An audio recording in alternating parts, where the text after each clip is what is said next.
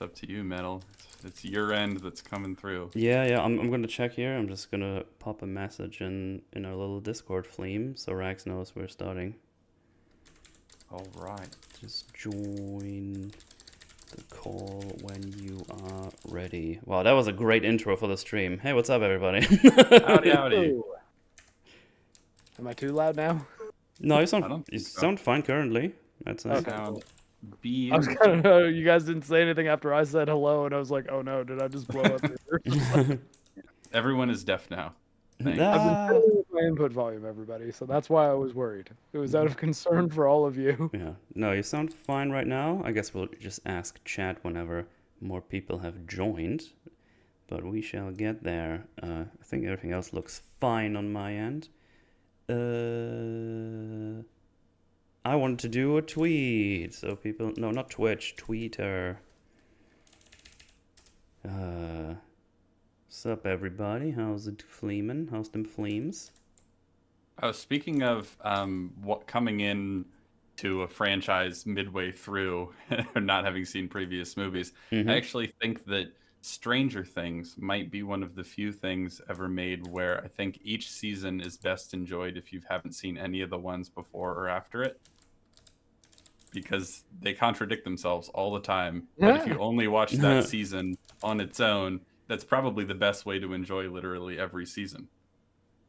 That's interesting because I feel like that could definitely work with 4. I don't know if it would work with 2. Do you think 2 would work? 2 seemed pretty tied into 1 from what I remember, but I haven't watched it since it came out. I think the worst things about 2, if memory serves, were what they, failed to live up to after 1. But if you haven't seen 1, then you don't have the same standards. I don't know. There's something there. It's a hypothesis. Hey, puppy. That grown. Hello, chat. Howdy, howdy. It's too late in the day to have a big coom. That's not true. That's never the case. You're a liar. Weasley, little liar, dude. But hey, what's happening? What's going on? We watched movies. We watch movies sometimes. It's crazy, and then we talk about them. Yeah. Forging opinions, if you will. See what I did there? We do that. Oh man, that's great. So Rag is going to join us a little bit. He's still on the way. He shall be with us very soon, I hope. He's running as fast as he can. Yeah, with all 4 of his legs. Maximum speed. Maximum speed. So, when's your Twitter check coming in, guys? You get like tens of thousands of dollars as well?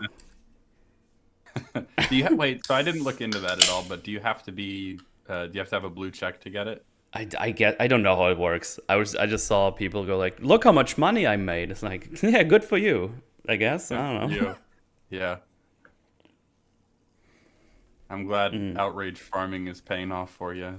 Well, I guess you have I guess you have to be verified and also do the whole advertising thing. I think it's like a whole different thing you have to sign up for. I would be surprised if they let you do it while you're not verified, to be honest. Yeah, I'd be surprised too. They'd be like, "Where do we send the check? give us a PO box." But I mean, I tweet so rarely, like it's not even worth looking into me. It's like, oh, okay. Definitely not. I mean, I post on YouTube so rarely. That's also worth looking into. I'm sure all these stream notifications I send out, they're gonna make big bucks. Oh yeah. Is Rax gonna gush about how much he loved Indy 5? Probably not. I don't think anyone here is gonna do that. It was funny that they posted the Harrison Ford thing. It's like, hey, thanks fans for watching the movie. It's like, no. Stop. Poor Harrison Ford. Just let him go fly his planes or whatever it is he likes doing. Twitter gives me money. I would just post dumb shit all day. I mean, that's probably all the... Ugh, a little burp. All the accounts that do trash tweets or whatever all the time. I guess it's just all about traffic on your tweets. So I mean, what is a social media manager but a person who gets paid to tweet all day? Yeah. I wonder how much the people that the especially vocal brands on Twitter, like I don't know, Wendy's and things like that. How much do you think those people get paid? I don't know. I don't know.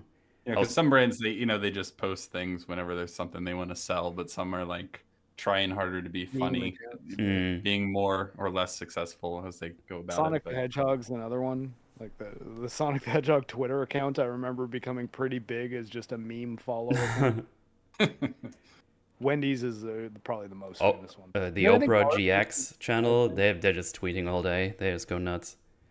Yeah, what is that? I've seen. I don't It's know a anything. browser. I don't think I've ever tested it, but they've been going hard currently with sponsorships and just advertising their platform. I don't know if it's any good. I have no idea. I've never tried it.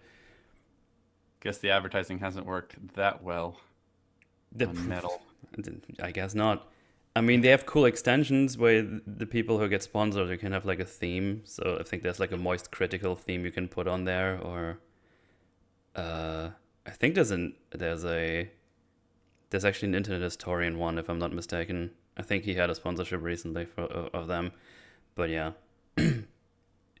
Nice. Well, good for all the tweeters out there. You're finally getting their payday. I mean, those are some big money checks. Like that was like $10,000 and shit, and I was like, Jesus, that's crazy.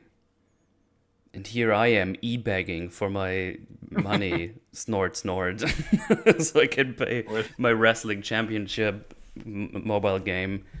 Oh man, it hasn't been 10 minutes and there's already first DSP meme. We're doing good, guys. This is gonna be good. Oh, the camera's on.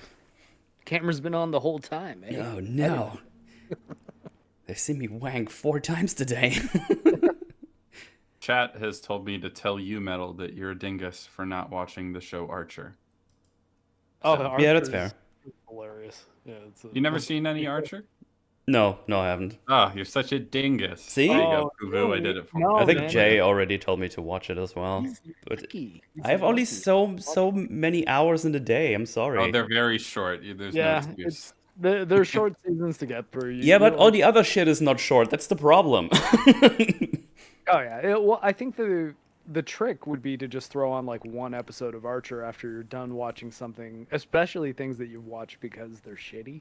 Because then it's like, hey, you get to chuckle a little bit. I'll talk about shitty stuff if any of you guys have been watching. Being a delightfully asshole-ish spy dude. Yeah. Like he's a dick, but you'll love him. Nice. Because he's charming. Talking about shitty, has any one of you guys been keeping up with Secret Invasion? Nope. Haven't watched a single episode. I don't have Disney Plus, so no. That's yeah. I mean, it's not worth it anyways. Fucking trash. Well, I guess I still have nobody to rant to. Damn it! I just have to rant on my own. I say on my own streams, like this is not on my channel live right now. So. Wait, has no one else in this little sphere seen Secret Invasion that you can rant? Oh, they have seen it, but Mauler just talks about it on like Open Bar and FNT, and I just have to pick up the pieces where I get the chance. my suggestion was gonna say I know Gary's been watching it, but I guess it's like, oh well, I guess yeah, he's probably talking about it on FNT as well. Yeah, it's his show. Well, I don't have a massive podcast that he comes on. I'm sorry, Mupsley. I thought we were friends. Oh, I mean, EFAP. Guess I have to talk to him when I visit him again. Ugh. In person. Gross. Hey, I mean, at least you can behold Mauler without, going insane because he's an eldritch creature. Yeah, I'm immune. I visit him 4 or 5 times now, so it's fine. That's nice. Not going insane in the presence of a being like Cthulhu is quite the talent. It's one hell of a skill. Yeah, Mootless Shadow banned from EFAP. Yeah, true. I'm not on EFAP tomorrow as well. I'm actually having a normal Saturday tomorrow. That's going to be crazy.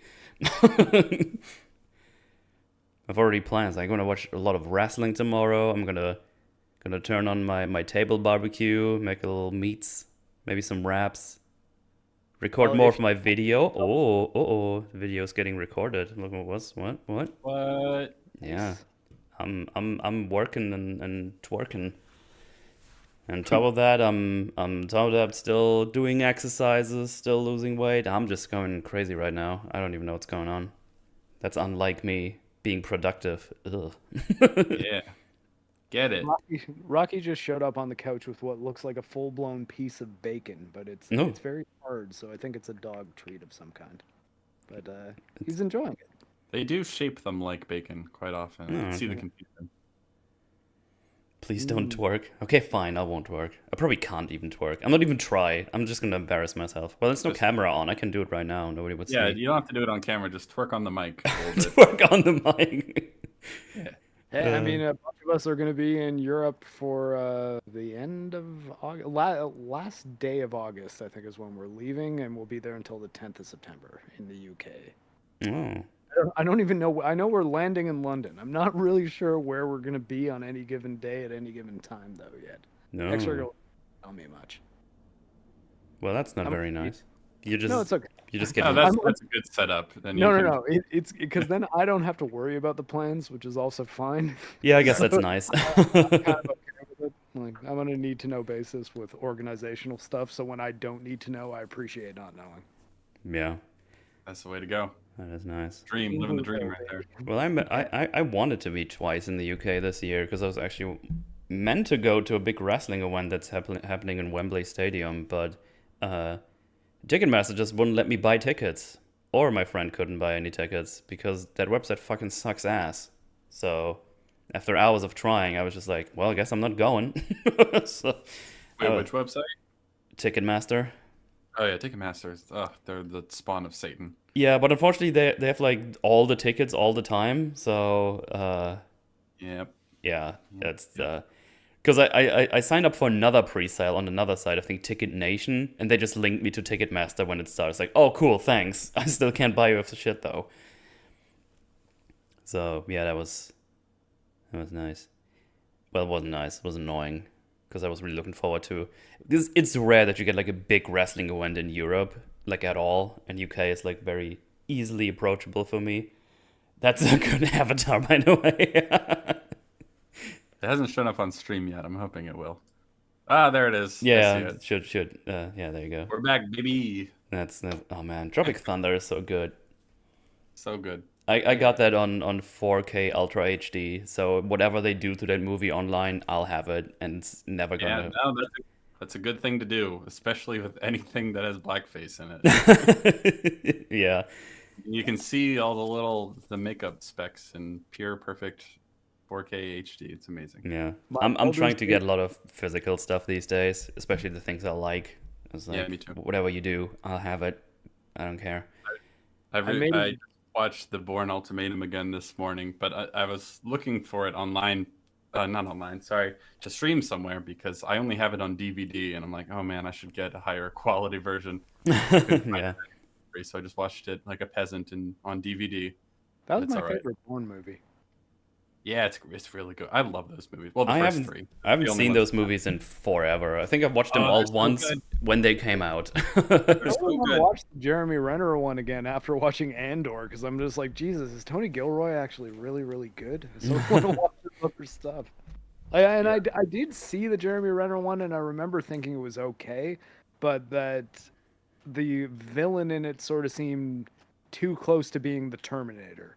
Like it kind of seemed like they moved out of Jason Bourne, like Treadstone, super soldier territory, into this guy seems like he's just a cyborg. No. Oh, I thought you'd like it. Yeah, you figure, but representation for the cyborgs. Real cyborgs were much weaker than the movie ones. I never saw any of the after the first three Bourne movies because I love those too much to like watch anything that is going to be mediocre in comparison. I'm just like, I'm not going to watch it. It's fine. Yeah. I don't want to ruin it for me. I remember the Jeremy Renner one being better than the one where Matt Damon came back. I think that one's just called Jason Bourne. Yeah, and yeah. That one I remember being kind of crappy. Like, I was like, I don't really buy anything that's happening in this movie.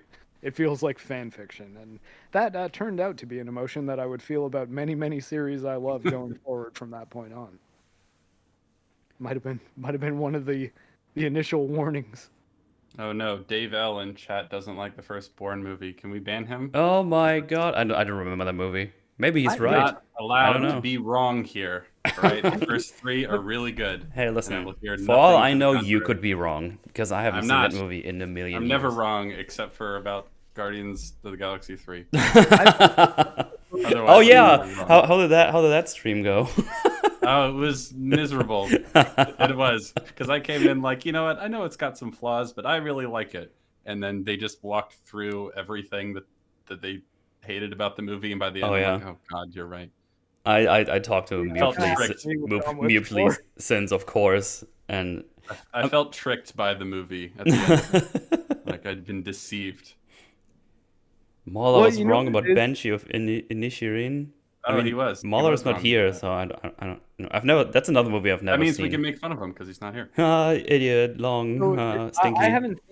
haven't seen Banshees of Inisherin. Was Same. it good and Mahler didn't like it, or was it bad and Mahler did like it? Or I think it's good, and Mahler didn't like it.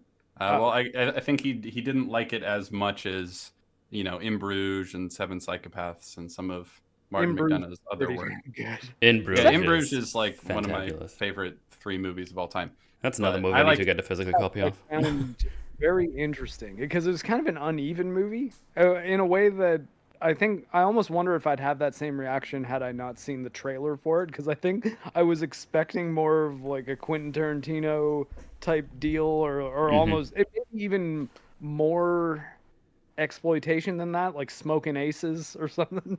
Like the Yeah. kind of movie where it seems like this is going to be people trying to do a Tarantino type deal, and then you get this sort of character drama with Very sad Walken movie. as It's the funniest and saddest killer. movie. Yeah, no, I was just like, oh, I don't know. I remember, you know what it is also? I think I took a date to it, and she was really not on board.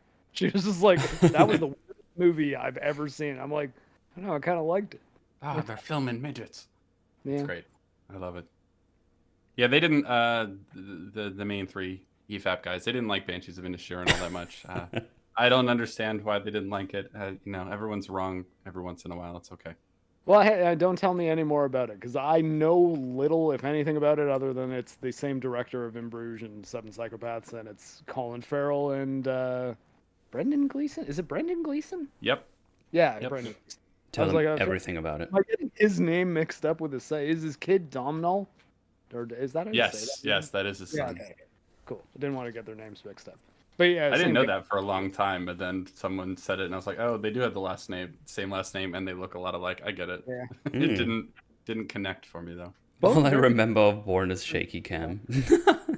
Well, I mean, man. shaky cam was a big problem in the second one, Bourne Supremacy, and I think that was Paul Greengrass sort of developing that mini DV looking, or like a digital video, I guess, a handheld camera style, and I think he was just using too much shake in Supremacy. Ultimatum, he reins it in a bit though, and I think that the cinematography style in Ultimatum is actually quite good, because while it does still have that sort of kinetic, like hard to see anything, and makes it, in a way, the shaking cam also does kind of make the action look a little bit more real, because you're not seeing some of the shitty things about stage combat, and I think that he's still keeping it steady enough though that you can actually tell what's going on. Whereas in especially the magazine fight in Supremacy, that's a pretty good fight. It sort of seems like he's just shaking it for fun. Yeah, it does. a little Dude, in bit. that scene, and it's like, well, He goes a little too overboard with some of the shakiness, but unlike a lot of movies that are very quickly cut and shaky from the time as action movies, that is, he's not doing it to hide action really. You still get like the big hits and punches and stuff like that right smack dab in the center of the frame, so it's easy to follow what's happening. It's just it does feel like he's shaking the camera on purpose just to be like, look at it go.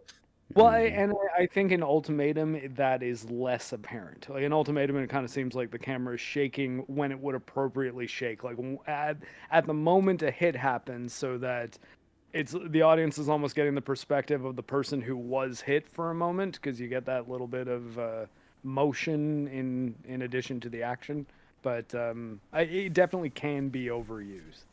I think the first one is the best looking of the 3 movies. But there are some things about the later movies that I think are, like one thing that comes to mind is that in the first movie, there's some great fights in that one too, and it looks great, and I like the way all the action scenes are filmed.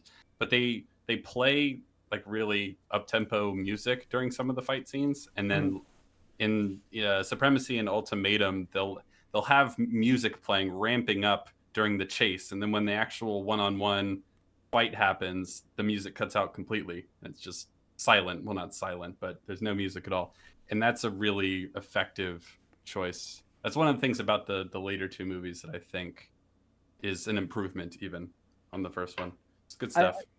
Well, I think part of the reason for that is Doug Liman is the one who did the Bourne Identity first movie, and he went on to do Edge of Tomorrow, which, speaking of Tom Cruise, who we're going to be talking about today, is Hey. a very great action movie, I think. But I think his style is a bit more traditional, especially for that movie. And as such, I think I believe it's shot on film, not digital video like the other ones were. And he's a much more traditional director as far as how he directs the action. So there's not nearly as many weird tricks like the shaky cam stuff. But I thought that the benefit to adding that into the series is it made it seem a lot less like budget American James Bond and and more like its own thing by the second two movies I found. It's been a long time since I've seen them, though. I wouldn't mind. The Bourne movies are shot on film. All of Even them? though, yeah, even the well, the first three are the only ones I care about. But yeah, all of those are shot on film. Oh god, I could have sworn Supremacy and Ultimatum were digital video. I thought that was kind of a big deal at the time too. Maybe I'm just remembering that wrong. It was around the same time 28 Days Later came out, and that was like That would, yeah, that's very much. speaking of Brendan Gleeson, who's also in that movie. And yeah, and that was I remember the big one where maybe I'm just thinking of that because a lot of shaky cam was used in 28 Days Later as well. But like I said, it's been a while since I've seen them. And sorry, I have a growling puppy now. Jojo. Well, there's your Metal, tangent. people are being wrong about the Bourne movies in the Oh. chat. Well, I'm sorry. can There's free stop. speech in my chat, I'm afraid. I'm sorry. That's unfortunate. Yeah, now you know everything you need to know about the Bourne movies. Including me, because I don't remember them. But I wouldn't mind rewatching them at some point, of course. Oh, hey, I mean, we were only talking style, not plot, so nothing's ruined. True. I legit don't even remember all of the plot. It's like, I'm the Bourne man. I think isn't the first scene that he beats some that he wakes up on a bench and then beats people up. He's like, what the fuck? It's not the first scene. And It's the first scene in my head, so. No, they're really, really good. You'd like them. Okay. There's no free speech here. I can shoot people for being nice to you, Metal. Yeah, I mean, yeah, that's fair. That's how you get banned in my channel. You're being nice to me. It's like, stop being nice. I'll ban you. Oh man. Well, we're here for the reckoning of the dead.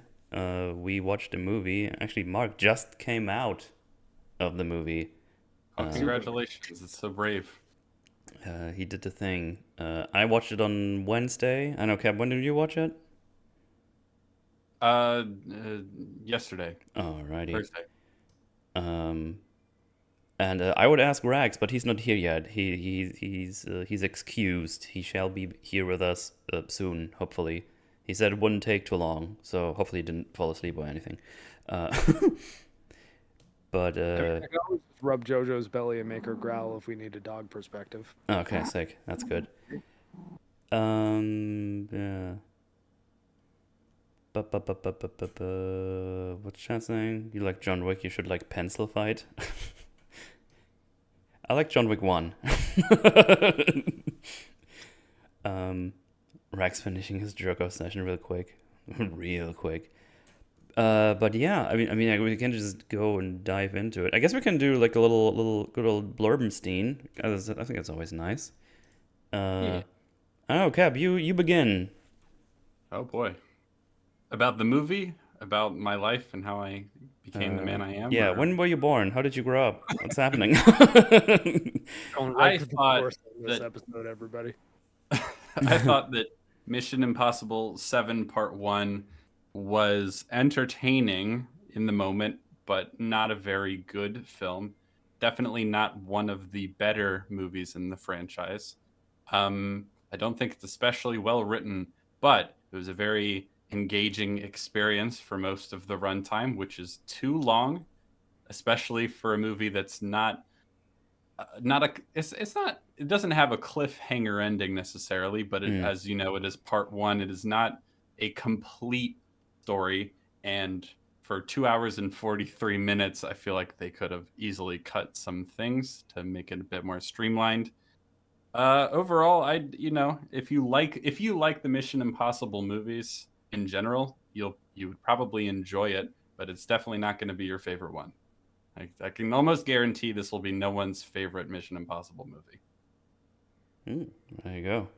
Mark, you have the Yeah. super fresh perspective. And as such, I'm still developing a lot of my opinions on it as far as like kind of reprocessing it in my head, thinking about how things unfolded and everything. But for the most part, I think Cap is pretty spot on. There were a lot of things which occurred in this film that I thought were very, very clunky, and a lot of times too, where it almost seemed clear that they were shooting some of it mid-COVID. Like there's one scene earlier on where a bunch of people are in an office speaking about a scenario that most of the movie will revolve around, and it's shot as if none of these people are in the same room, and I found it kind of strange, which is also maybe was kind of an effect of me just coming off having watched Ghost Protocol, Rogue Nation, and Fallout within the last week. Like X-Ray Girl and I were kind of going through the last few of them. I wish I would have had the time to rewatch them because I kind of wanted to, because I haven't seen them. I basically haven't seen all of them in a long time, so Yeah. it would have been nice to rewatch them.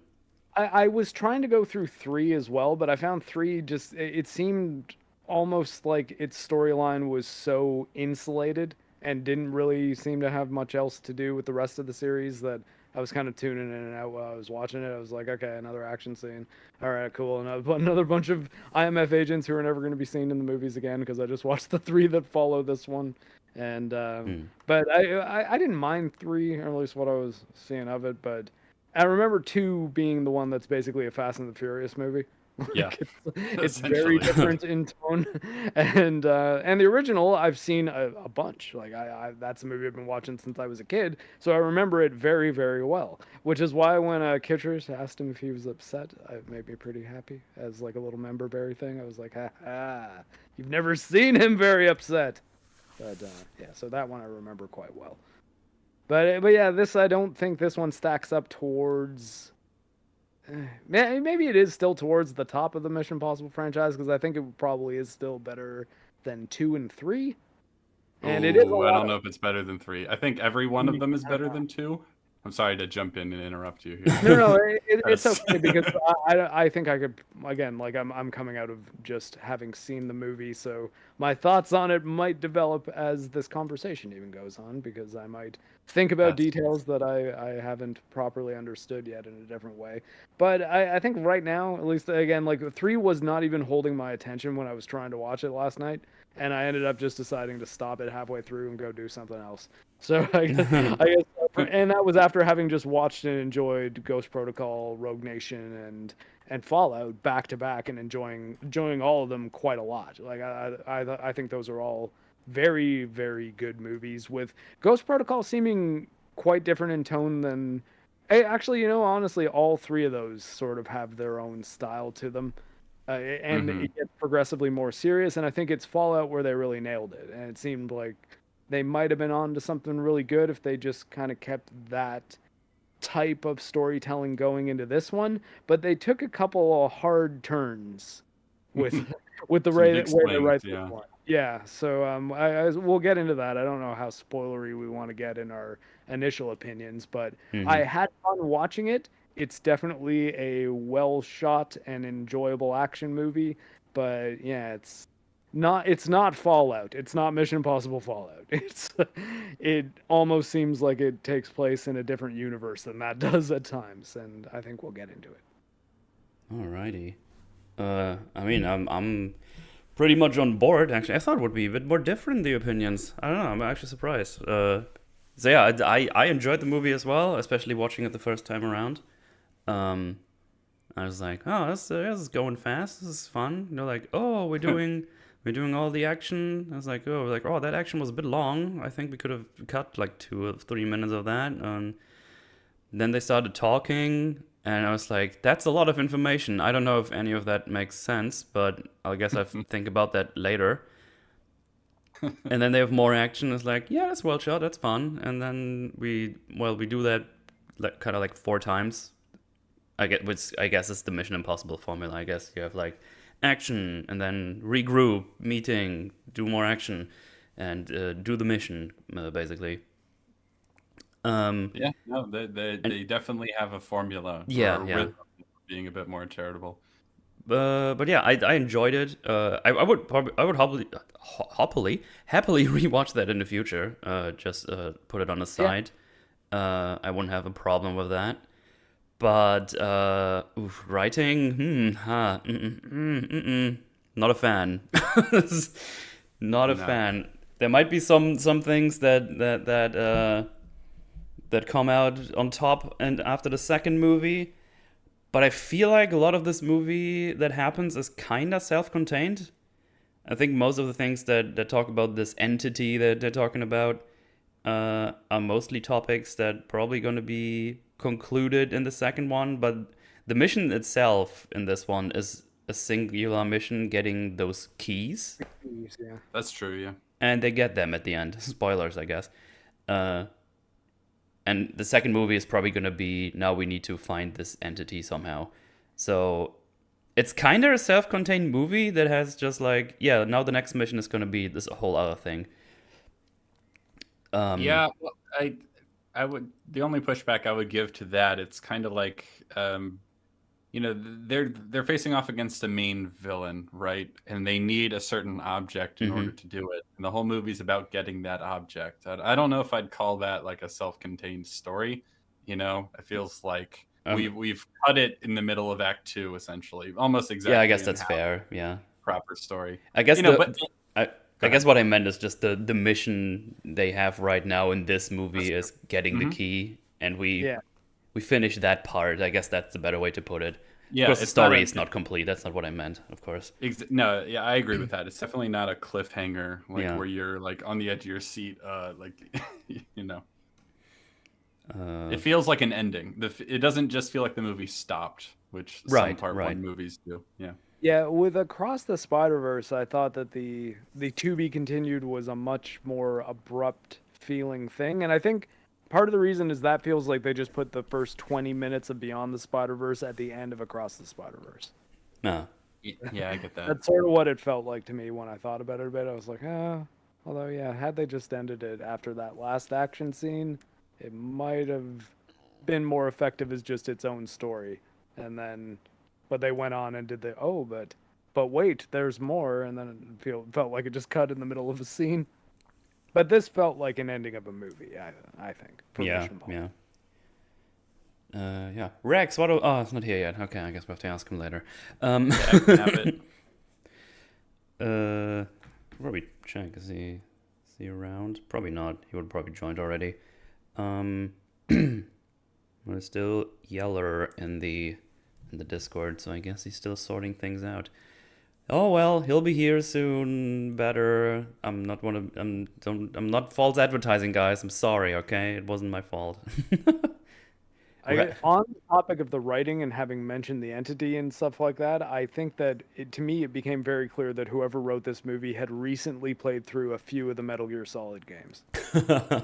With some very direct references to Metal Gear Solid 5 happening in the first action scene in the desert there. Interesting. I don't know what that means, but I don't remember, to be honest. You said it with confidence, so I believe you. You'll point it out to us, I'm sure, and then I'm gonna go like, yes. Like it effectively acts like the AI in Metal Gear Solid 2 does. Okay. Interesting. In some ways. Well, let's jump into the actual movie because we get a little prelude, if you will. We're joining some Russians, bad Russians, in a submarine, which is called the Sevastopol, or Sevastopol, whatever the pronunciation is. I don't know. Close enough. And they basically just going around. They've been rummaging the seas, been going around with their active defense system, which they are testing, and they basically going around through all the navies that are around. And they're basically undetected. They're just undetected with their big old active defense system. They're allegedly undetectable. Yeah, exactly. They even say they approached every navy in the world, and they have been impossible to find. And so state-of-the-art stealth submarine technology. pretty I much. guess they don't show up on radar and all that sort of fun stuff, and they're like, "Look at us go! Aren't we Those great? are, we are the Ruskies. We're Blad. the sneaky Ruskies. Look at us go!" Look at us go. Fueled by, I don't even know. Vodka's too obvious. It's just boring. I don't know. I should have come with vodka. Now I just ruined the whole joke. Anyway. Vodka would have been fine, but it's too late Yeah. now. The low-hanging fruit was right there, and I just kicked it away. So they're just kind of doing the thing, and I think they're activating their machine. And this is where you first see the key, the key that has been the whole goal of this movie. That will be the whole goal of the movie. And it's they even call it like a cross key or something. I think they call it a what? Cruciform key. Cruciform key, yeah. I actually thought that was a pretty good word to use. Yeah, it was kind of neat. I was like, oh, I know what you're talking about. That's yeah, I gotcha. So they go back to the bridge and they're like, yo, we're doing the thing. And then someone was like, oh my god, there's a signal. And they're like, well, we can't be seen. Let's just go approach it. And all of a sudden, it's like 15,000 meters away. And then 10,000 is like, it's already 10,000. And it's like, nothing moves that fast. That's crazy. Well, it's right there. And it's like, they're loading their torpedo base. And it's like, well, do it as well. They can see us. Shit, that's impossible. We can't be seen. Blah, blah, blah. And they see us. We're the sneakiest bunch of Ruskies out there. They Yeah, can't see us. we're so This is sneaky. And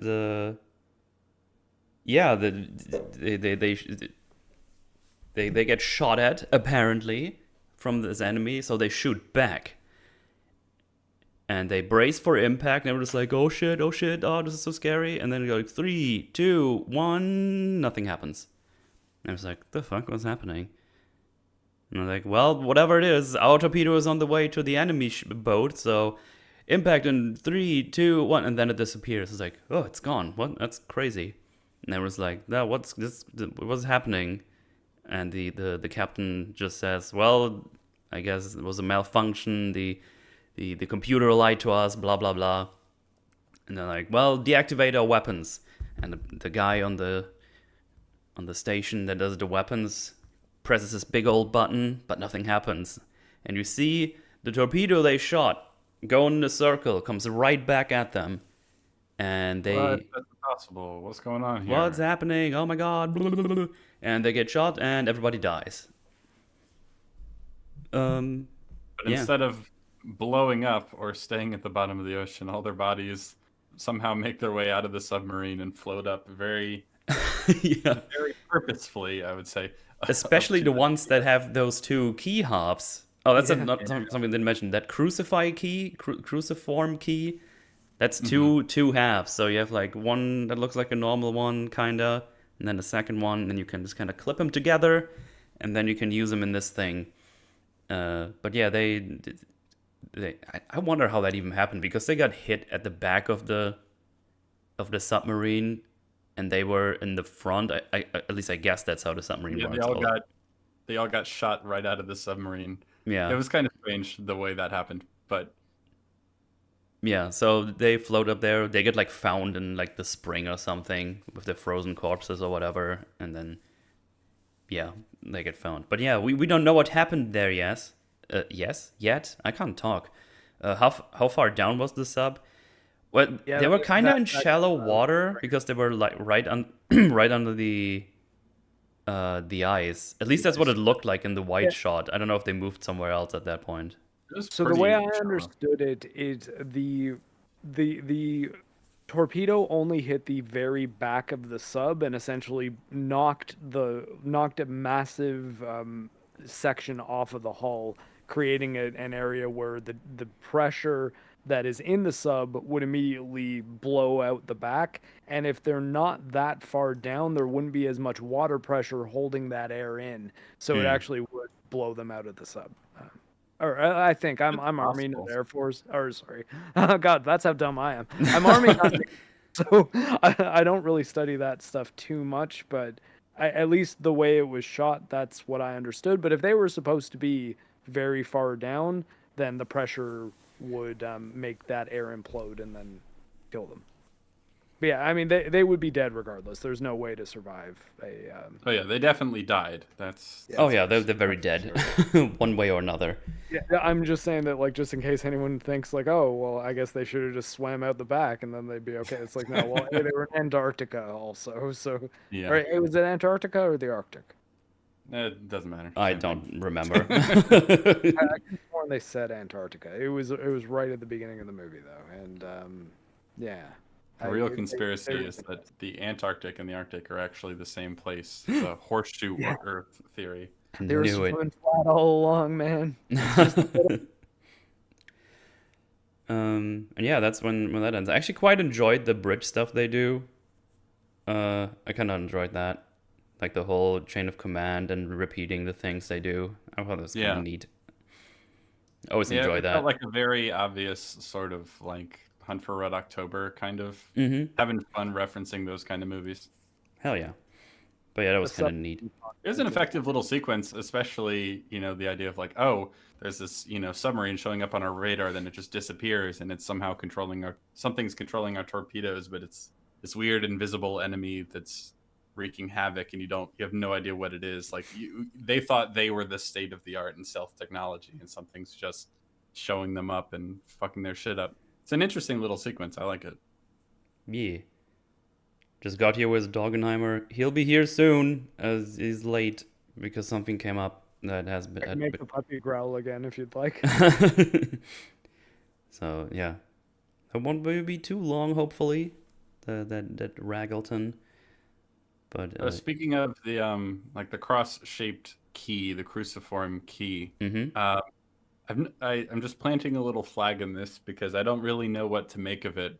Because this movie, unlike I think any of the other movies in this franchise, has a lot of like vaguely Christian symbolism to it, or at least references. So the keys obviously look like a crucifix. There's a villain we'll meet later whose name is Gabriel. Oh, there's a woman we'll meet later whose name is Grace. The entity's like this weird godlike thing. I don't know, more than any other movie in this franchise, it takes a sort of kind of I don't know how to describe it. But it's very strange. I found it unusual. I don't know if I don't even pick up on those things. I was like, no, I didn't really think too much about it. Yeah. Basically, it seemed like everything new and introduced in this movie had a sort of subtle layer of Christian iconography on top of it. Or maybe like you could say inverted Christian iconography. I don't know. I haven't thought much about what those things mean yet because it's very fresh in my mind, but it's interesting. It's unusual. O Snake says alt-right Scientology QAnon movie. I need to watch a QAnon movie still. I heard it was okay or good even. I don't know. Oh, Sound of Freedom? Yeah, I guess that was the name. Yeah, I heard it's good. Extra Girl and I might go see it tomorrow. Yeah, you should see it. It's an enjoyable movie. Oh, it's in cinemas. I thought it was like on streaming or something. Oh no, yeah, it's in the theaters. I don't even know if it's in. I don't even know if that's in our theaters. I would have. I probably would have release. watched it already if it was streaming. Like it's more than like, oh man, I gotta go to a theater now. They did make it possible. We'd have this plan for a while. Like this Sound of Freedom kind of came out of nowhere. I hadn't heard about it until I was hearing that it made more money than Indiana Jones. Indiana Jones. That shit was shit. Funny. It's pretty funny that went down. That was so trash. God damn it. I still have not seen it. I don't think I ever will. You shouldn't. It's a travesty. It's fucking gross. It's one of those ones that after Crystal Skull, I'm just like, yep, I'm good on Indiana Jones. Don't need to see any more Indiana Jones. Watch 1, 2, and 3. Those are good. Those are fun movies. I have my hot take too. I'm still like the only person who likes Temple of Doom the most. Look at you. I understand it's not the best, but I enjoy it the most. I love Short Round, man. He was my hero when I was a kid. Well, he's not in that movie, so there you go. Yeah. He is in Everything Everywhere All at Once, though, and he's pretty awesome in that movie. Oh yeah, he's like the best character in that movie, if you ask me. Fun what stuff. Happens next? Yeah, next we see Our good homie Ethan Hunt. He gets his mission briefing from some guy. Is he from another Mission Impossible? I feel like that voice is different every time, and it's never anyone from the movies. No, I mean the guy who brings him the recorder. Because he's like, hey, welcome to the IMF. You made a good choice. And it's like, yeah. I think he's a fresh face. Oh, okay. I didn't recognize him from anything, and I watched all 7 of these movies this week. Oh, okay. Well, okay, then, yeah. It just felt like a bit deliberate. So, no, just like random. It's like, hey, good choice you made there, and then he's gone forever. Maybe he shows up in the second one, but... Maybe. That could be it. Yeah. But yeah, he gets his mission briefing, and he gets like reminded, oh, you swore an oath, so you don't go to prison, and that's why you came to the IMF. And then we see that some guy killed his wife, a friend. I actually don't know. At least it appears to be someone important to him. That was important to him. I didn't want to put a label on it, but yeah, he gets killed. And I was a little bit confused by that because they make it sound like he killed her or something. Like they think he killed her, and that's why he got the choice. But I guess that doesn't make any sense. So I guess he killed other people, and that's made him... I don't know, I was just confused by his oath thingy. I'll say it now. We'll get more of it, but I didn't like any of this that they've added. Oh, okay.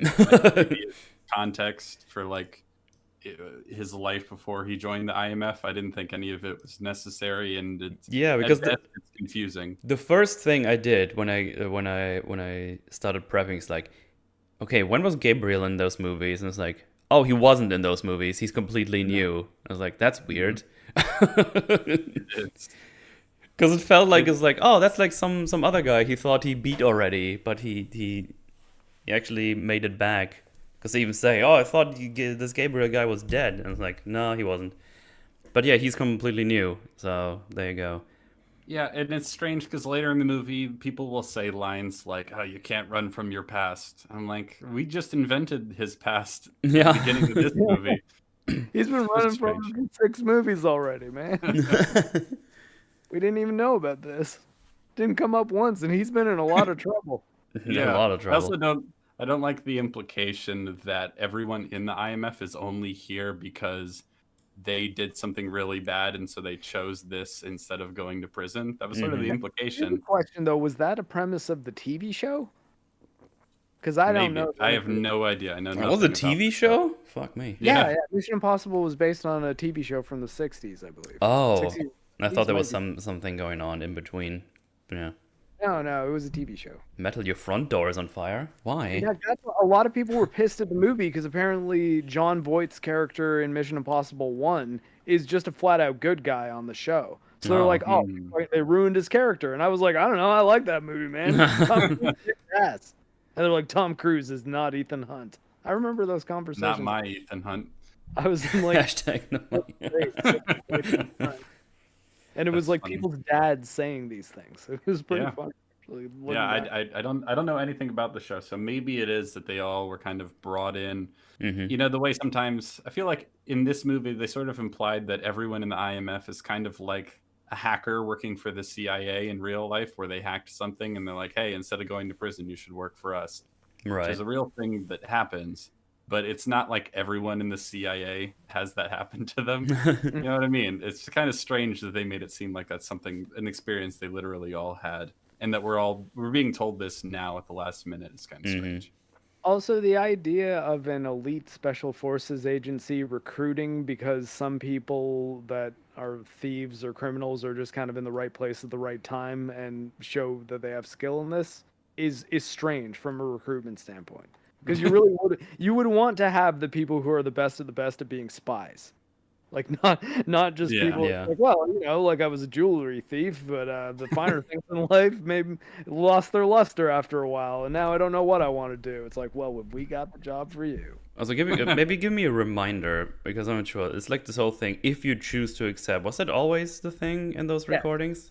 So okay, I just didn't remember. accept it has always been a thing, like even from the TV show. It's just funny to think about. It's like, you need to save the world. It's like, nah. That sounds stressful. What's odd about this one is I think it's only this one that's sort of made a big deal out of that, whereas in the past it just seemed like, here's your mission. I guess that's sort of unusual. So I felt like this movie. Go ahead. Henry Cavill refers to it at the beginning of Fallout when they're in the that's plane. true. You're right. Because he's like, he's like, you're the one in my domain. He's like, no, he's like, you're the one who's here of your own free will. I was given an order. So it's like your mission, should you choose to accept it. You could be somewhere else. The CIA ordered me to be here. So like, who?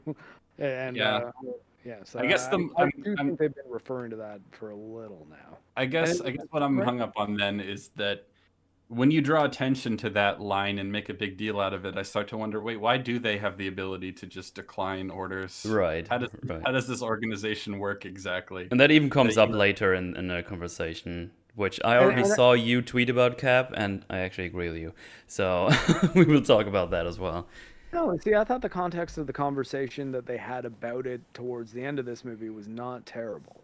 As far as the way they're describing it. I don't know. Are we doing spoilers? Like, can I just refer to that? Yeah, we can jump a little bit. Okay, so because it's essentially being used as a vehicle to explain why they do what they do, and it's set as a premise to someone as we don't do this just because we're being let off the hook for our crimes, or hey, if we decide to not accept a mission, they're going to put us in jail or anything like that. We're doing it because it's the right thing to do and we all want to be here. And I didn't mind that. I thought that was... I wasn't even talking about that. I'm talking about the intelligence meeting that's coming up here in a bit. Oh, yeah. That's the one that I thought looked like it was shot in the volume, or like people that are on... But yeah, of course, his mission is to acquire those 2 keys. Well, I think the mission is only to get one of the keys, because that's what they know about where it might be, or where it actually is. They want both, obviously, but they only know where one of them is, and they think Rebecca Ferguson has it. What's her actual name? Like, what's her character? Ilsa Faust. Ilsa, right. And they're like, well, we want this. What it does, it's none of your business. If you choose it, this is going to destroy itself in 5 seconds. The usual. But of course, Ilsa Faust is like this reoccurring character in Mission Impossible. She's been in like 4 or 5 of them, I think. She shows up in 5 for the first time. 5, 6, and 7. Oh no, she was in 4 or 5 of the Mission Impossible movies. I got you. Yeah, she shows up in Rogue Nation. And... 5 and 6 are the previous ones. Okay. She shows up to be like kind of on. Sorry, she shows up to be on Tom Cruise's side, but not to tell him information until the plot wants to tell us later. Okay. She does a lot. But yeah, because those 2 are homies, and the guy who sends him the message knows that. It's like, hey, she trusts you. Go find her. Because she killed the courier that got the key. We don't know why. It's a big old mystery, but she has it. Go find her. And yeah, that's what he does. Okay, so this is something I don't remember. So do we know how Ilsa, do we know how she gets the key? We see her beating up the courier somewhere, and that's it. No, she just gets it from the guy. We are never told how it's recovered from the body of the submariners. No, we don't get that. That's this whole thing as well. Yeah, because apparently the whole world knows about this key. Everyone is going after, but we only have like 3 or 4 factions that are involved currently. I just wonder where all the other world is. And I think we only have one faction who actually knows about the where the key is in the first place. So I wonder how it wasn't the only one to immediately get it. Yeah, but also, and no, I'm jumping ahead. Apparently, so many people know about this fucking key that people are making counterfeits of it. I was like, how did that happen? I don't know. That's crazy. We'll come back to those questions, I think. We do. We don't get answers, but we will talk about them. But yeah, I guess he finds her to be in some desert where she hides and almost falls asleep because she's been on the run for so long.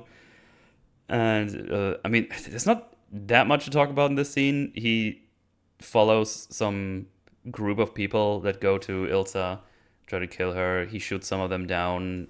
There's a sandstorm approaching, so they have a little bit of cover.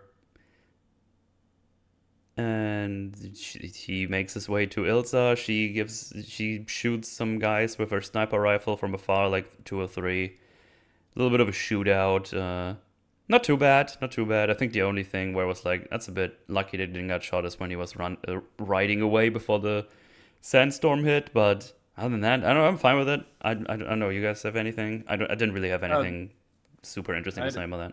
So, okay, I want to rewind just a second. Do that. When he gets the message, when he gets the mission, there's some weird stuff in there about how like you need to stop going rogue all the time. It's like your mission, should you choose to accept it. Then also there's also kind of a threat, like you have to choose. It was odd. I didn't know what to make of it. You know, where the guy giving him the message is like, you got to stop going rogue. There was kind of a threat with the message this time that usually the movies don't have. But then simultaneously, normally it just normally just happens because that's what they have to do to even finish the mission. But well, this one is just rogue from the get-go, pretty much. Yeah. Okay. So that weirdness aside, so I think one of the things that felt odd about that fight in the desert is that I was so confused about the geography. I don't know about you guys in terms of how far away Ilsa was shooting people. Oh, I don't think they actually show us how far away it was. She was just somewhere shooting people. And it looked kind of far away when she was looking through the scope. But then it seems like she was only like one building away when he starts getting to her. Okay. I know what you mean. Wasn't just me. Yeah. That was very confusing. I'd have to like go through with a fine-tooth comb to see if there's anything actually objectionable about the way that was shot. But it felt very odd. I was very confused. I'm like, man, how is she nailing these shots? I feel like they should be around the corner from where she was looking before, but okay. It was strange. I think all the sand didn't help in terms of making it obvious where people were. I think that this is one of the things I was referring to, that I think the people that were constructing this scene recently played Metal Gear Solid 5, because there's a female sniper in Metal Gear Solid 5 who's a very prominent character named Quiet. She's wearing less than Ilsa was in this scene, but the last mission which she appears in takes place during a sandstorm. Ilsa is also wearing an eye patch for kind of no reason. I mean, the reason she's doing it is so that she can aim with both eyes open while covering up the one eye and only being able to see through her sight. So, I mean, there is a practical reason why, but I think stylistically it was, you know what? We should totally have a scene where they're in a sandstorm with a female sniper, and we'll have someone wearing an eye patch, and there'll be horses, and they'll hide with a horse, which is also a thing that happens in this scene. And horse stealth was a big thing in Metal Gear Solid 5. And this whole movie is about a rogue AI. So I'm just like, yep, someone played some Metal Gear and was like, cool to do for the next Mission Impossible. This stuff. Nice. But yeah, I thought it was a cool little action scene, but I don't know, it was kind of useless. And I thought that the fake out Ilsa death was... Oh, I looked right through it. It's like, oh, she's definitely not dead. But in the context of the rest of the movie, it bothers me more. That's fair. I get that. But yeah, Ethan gets to her, and she's lying on the floor. It looks like she got shot, and then we cut to that meeting I already mentioned. So... from what I could gather, those are like all American intelligence people that have some kind of leading position in that form, plus the intelligence director of himself. So yes, so Cary Elwes, of Saw 1 fame. No, he is the director of national intelligence, which in the American government is a like cabinet level position, who reports to the president, and all the heads of the intelligence organizations report to him. So that's what his title is, and that's what official role is, which will get kind of weird, as we'll find out in a minute. Yeah. So they talk about the entity, and yeah, they basically say that, yo, this entity it just infiltrated everything important to them, like banks, intelligence servers. No, not the intelligence servers yet. They think so. So there's Really? this. I thought that was Yeah, yeah, also in yeah. there. Okay. See, this Hold is on. shit's So confusing. it's confusing. So what they say essentially is that there's this entity. It's an AI. It's a Yeah. self-improving. It's it's an AI program that's past the singularity. Whatever. It was designed to get into intelligence servers and things like that without leaving a trace. That was Right. what its designed purpose was. And it's gone rogue, as everything in this franchise does. And it's decided to start deciding for itself what it wants to do, right? And so they've said that it's infiltrated and has controlled all manner of other finance systems, banking systems, I don't know, like Yeah, all traffic kinds control of things. systems, everything. But they say, but it hasn't gotten into the, and they know this. Sorry, they know this because it's left little traces, Yeah. little clues to be like, hey, look at I'm me. here. I've been in your banking system. Look at me. Just to kind of show off, I guess, is the idea, which I thought is kind of interesting. But then they say, but it hasn't gotten the intelligence servers yet. And it's like, okay, well, if it was designed to do it without a trace, you don't know that. And also, why has it gotten everything else but not? I don't believe that for a second. But Yeah, the I don't movie know if insists it like it's true. it's weird because apparently the entity's goal right now, from what they figure, and that's all we have as well as the audience, yeah, it just wants all the intelligence to get the ultimate truth or whatever she said. Some of the dialogue about truth and everything was it was grating. But I think what's interesting about it is, or what I liked at least initially before I started thinking about it too much and before the rest of the movie played out, was that there's this AI system that has it basically has almost ultimate control of all electronic systems, but we don't really know what it wants to do yet. And that's kind of interesting.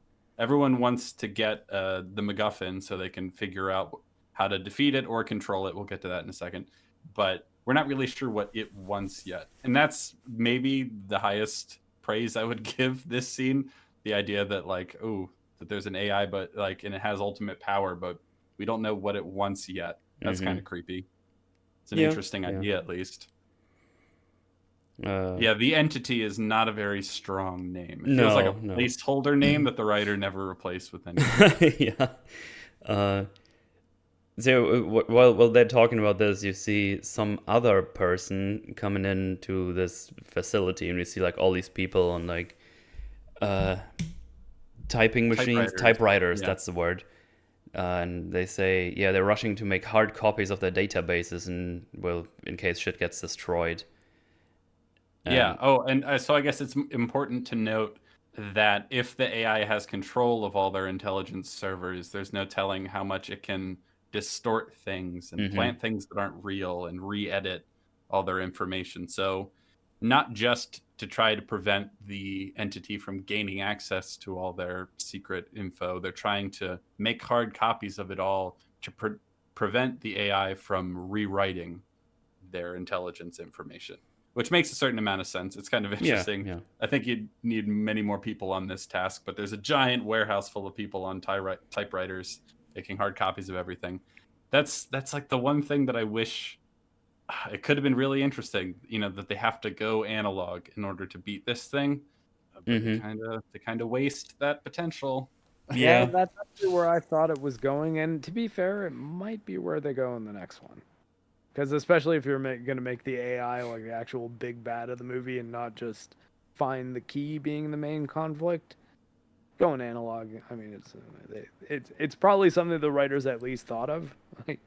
Yeah, there's hints of that in this, but not enough yet. But I'm just feeling like, well, it feels like that had to be on the table when they were talking about, okay, how do they beat it? I would hope, if nothing else, that the second movie is more like that. But they do so much in this movie with technology when they really shouldn't. Yep. Especially after a pretty significant thing happens where technology is Yes. being exploited. Yes, indeed. Yeah, and they talk some more AI mumbo jumbo. Basically, it's like, it's gonna try to make a virtual reality. Yeah, we know things from the real world. It does. I'm torn because part of me really appreciates that the big bad in this movie is not just another person who wants to set off a bunch of nukes. Not Yeah. that Fallout and Ghost Protocol aren't pretty good stories, but I would have been. It would have been. I like the idea of it being something different this time, but I think they didn't quite execute it very well. But yeah, Metal, you were saying that there's a guy who's just walking into the room and no one really seems to address him. He just Yeah, walks in. What I exactly. imagine is a very secretive meeting, actually, but he just waltzes right in. No one bats an eye. Maybe Yeah. because they're not all in the same room for a lot of the filming.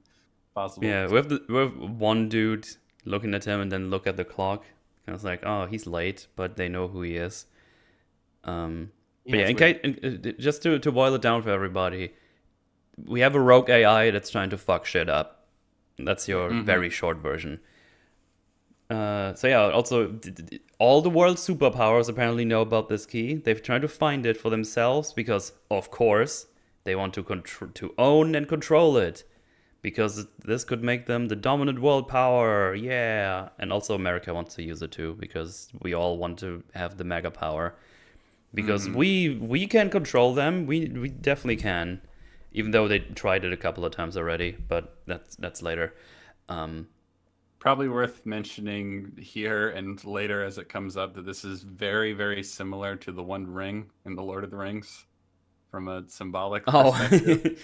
I can control this thing. No, I can't. There's a big evil eye, and Yeah. there's this one, and everyone's trying to find it because a lot of people want to, there's this thing everybody wants, and the virtuous hero characters want to destroy it because they know it corrupts, but everyone else is like, no, I could be the one in control. It's very Lord of the Rings, but not nearly as good.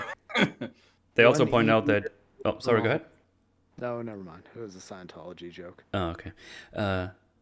Yeah, they already also say that Ilsa has been pronounced dead. She's like dead. They don't know what's been going on. But they also say there's a potential buyer passing through for Abu Dhabi airport, I think it was. James, this is a placeholder thumbnail. I do know.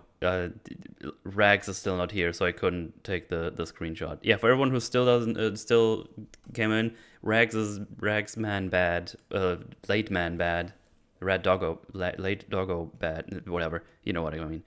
And gay. Don't forget gay. True.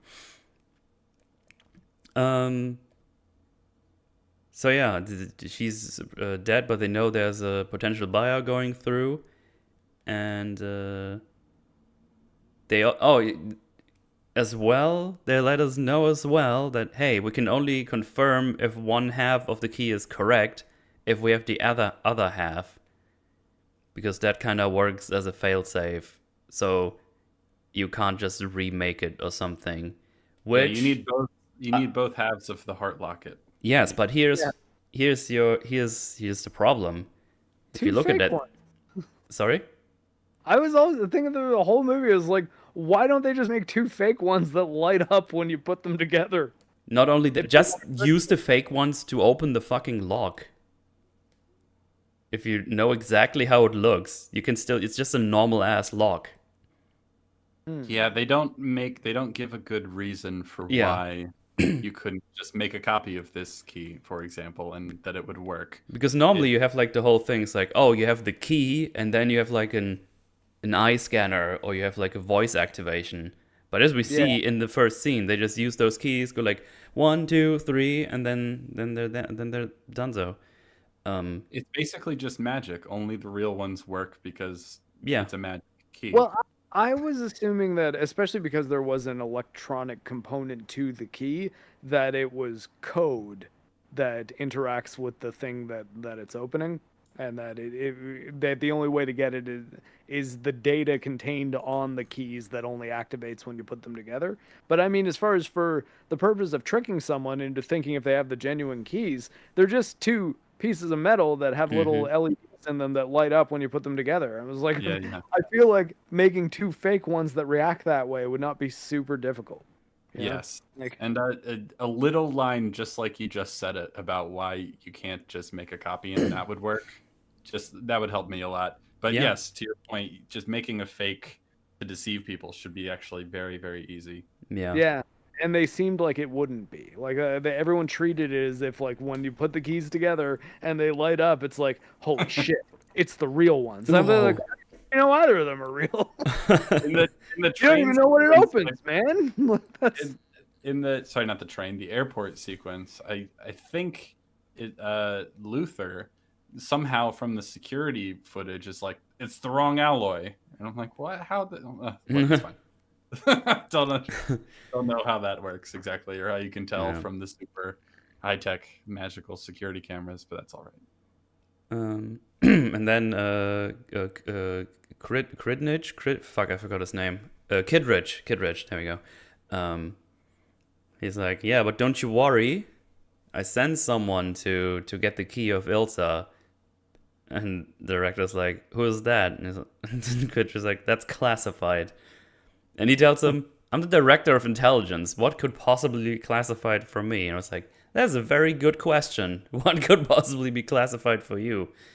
So they basically say nobody in the CIA, at least most of the people, don't really know about the IMF force, or the IM force, I should say.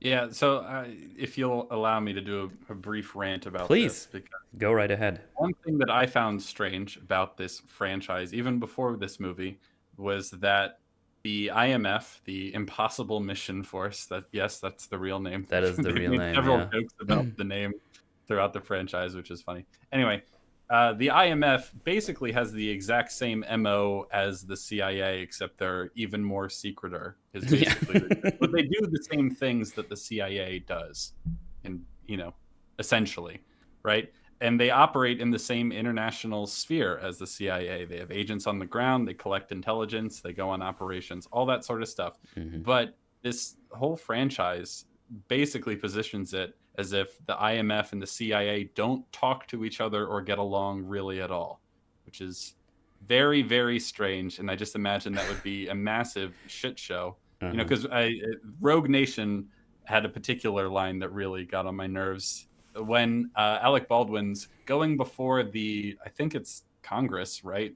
Like an intelligence subcommittee saying that they should shut down the IMF, right? Which means it's an American organization that Congress has the ability to shut down if Congress decides. And Jeremy Renner says something to the effect of like, the IMF has operated without oversight for over 40 years. And I'm like, Jesus, that's insane. There's no oversight from the rest of the intelligence organizations. They should essentially, what they should be is an elite unit within the CIA, but they're not, for reasons that aren't clear to me at all. Maybe that's how the television show is, but it doesn't make any sense. Disavowal, I think, would be the thing that if you made it disavowal, the thing that if you made it an official part of the CIA, you would have to take responsibility for their actions. Whereas if they don't exist, you could still have that be within the CIA. You know what I mean? Like they like it's crazy. Okay, so in a dare I say smarter franchise that does something very, very similar, the original 3 Bourne movies, there's an elite black ops program that's kind of a secret within the CIA, not competing alongside the CIA and without talking to them or sharing any intelligence, and often being at odds with each other. You know what I'm saying? Yeah, that makes sense too. Yeah, and so I guess we have what's especially strange about this movie is that the director of national intelligence, which is the person who all the intelligence agencies are supposed to report to, who then reports to the president, the cabinet position. It's not just that they don't know the specifics about the mission that Ethan is going on, who the agent is and where he is and trying to retrieve this key. He's never even heard of the IMF. That's insane. Yeah, that's pretty crazy. That's absolutely insane. I don't think especially because they're members of God damn it. Congress who are on a committee who have the power to shut down the IMF. They know what it is. They're clearly all aware of it, but the director of national intelligence isn't, and has to be explained what the IMF even is. That doesn't make any sense. Yeah, fair. I've been having the trailer in the background this whole time, but it wasn't on screen. Anyway, that's my rant about the IMF. Yeah, so in this scene, basically the way they make the IMF so strange in this scene, because Carrie Elways asks good questions. He's like, wait, why don't I know about any of this? Yeah. Like, what happens if you want to get in touch with them? And you just leave a word. What the hell does that mean? He's asking a lot of good questions. Yeah. So clearly the writer knows that that's questions someone should be asking, but he just doesn't bother answering them. I found that kind of strange. I'm amazed they didn't make it like, do you just fire up a bat signal or something? That's basically what it is. Yeah, they say the IMF reports directly to the president, which, I'm sorry, that's just so, it's dumb. It doesn't make any sense. I don't like it. I mean, realistically, the president is a position that can change pretty frequently, too. If anything, you would probably want to not tell the president. That would give the president a lot of liability for the IMF shit, too. Yeah, it really, they were, exactly. They're on the hook for all this stuff, which part of, in a lot of these sort of things, like in the Bourne movies, for example, there's a program within the CIA that does special ops kind of without telling anyone, really, and they have plausible deniability because the program is supposed to just be a training program, but really they're using it for other nefarious things. And when that's eventually found out in the Bourne Ultimatum, it's a big scandal. You know what I mean? Meanwhile, in this, it's like, yeah, there's a secret agency that no one really knows how to talk to or get a hold of, and they only really report to the president. And the cabinet level position, the director of national intelligence, is like, wait, what's that? The who? Who are they? The who? I got someone in chat says like, oh, not the International Monetary Fund. That's actually a joke in the movie. Yeah. Make that joke. Unless you were making that joke because it was in the movie, but yeah, it's like the International Monetary Funds. Like, no, the other one.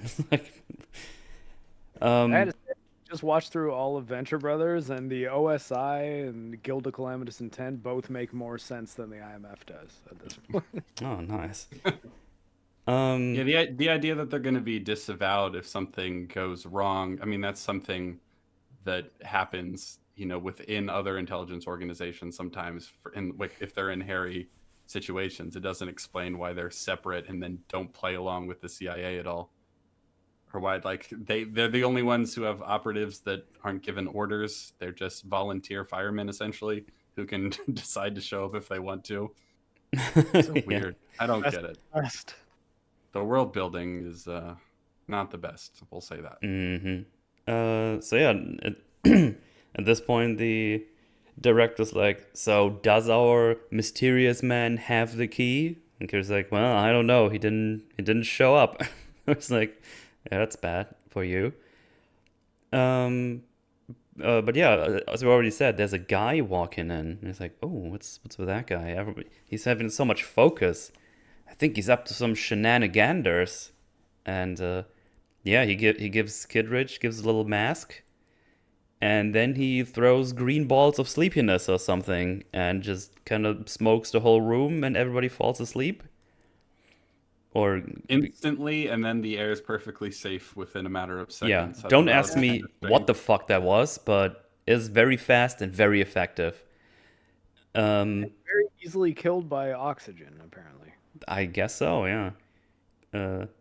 I found it kind of weird because that whole thing basically lights up the whole room with green, and there's big old windows that you I think you can look in from the outside, and there's like 120 people in that big hall they're in. So it is green for our benefit, because I feel like there's no way you'd make it bright green like that, man. Like, it's so obvious. Like, yeah, wow. Like, I mean, gray smoke or something, or fog or mist, like that's the kind of thing you can get away with. Yeah. Because I get that maybe you'd want to have some obscuring factor to it and not just make it so that everyone can see people falling down if there's windows into the room. So, like the obfuscation of the line of sight makes some sense, but yeah, the bright green was seemed very obvious, and then it's used again later on in the movie, and you're like, oh yeah, it's the bright green stuff again. There it is. So yeah, of course, this guy is not the actual whoever the fuck that guy is. I forgot. I don't think he has a name. He's another intelligence guy. It's actually Ethan Hunt. Oh my god. That's crazy. And yeah, he now heard all of this information that they actually want to keep that entity to himself. And he just wants to talk to Kid Rich because, hey, you want to talk? That's me. It's me listening. And he tells him, it's like, I put the bounty on Ilsa, but I also told you where to find her. I was like, okay, why the bounty? Why didn't you send him directly? That was a bit confusing to me. I guess they failed so many times that they had to get some IMF guy to get her because now it's important enough. But yeah, that's like a $50 million bounty on her head or something, or was. And then obviously Hunt go get it. And then we go back to the desert actually, after we know that, and see, she's not dead actually. And Hunt even just tells her, she was dead. Yeah, you fool. You've been fooled. It's like, hey, you lay low, you're dead, and you stay dead. And then she sends them away, and then they all escape from the desert. It's just a short scene that shows us she's actually alive. And you're like, yay. And yeah, Hunt tells him, hey, I don't know who that second half has, but I'm gonna find it, and I will kill the entity. And Kittredge does not like that. He says, well, no, we need that because World War III is going to be bad and a shooting war. So we need this as our big old advantage, and we can do all these crazy things, and the big truth doesn't exist anymore. You're not fighting for this greater cause. We need this thing. And don't destroy the ring. We need it real bad. Please don't destroy the ring. So here's the thing. Ethan already had the plan to destroy the entity when he heard about this. Then he hears, we want to keep it for ourselves. At this point, I'm just going to listen to the meeting till the end, and then I'm going to fuck off and do my thing. And then just tell Kittredge, yeah, I got the key, I got the second one as well, and then I'll get you all both of them. And now you don't have the USA up your ass. The whole movie. Like, why would you reveal to him, it's like, I'm going to kill this thing you really want badly. And then he tells him, well, everybody's going to hunt you. It's going to cost you dearly. It's a trailer line even. Yeah. He didn't need to tell him. No. He could have just lied. You know, like espionage stuff. Yeah. Also, I want to point out the crazy masks he's using. They're really effective. And you would think they would use them all the time. Oh, all the time. All the time. Because that's going to work on so many things. It's going to be super useful. But yeah, Kid's like, we can't let you do that. Even if you're not mimicking a specific person, it might be handy to just not look like Ethan. Yeah. Yeah, just in general. You've been followed by everybody in the world. Probably don't want to walk around with your face if you have the option. At least, if nothing else, you could wear like a fat suit with like really hairy arms. Dude, imagine he would have gone to the airport and he would look like the guy from Tropic Thunder. Yeah. Now that's a movie. That would have been a reference. God damn, that would have been amazing. Oh, Vince, man, he was so funny in that.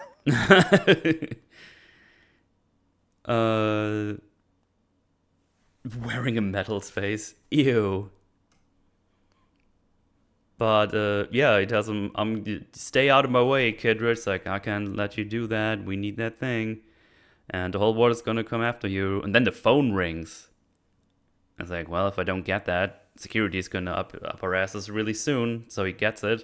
And I kind of like that the security there has like this backup plan to figure out if there's something going on. Oh, yeah, like a code. Yeah, I kind of like that. That was enjoyable. Yeah, there are little moments in this movie, and I would say even the best Mission Impossible movies, I feel like they don't do this as much as they could in terms of like people speaking in code and having clever code words that signify certain things and stuff like that. When they're at their best, I like the espionage stuff a bit more than the driving around and punching people a bunch. So I always like that sort of thing. So yeah. Yeah. That's how I feel about that. Yeah, because they do like the things like, "Oh, can you talk freely now?" That's a security talker, and he's like, "No, I don't think so." And he answers in a thing that you can't really make out on the other side unless you know about it, which Ethan obviously does. And when he's done with his phone call, it's like, "How do you even plan to get out of here without being seen?" Because at this point, they found the the guy Ethan was impersonating in his hotel room, and that has been knocked out. And when we cut to Ethan, he already has a mask on that looks like Kid Rich. And Kid's like, "Oh yeah, of course." And then he tranks him. Yeah. That's a fun little beat. Yeah, for sure. And masks are really useful. Yeah, they should use that in the next scene, which they definitely do. They don't, and it's So yeah, he gets out now. He has this information. He got one half of the key, and he's gonna go grab all these things. Of course, he knows about the Abu Dhabi thing because he is the one who wants to sell his half to the guy who possibly already has that second half. But I'm getting ahead of myself. Because now we go to the airport, and that part was a pain in the ass to untangle to actually get this in order, because fuck me, there's a lot of things happening and a lot of contestants suddenly emerging because we now need to get all our things. So yeah, now we're with Luther and Benji as well. They're here giving their little coding technical support as they do. And they're like, oh, we already went rogue before the mission started. Oh, well, for us that's just a Monday. There's a couple of funny lines in this movie that actually made me laugh. Like, oh, as we call it, Monday, because everyone is going after them. So that's kind of fun. Yeah. So, except that I'm still, when that line happens, I'm still thinking about the fact that he didn't just lie to Kittredge. Oh yeah, it's crazy. It's like, oh god, you'd think that's at least a spy would be a little bit better about knowing what to say to which people so that they don't cause. Because more then they don't problems have for the themselves. whole U.S. agents on their asses the whole movie. Yep. Yeah, and what's the downside to lying to Kittredge too? You kind of they're sort of There isn't one. Like, because even I'm trying to explain it, like, okay, let's steel man this. It's like, why would Ethan tell him the truth? Is it that Kittredge would just know he's lying anyways because he knows him really well? And it's like, I don't know. I don't think that's not very solid. Like, and I think it's defense. Just fucking lie. You should be pretty good at it. Yeah. By now, at least. And that's the other thing. It's like he's a secret agent, man. Like he's like the secretest of agents. He's the agent.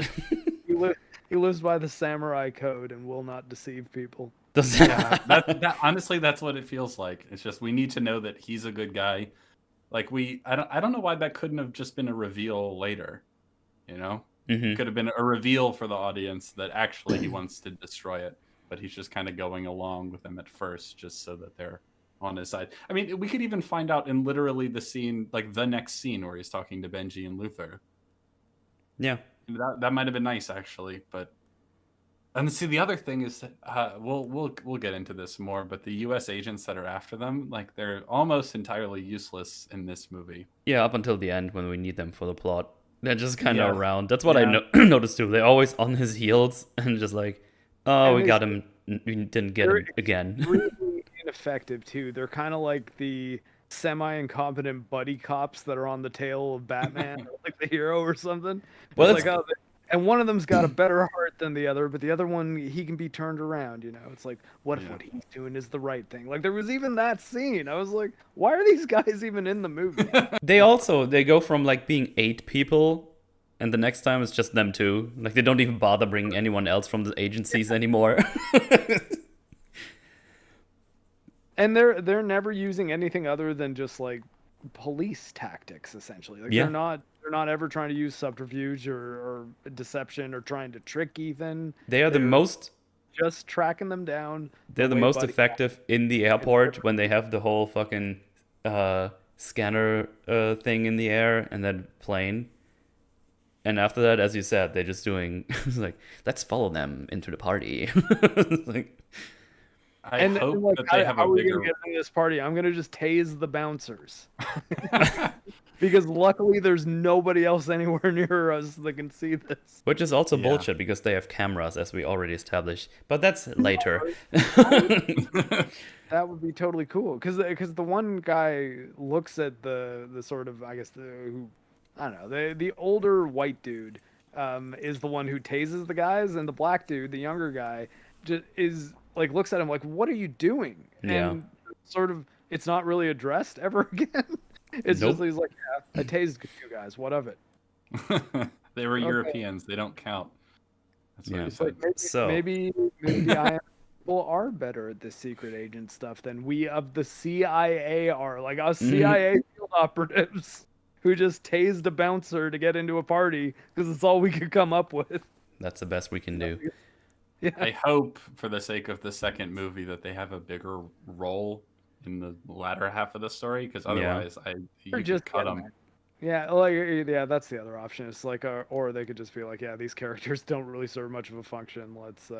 Let's trim 45 minutes out of this movie, and that's the other thing, man. It's like if you have superfluous characters in a movie that is also 2 hours and 45 minutes, it's like, well, could you maybe have reined in the runtime a bit by Mhm. some side plots here and there? No, we need it all. And then we release the cruise cut. That's 8 hours long. The Anyway. cruise cut. Cruise cut sounds kind of cool. So, It does. in the airport, here are our contestants. Let me lay that out for you. Of course, we have our IMF team, which I guess at this point they're not even really IMF, to be honest. They're just all rogue. It's our team. I call them the IMF team because that makes sense. Which is, of course, Benji, Luther, and Ethan. Their plan Do you is... guys- Yeah? Sorry, really quick. Do you guys remember that in like the first 3 movies, the IMF was like an entire organization and not just like 4 people? Hmm. I don't. Does anyone else remember that? Yeah, no, that is definitely true. Well, Anyway. they had a lot of losses. They had to let people go because of Corona. Yeah, there you go. Yeah, there you go. Pandemic cuts in the IMF. Can't afford you anymore. They all just work remotely, I guess. You're all hackers now. So yeah, our IMF team, their plan is, hey, we set up this buyer. We're gonna sell our half to him. See if that one is legit. If so, we can still follow him because he's gonna get those 2 halves. Because they obviously don't have a mean to make sure that their half is correct, which they can do because they have a correct one, the real one. So they And want they to. don't. Yeah, sorry. Go ahead. Yeah, so their plan is we're gonna sell our half to this guy, and we have this little tracking thing that can track I think they called it dragon's egg, that has like some radiation in it, so they can track it with their little AR goggles. And it's like, ooh, okay. And then we plan it on him, figure out where his flight goes, and then I'll follow him, and hopefully wherever he brings those keys, we get to figure out where the key goes. Because even if we have the Yeah, what key, it opens. we don't even know what it opens or does. So hopefully this is where we can figure this shit out. Mm-hmm. That's their plan. I actually got confused because my brain inserted another random person because they didn't overtly say that, hey, I'm gonna go sell the key. I thought there was like a random buyer and he sold there was a random seller that sold a random buyer a half of a key, and they somehow want to sell the key to the buyer. I don't know, my brain did a tism there. So, I don't know. That was just me. Fortunately, Yeah, I brought that up when I was talking to Mahler, and he was like, wait, what are you talking about? Ethan's just going to sell it. I was like, is he? I was like, yeah. And then I looked back, I was like, oh yeah, that makes That's what's happening. That makes much more sense. Yeah. Then of course we got Gabriel in Paris, not in Paris, and Paris. So Gabriel is one of our big bads. He already knows that the team is here, and he even puts like a little fake bomb into the rotation of the bands, so they have a distraction later. We'll get to that. Now, setting the stage.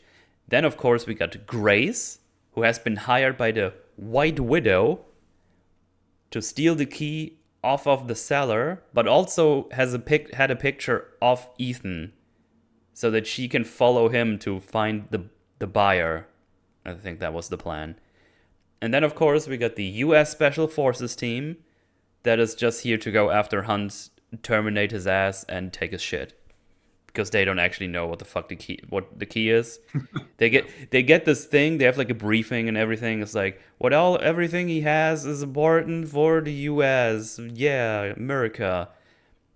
So they just go there. They even say the sorry, Ethan Hunt is expendable. You can just kill him or something. So if that happens, that's not too bad for them. So yeah, that's all the people we have in place now. So, as I already said, our team's plan, using the tracking thingy, which attacks the dragon's egg inside the key, to track the buyer, follow him to wherever he goes. Then they book a flight for Ethan so he can follow him there, and hopefully get the information they need, where the key goes, where it goes in, blah, blah, blah. Of course, during that, this US team arrives. They have a military tracking system in the air that has access to all the cameras with facial recognition. So they can find Ethan if he's going around. Mm-hmm. Then we also see Gabriel, as I said, he puts a little bag onto the rolling bands. And it just goes into storage or whatever. It goes to the planes. He basically checks in a bag. That's the sentence I was looking for. But my brain, yes. So, like, how do they discover the bag? Isn't it just, does Banshee just look at it and go, that looks suspicious? Or is there radiation in it? How does he discover the bag? I can't remember. So he gets an alert. So they're tracking all the things, including cameras and even the security systems. So first he gets like a small blip, it's like, oh, there's a suspicious bag. When it goes away, it's like, oh, I guess then that was like a false alarm. No worries. And then later, the alarm goes back on. It's like, oh shit, there's like actually a thing. We need to go check it out. And I think what they're saying is because they later say that the entity has been protecting Gabriel. So the entity was basically going like, I'm going to show you a little blip of this. Or I guess when the first blip of this bag happens, the entity just overrides it immediately, like it covers up for Gabriel on the cameras. It's like, no, wait for it, not yet. Not yet, and whenever they need the distraction, then they go like, there's actually your alarm, now you need to go check it out. Okay. Gotcha. Yeah, so this is then... So yeah. Then the military scans found Hunt, but of course, it's not him. And hey, let's talk about the masks we've been using. Because instead of using like a random fucking mask, they go through the effort. By the way, they have a fucking mask printing machine, we learn later. They can basically do whatever you want to do. You can just get it. Yeah, they've had that since 3. Yeah, that's been around for a while. Oh, it's even been around for a while. See, I didn't even know that. Basically, essentially, 3D print, sculpt, I guess you would say. Yeah. A mask of anyone, as long as you get us. And I think their ability to scan someone's face quickly has even improved since then. It doesn't take long. They could do it in a flash if they wanted to. Do it in the bathroom of a club in Fallout. And by the bathroom, I mean a stall. Well, there you go. So yeah, I had to wait for the letter because I just didn't remember. But yeah, so instead of using one mask that covers up your face and makes you completely different, Luther is like, haha, I'm going to use my technology to trick the cameras. I was like, what are you doing? By like what essentially like face like using deep fake technology to Yeah. put Tom Cruise's face on the face of real people live as they're walking well enough to fool facial recognition cameras that the US CIA agents are using such that they can look at it and go, "Oh my god, that's definitely him. Let's go get him." Like that technology seems absurd, but there's kind of absurd technology in this movie. That's fine, but it's so useless. Just get a mask. Yeah, they have really effective masks that look like real faces. Just get that Yes. one. You can just move around, especially if you already know, oh, the whole world is going to be up my ass. I don't want to be seen. So, yeah, but we don't do that.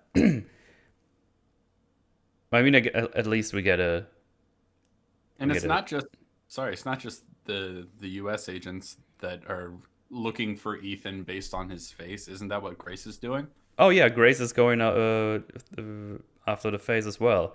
And the fucking buyer doesn't know who's gonna sell. He doesn't know. He's gonna be like, "Hey, I got this fucking key. You want to buy it?" I was like, "Yeah, sure." Yeah. He could look like anyone essentially, just not too creepy, I guess. Yeah. Someone or they could do both, because there is some utility in they're looking for Ethan, and so we can distract them by putting someone Oh who yeah, of looks like course. Ethan Because they on the first far end of the airport. Yeah. yeah, which they do. Did Rack stand you up? I don't know. Maybe. I haven't received any massages. He's still yellow on Discord. Yeah, I know. Maybe we've been ditched by Rags. That's rude. So, Oh no. Your fault, puppies. Oh damn, that's They're rough. actually- They're both very asleep. It's been a tough day. Super. So yeah, it's stupid. They should have used mask. It's super useful and easy to do for them. So just do that. Then there's like a small conversation where Luthor says that he's capable of writing epic code that could kill the entity if they want to, which I assume is a setup for the next movie because later Luthor tells Hunt, I'm gonna need to go offline. I have this hard drive where the entity was on, so there might be a trace of the code there, so I need to find it, and then he might be able to do something with that. But I don't know what he can possibly do because we already said that the fucking entity can rewrite itself, so we're fucked. Yeah, so the anyway. they sort of vaguely allude to the idea that the only potential way of defeating it would be to access its original source code and somehow use that against it. So apparently, it's transformed and evolved so much from what it originally was, but somehow the key to destroying it is in the original code for, the original AI before it kind of evolved into whatever it is now. So I guess I don't mind that as an idea. You have to have some way of defeating this thing. Oh, But yeah, of course. Luthor just being like, by the way, I'm really good at coding and I have a hard drive that, it's a little clunky maybe, but I'm fine with the idea that somehow using the original code that was used to build it against it to defeat it somehow. I mean, you definitely can definitely get some information out of it at least, but yeah, I don't know. For sure. We shall see. That's something that's up for the second movie to figure out, I guess, to tell us how they're actually gonna do it. But I I assume they're just gonna go for Luthor as being gone for a while, just coding away like a maniac, and it's like, I have this key thing that can do stuff, can hold the entity for a while or destroy it. You need to put it in the thing, and then we will turn it into a person that you can punch a bunch. and then we'll recreate the lasers from the first movie because that's cool. And then you have to laser into the thing because the submarine somehow has laser system, whatever.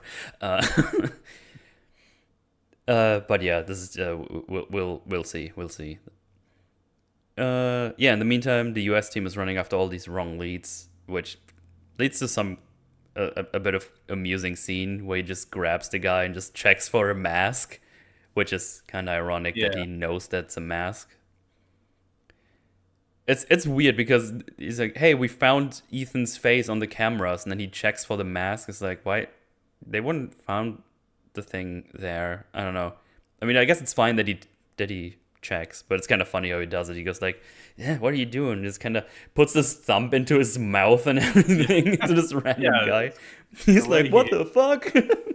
The way that actor plays it is pretty funny, but I don't know how much the joke makes sense. I guess you can't blame him for checking, but it is a little weird. Like, I don't know, would he have just put the mask on? I guess it's possible, but yeah, the way he plays it is really funny. Like he puts his thumb in his mouth and he grabs at like his jawbone, looking for something to pull on.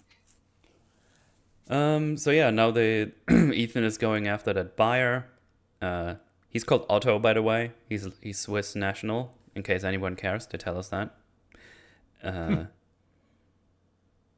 And he's just following him, and this is where Grace comes in, because he's like, "Hey, I missed the buyer. Where did he go?" And then he just turns around. Oh, he got. I think he says he got bumped or something. So basically, he got pickpocketed from Grace, and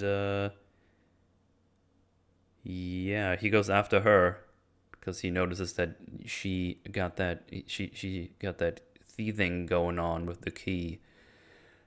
Yeah, he follows her and he does a bit of pickpocketing himself. It's like, "Hey, this key and this USB with all the cryptocurrency that you're gonna be paid for. If you want that shit back, first of all, you don't even know what you stole. If you would have known, you probably wouldn't have stolen it.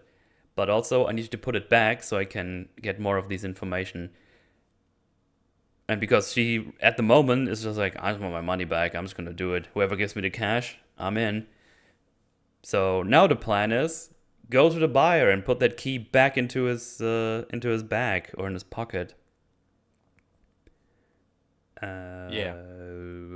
Is that the scene where he does a little sleight of hand?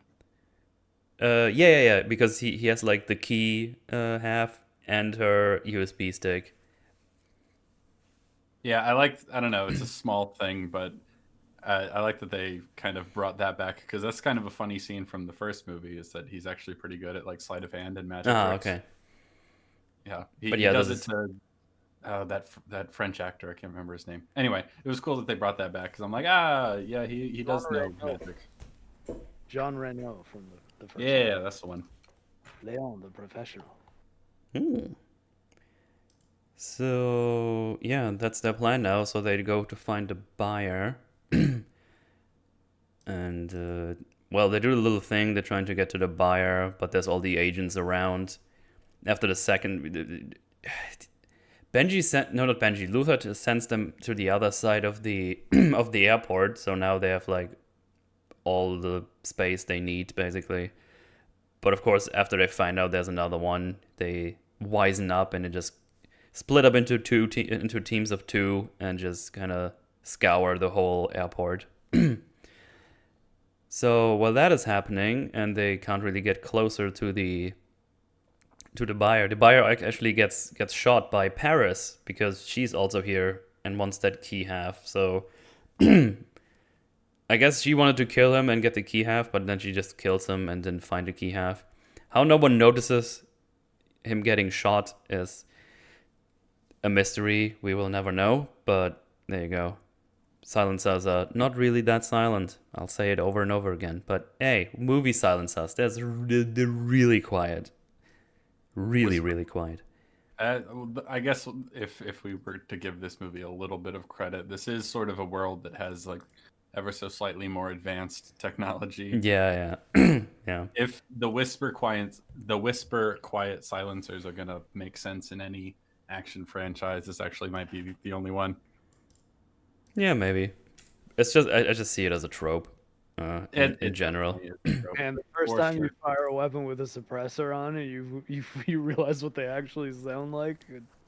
It destroys a lot of movies and video games for you, man. Mm-hmm. They're still pretty loud. They're pretty loud. Yeah. Yeah, well, this is happening. Benji gets the alarm again. It's like, oh shit, this actually is a alarm, so this might be a bomb. So, what? God. The way that played out was so strange, because he finds something and it's got like a light on it, and then he picks it up and accidentally starts it. No, I don't think Very. I think that's deliberately started by the entity. Okay. The way he was holding it looked like he just picked it up casually and accidentally pressed a button. Fine So with me. you're probably right, but it felt strange. Yeah. So he goes to defuse the bomb, which apparently is also possibly nuclear because it has a nuclear sign on it. But so here's the thing. Apparently they had in mind that there might be a bomb because I guess that's why they were tracking the whole security stuff, right? I don't know why else they would check the Check for suspicious packages, yeah. yeah. So he didn't bring any tools because like, hey, can you defuse it? I don't have any tools. I was like, okay. Probably should have some tools. Like you don't even have a fucking army Swiss knife, like a Swiss army knife, anything you can cut shit with. I don't believe you. But It's wild. so what he rephrase does is he about just that. grabs random luggage from the fucking band and just starts looking for shit. And he finds like nail clippers and shit and uses that. Yeah, honestly, my biggest problem with this scene was that worked so easily and quickly because I'm just like, well, why even have it that he didn't bring the tools? Like, Yeah. they didn't I really don't know. play at all. It was like, okay, well, he apparently immediately finds something that he can He's use. very resourceful, I guess. That Yeah. was the point of that. It's kind of strange because it's like the opposite problem of a minor problem I have with Ghost Protocol. Is that, they're in the Burj Khalifa and they did like it isn't part of their original plan. They realize once they're there, oh shit, the only way we can get into that server room is from the outside of the building. And it's like, well, luckily I happen to have these grip gloves that Oh, can yeah. allow you to climb on the side of the building. We just brought those just in case, we weren't sure we'd need them, but I just thought we'd pack them anyway. It's that kind of thing. It's an Yeah. improvisatory. It's plan funny that that they it's funny they would think about that, but they don't even have like a Swiss Army knife.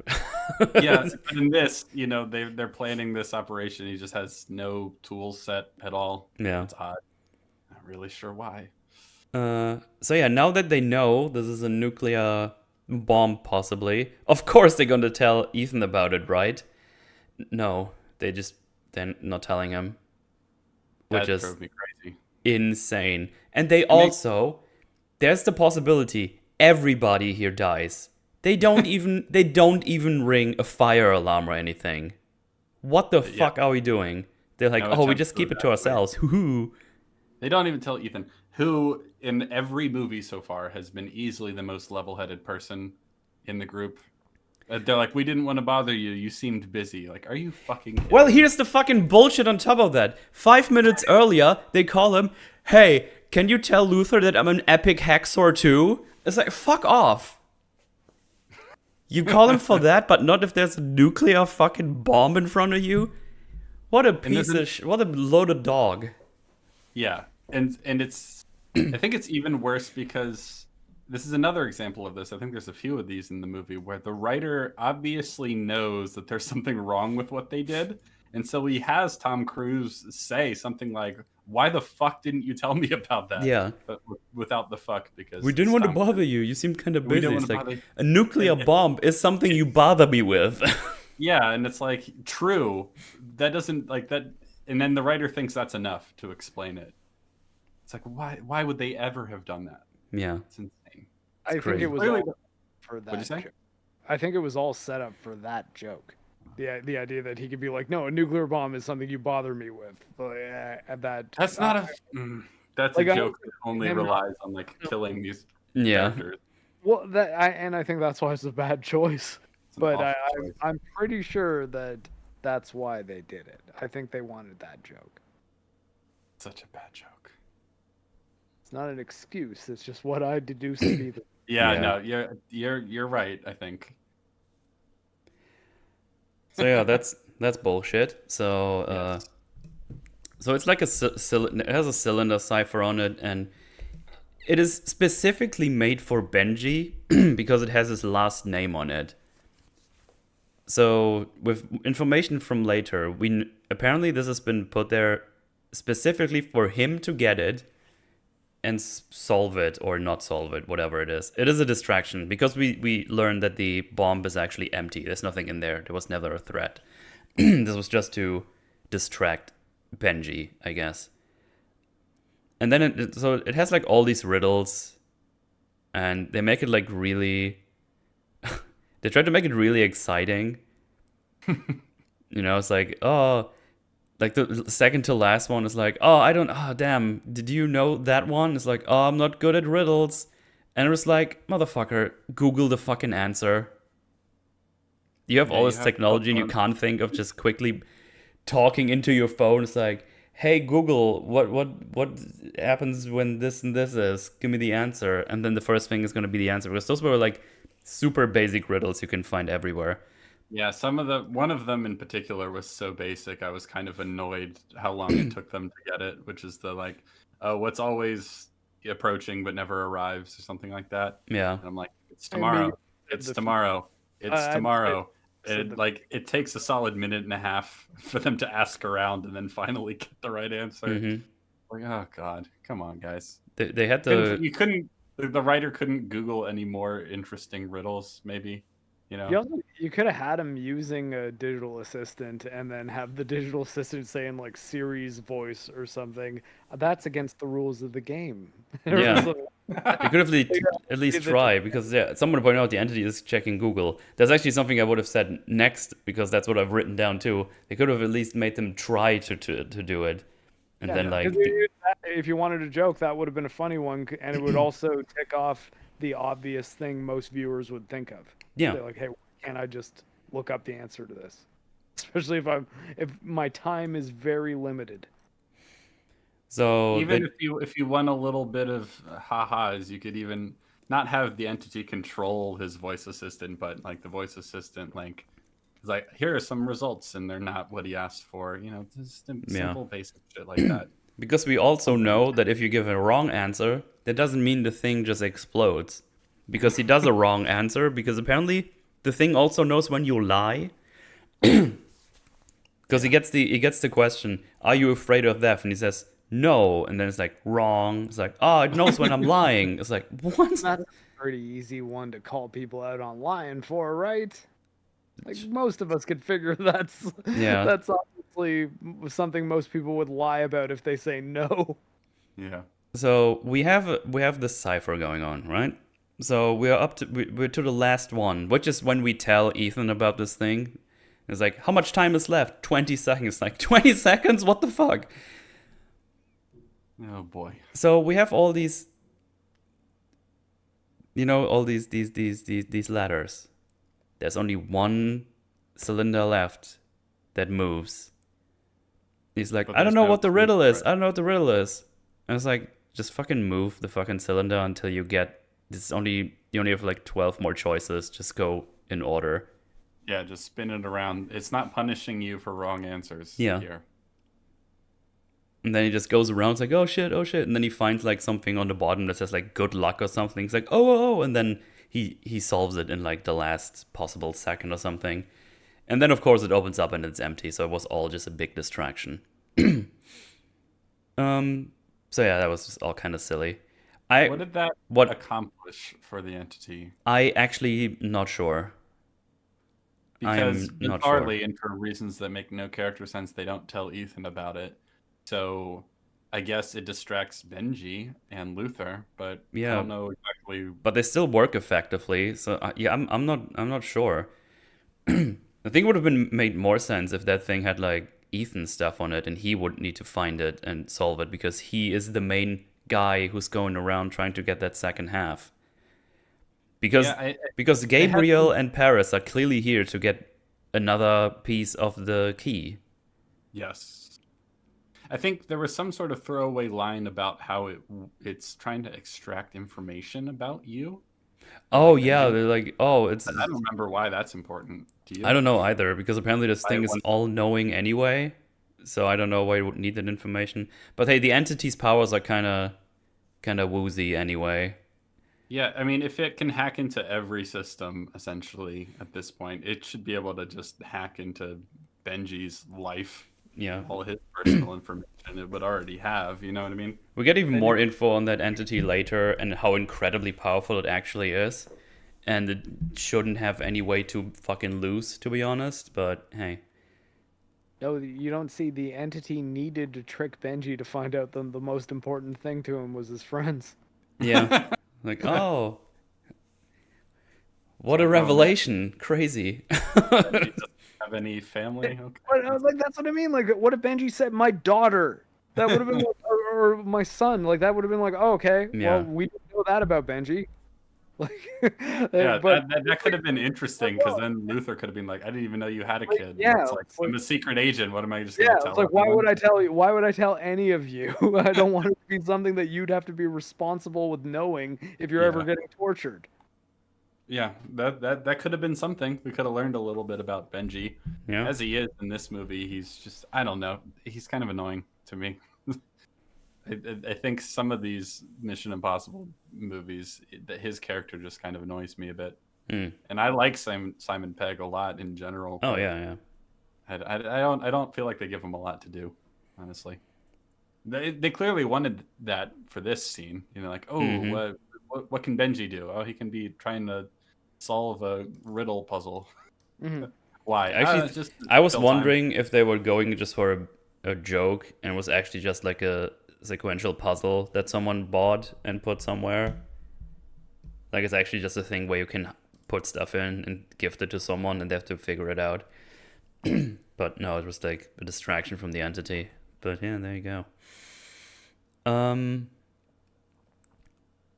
So now that this is solved, I guess, Grace actually gets away from Ethan because he's not paying attention. He's like kind of trying to he's trying to avoid all the agents, and then he's on the comms with them, and he's not paying attention because it's like, shit, there's a nuclear bomb, we're all gonna die.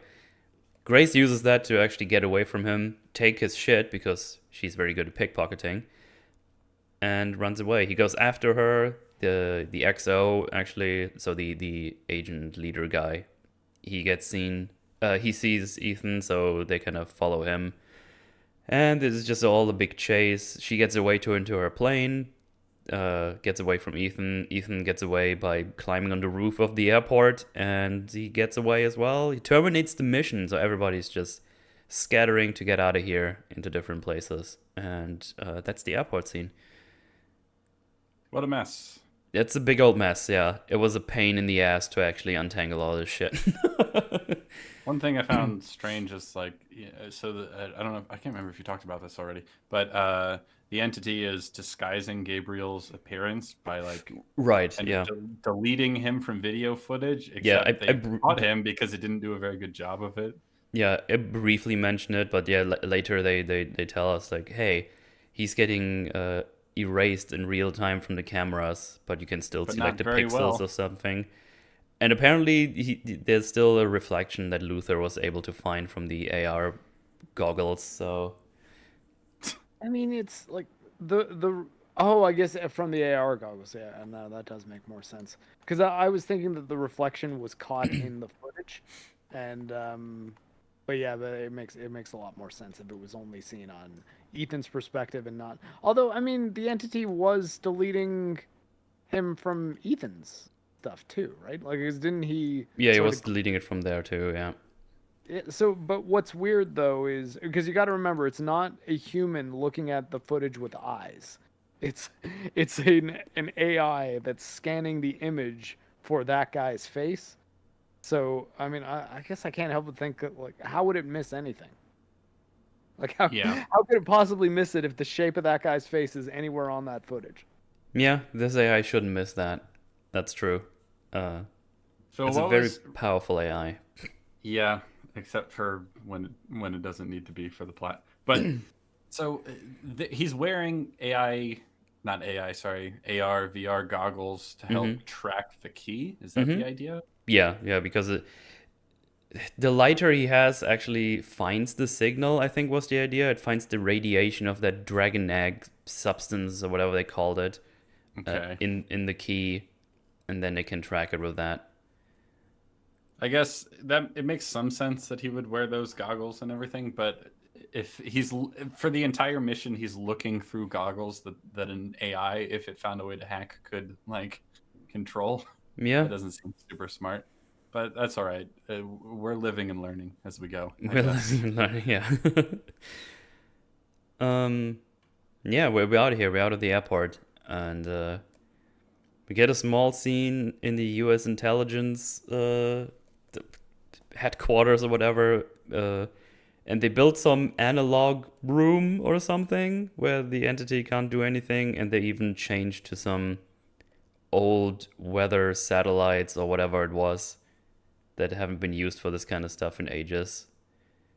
Yeah, so I like the idea that they need to set up a a base center that's all analog. So like the idea of using like cathode ray tubes and stuff like that's kind of fun. Taking it back, kicking it old school.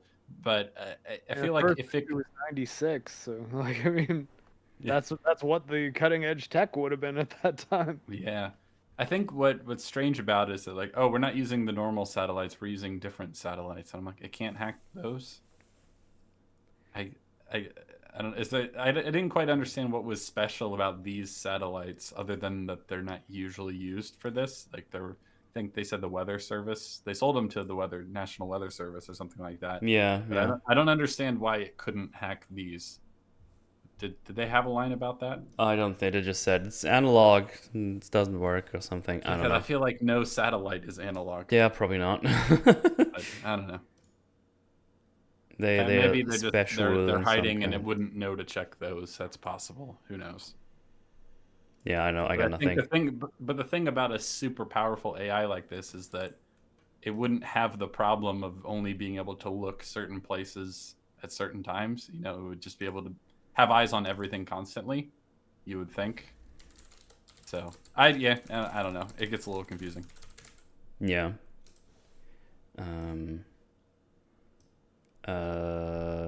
Yeah, they've been tracking Grace because she has been seen with Ethan, and now they know that she goes to, was it Amsterdam? Yeah, I think so.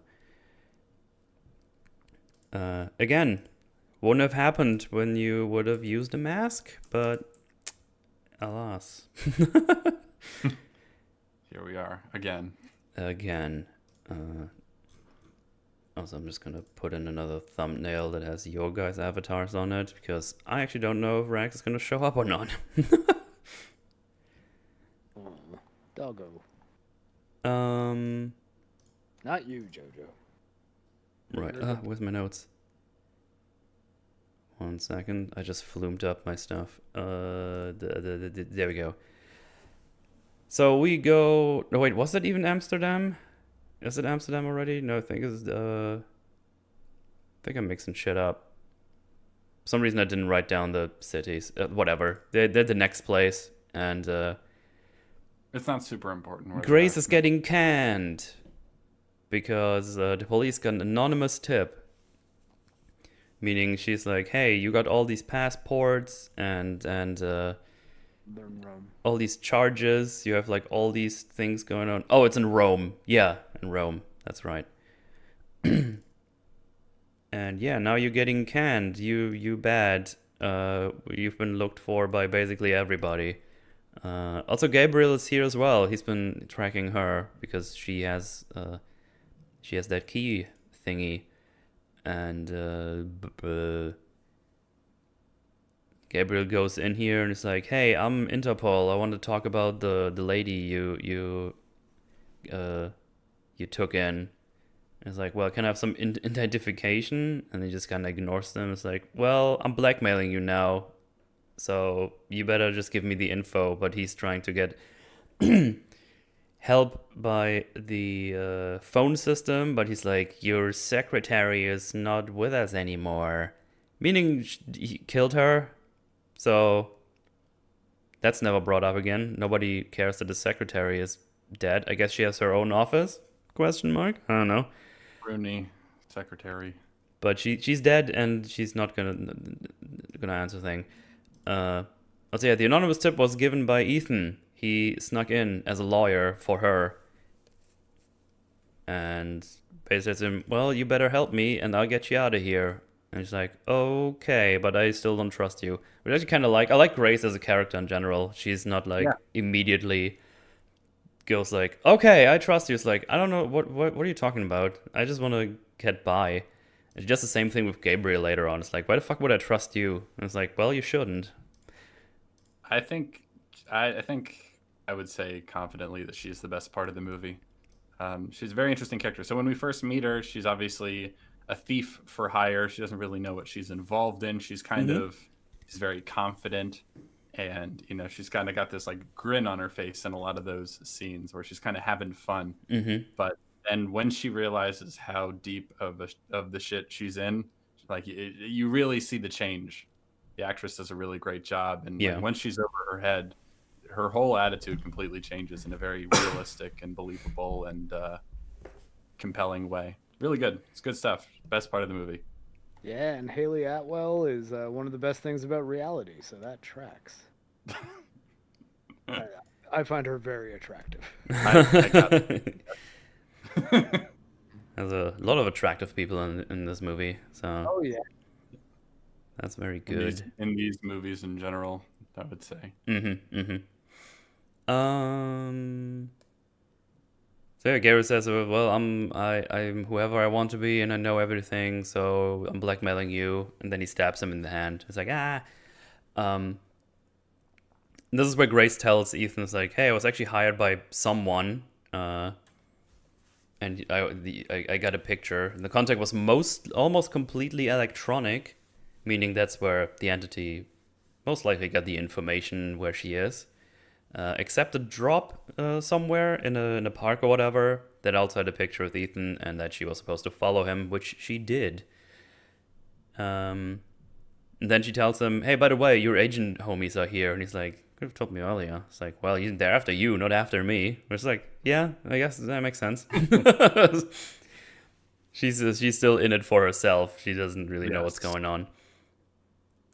And now we get to our big action chase scene.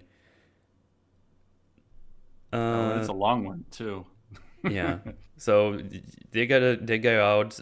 Ethan uses those balls again. He's locking balls with the green goop, the green mist. There's no goop involved. At least I hope so. And as soon as they are about to get out, she kind of just like, no, he's touching me badly, help. And everyone's like, you better fucking stop. And that's how she gets away from him. And she steals a police car and drives off. And she drives so fast through these narrow things that she just crashes into stuff. It was kind of fun because like, who parks like this? What the fuck? Yeah. It's like kind of fun. Yeah, that's some good stuff. Ethan then steals a police motorcycle and goes after her and tells her, move over, I'm trying to help you, and just kind of closes the window. And then she just gets fucking railed by, I think, Paris and that other guard guy that's with her. Or henchman of Gabriel, I guess. That's one way to phrase it, yeah. Hey, those are your I don't know what version of this. Was that the cruise cut? Where she gets railed from the in the car. And actually, props. She gets my head now on. well, she gets fucking destroyed in the car. That's even better phrasing. And see, if you had seen Archer, you could say phrasing, and you would understand what that means. But no, you haven't. Well, I'm sorry. Ticket purchased.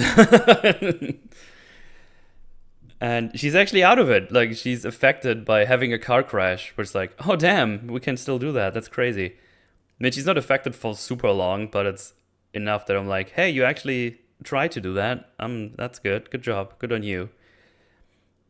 These movies have always sort of had a problem with that, in my opinion, where people like tank unbelievable damage and then they're running at full speed in the next scene. Mm-hmm. Some are better about remembering that the human body isn't actually made of metal than others. Mm-hmm. Yeah, she's about to get captured by Paris and the henchman, but Ethan just yeets the motorcycle into one or two people and fucks up the other one and just helps Grace out of there. And there's like people watching. It's like it's fine. We're all fine.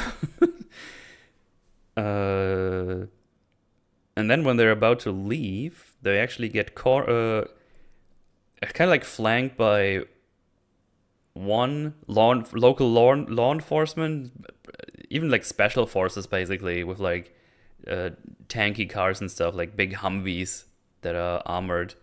And on the other side, the agents are coming in, which is only the two of them now, by the way, if I'm not mistaken. The other ones died, right? How did they die? I can't remember. I mean, some of them got shot in. In Wait, did they get shot? Oh, they got shot here. No, they're still with more people here. This is where they get shot. I'm mistaken. Sorry. A bunch of them got shot. Well, but they're from like the government. They could have gotten more people in later scenes, I would assume. But anyway. So now he's flanked by them. He kind of uses Grace as a shield, but makes sure he's like, hey, they're not gonna shoot you. Just don't worry. And he's like, put those cuffs on, Ethan. It's over for you. But obviously, the local law enforcement don't know who these agents are. And the other guy actually don't does he ever get a name? Because I know this guy. Well, actually, the officer guy doesn't get a name. He just gets called XO, I think. You mean the CIA agents that are after him? I don't remember if they do get names. I don't remember them. Yeah, Sam. I don't think I think they call the one guy XO. I think that's what I saw him named on IMDb. I don't know if the other guy, the black dude, has a designation like that as well. I don't know. I don't recall. So Ethan uses those handcuffs actually to handcuff Grace to him because she's trying to get away again, but he's like, nah. And now there's like a little bit of a standoff, but then the henchmen of Gabriel come around and start shooting the local law enforcement, and they just get a little shootout, and Ethan and Grace use that to get away. Of course, they're handcuffed. Ethan gets into the car and realizes, oh wait, it's handcuffed. Well, I guess you gotta drive. And he's like, what? No. It's like, well, you gotta do it. We gotta get out of here. So they make their way towards where are they going? Oh, I think there's somewhere to hide. They're just trying to get away from Paris, basically, who steals the big tanky car. And they also destroy the car. They just fuck up all the doors because I guess that's a thing that happens. It just kind of just happens. Faster than closing them, I guess. Yeah, just go towards the other cars and just get ripped off. Where we're going, we won't need doors. Exactly, we don't need them doors. And this is the next chase. This is another part of the chase scene that happens because now they're just getting away from Paris, and the agents and local law enforcement. It's all the people. At some point, they just kind of hide in a thing to get their new getaway car, which is the small kind of, I don't even know what the fuck that car is. It's just a small. They say it's a Fiat, right? I think someone says it at some Fiat point. 500, yeah. Yeah, probably is it. I mean, it looked like a Fiat. It was so fucking small. And it has like special tactical IMF gear in it. It has like a touch sensor that he needs to authenticate that it's him, and then a little panel comes out, and it's just a kind of fun scene where I don't even know what the fuck these buttons do. And I just like how he's like genuinely embarrassed because he kind of crashed into in one thing. It's like, I'm sorry, they're all calibrate them weirdly, yeah. and she's like, no, it's fine, don't worry, it's fine, you got this. It's just, I don't know, it was kind of funny. Yeah, they play it well. They have good on-screen chemistry together, so some of these scenes work really well. Yeah, no, for sure. And and then just get away more from people. I mean, it's a fun chase. It's competently shot, I would say. Yeah. I mean, except the gimmick with the handcuffs, it's like nothing I haven't really seen before. It's not like something super special, but it's well made and enjoyable, I would say. I think it's a bit too long, though. I think it is a bit as well, because there's not a lot of there's hardly any new information happening. You know, it's the kind of thing where if you're looking for a place to go to the bathroom, this would probably be a good spot, because nothing changes essentially about the story. It's just a long, fun action set piece. I mean, it's some of the better stuff in the movie, you know, because a lot of the rest of the movie has some glaring writing problems. Yeah. And this is just a fun action scene. But if you don't want to miss anything plot related, this is when I would go to the bathroom. Yeah, probably. But yeah, they make their way towards like it was like somewhere under a bridge or just like a road that led down a little bit, I guess. And now they are flanked again on the one side by Paris, and no, the agents are actually not here. The agents are like kind of lagging behind. They're just out of the picture for now. They can't really keep up, and they only arrive when they already fucked off. And on the other side, you have the local law enforcement, and they're like, "Oh shit, what are we gonna do now?" And Grace like oh yeah, during the chase scene, they kind of flip over a bit, and that makes them switch places again. So Grace has to drive again, which is kind of like, okay, that's crazy.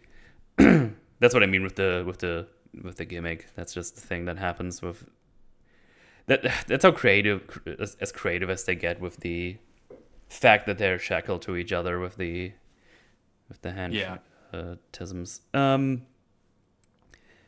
then she handcuffs him to the wheel at the end. I might be skipping ahead, but it's like, oh, she's a pickpocket. She can find. Yeah, because she takes one of those pins from the passport, and she still has that, and she just does that when she's not when he's not paying attention. I mean, so that's how that happened. Yeah, but yeah, they're they're flanked on both sides.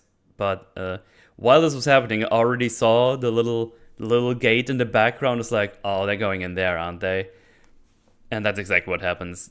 Because Grace lets go of the wheel. It's like, it's all you now. I have no clue what's going on.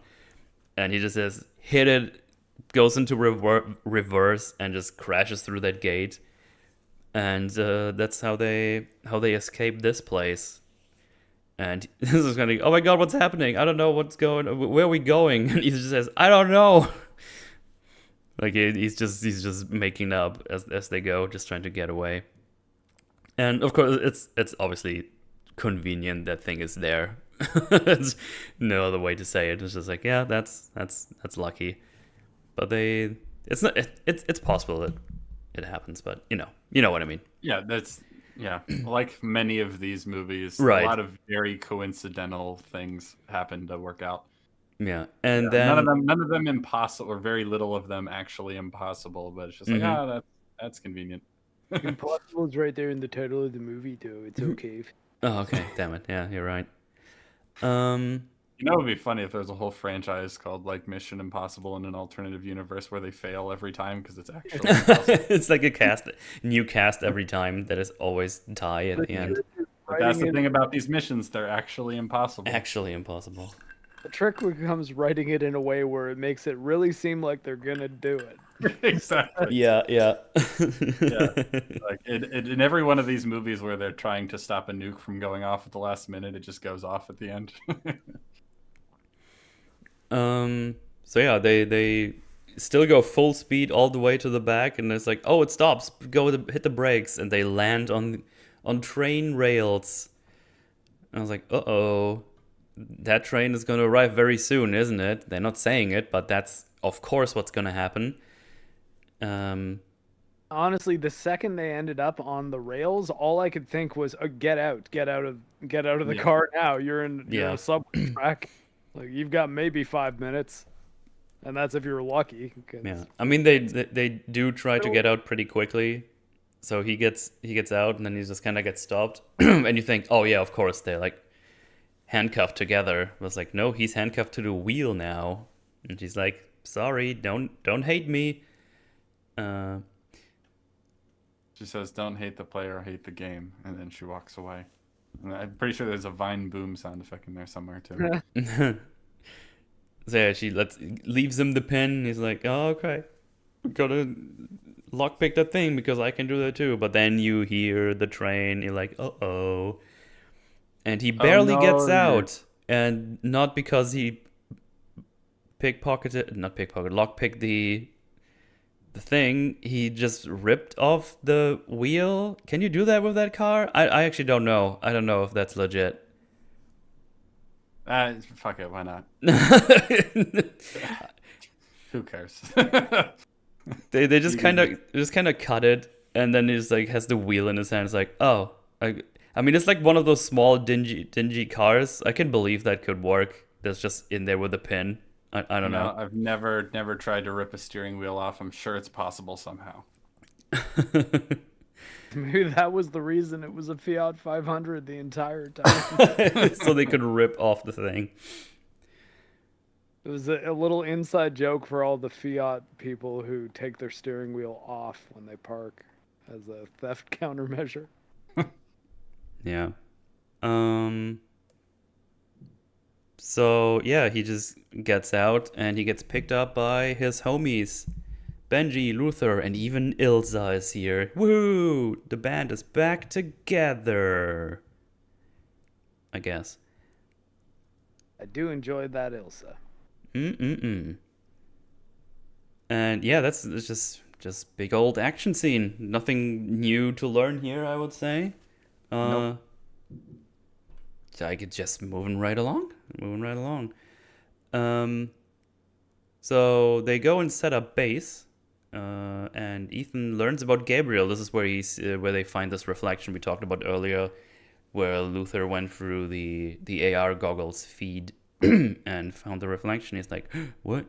That's a guy. I thought he was dead long." And he's like, "Oh, he knows how to get to me. He knows he can get to me through you guys. You all need to leave. I need to do this alone. It's not the killing he enjoys, but the suffering it causes." And then Ilsa is like, well, the remaining friends I still have at MI6 told me that he was chosen as the entity's messenger. It's like, okay. How did that happen? How exactly? How did they meet up? Did they match on Tinder? I don't understand. Yeah, that's something I hope they answer in part 2, because they just say that's a thing, and I don't know why. Yeah, I guess. I mean, I understand this guy is, he's the bad kind of rogue agent, and he's a psychopath, and he wants power. I mean, everybody essentially, except for our heroes, want to control the AI. So it's not like I don't understand why he would want to work with this thing if he thinks he can control it or whatever. But how did he come to work for this thing? How did he find out about it before everyone else? I would love to know in the next movie what his whole deal is. Yeah, like how did you find that thing? Did you just go have a dive in Antarctica? It's like, oh shit, what's that thing? Yeah, it's just doing a cold plunge, Oh yeah, just in the morning, just getting to wake up. And his plan was to get the half of the key in Istanbul, but hey, you beat them to it, so good job, Ethan. And yeah, as we already said, the entity is trying to shield him, which made him vanish from all the things on the screens and stuff. Yeah. So everything that's digital is bad because the entity can use that, which means the entity knew all of that because Ilsa has been doing all of the communication digitally. And now they say, oh shit, we can't be sure anything is real except this talk right here. This is crazy. We don't even know what the fuck is going on anymore. And yeah, another question. Now I still need to know. Really, is like, what the fuck can't the entity do? That is a good question. Because goddamn, if it can do all of this, like, there's no way you win this. Like, it just dominate everybody. Because we make the entity even more powerful later on. When we get to... do. So actually, that's in the next big scene, yeah. But go ahead. There's a problem of how they can possibly beat it going forward. There's also the problem of how this thing hasn't already won. Yeah. And by win, I mean get the key so that no one else can use it against it. Because we're still not really sure what the entity's ultimate goals are, if I understand correctly. Well, they kind of later make it seem like the entity is gonna win at the end when either of them dies, meaning Ethan or Gabriel. So I feel like Luther thinks the entity has its own goals, Well, yeah, so the It's entity definitely has its own yeah, goals yeah. in general, but we don't know what its ultimate objective is. For the sake of this movie, it just wants to make sure no one has access to the Mm-hmm. thing that could potentially destroy it. So, but because they've made it so powerful, I have a hard time believing it hasn't already gotten the key. You know what I mean? Yeah. Yeah, yeah. Especially, so this comes back to the whole submarine sequence in the beginning, because the keys come floating to the surface. The submarine crashed and exploded and everything because the entity attacked it. So it's going to be the first to know that the keys are, available to be acquired and where they are. And Yeah. somehow people get to it before the entity. I don't know how I don't that know happens. either. That doesn't seem to make a lot of sense to me. Everyone seems to know about it. Everyone seems to be wanting to get it, but the entity is the first to know where they are, and maybe the only party to know where they are when the submarine crashes. Who else would know about that immediately? Yeah, I don't know. That's It the big just, question. I don't get it. Especially because Um, of how powerful it is. Essentially, it's tapped into everything. The movie just asserts that it hasn't gotten the intelligence networks yet. I don't believe that, but yeah, there's no way. It's just basically tapped into everything else and maybe everything everywhere all the time, all at once. So I don't understand how it hasn't already won before this movie really even starts.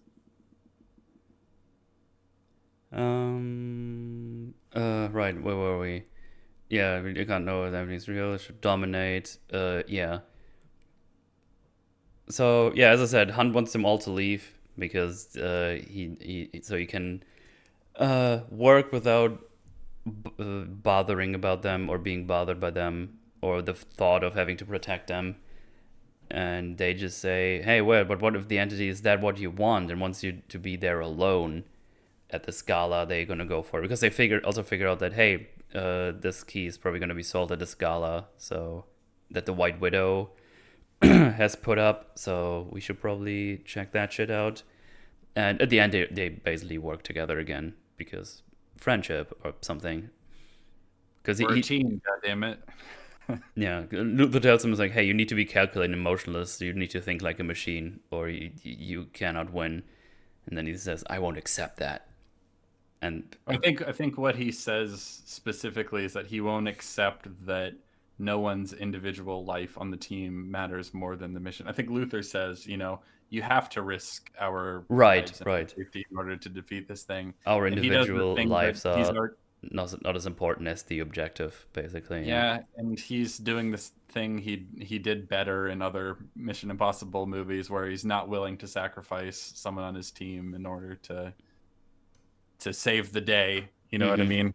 Or for the greater good. He's not going to make that choice. God damn it. It's that again, but not quite as strong this time. And I mean, I guess I can appreciate the idea that, like, okay, we need to try to think a step ahead. We need to think like this thing in order to defeat it. That makes a certain kind of sense. And I like the idea that it's like they have to think through, okay, what is it? Maybe this is what it wants us to do. They have to have those kind of conversations, but they didn't seem to be executed super well. I don't know how else to describe it. Mm-hmm. It's just like, oh no, you guys are in danger. You can't stay. And it's like, no, we all chose to be in danger. And he says, oh well, okay then. Yeah. That's the best we can do with that. Yeah, because he just says, I won't accept that. And then the scene ends and they just do the mission together. Yeah. Okay. If you say so. Alrighty, if you say so.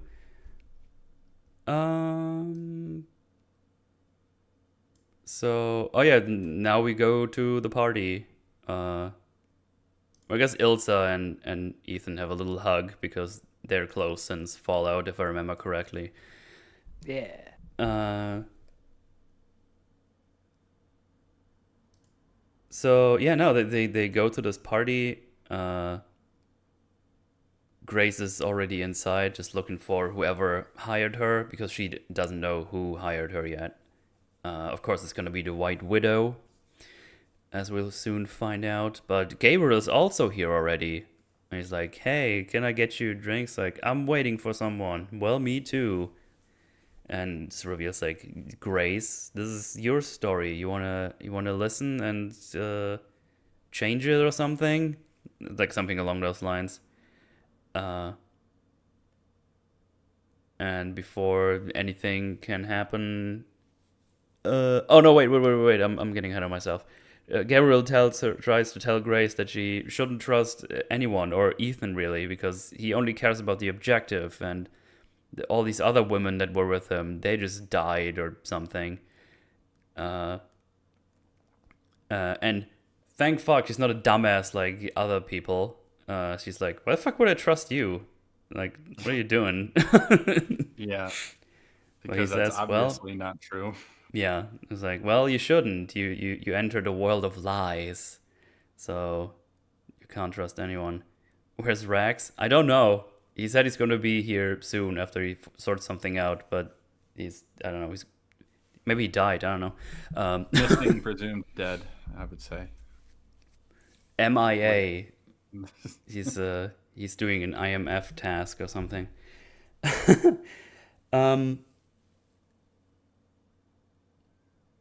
But yeah, now basically all the parties arrive. The US agents are here, who basically, they're like, we know he's here. Hey, let's go to this party. And as you said earlier, they just taser their way in. When Ethan and Ilsa arrive, they get picked up by cameras while they enter. Weird how that works for them, but nobody sees those other two guys get tasered. But hey, whatever. Maybe they only do this one entrance that has the boat entrance. Because Ethan and Ilsa immediately get like taken aside by someone who's like, please follow me, sir. Yeah.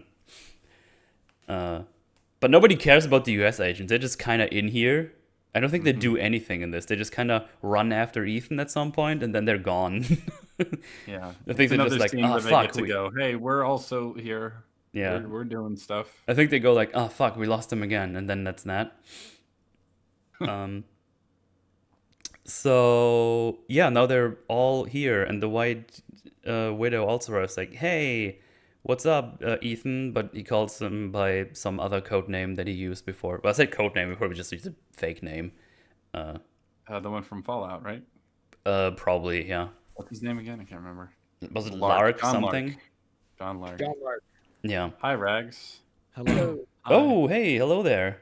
Hi. I would have been here earlier, but I had to do some things. So yeah, I'm sort of here now. I don't know how much longer you guys will be going, but here we are. We just entered the nightclub.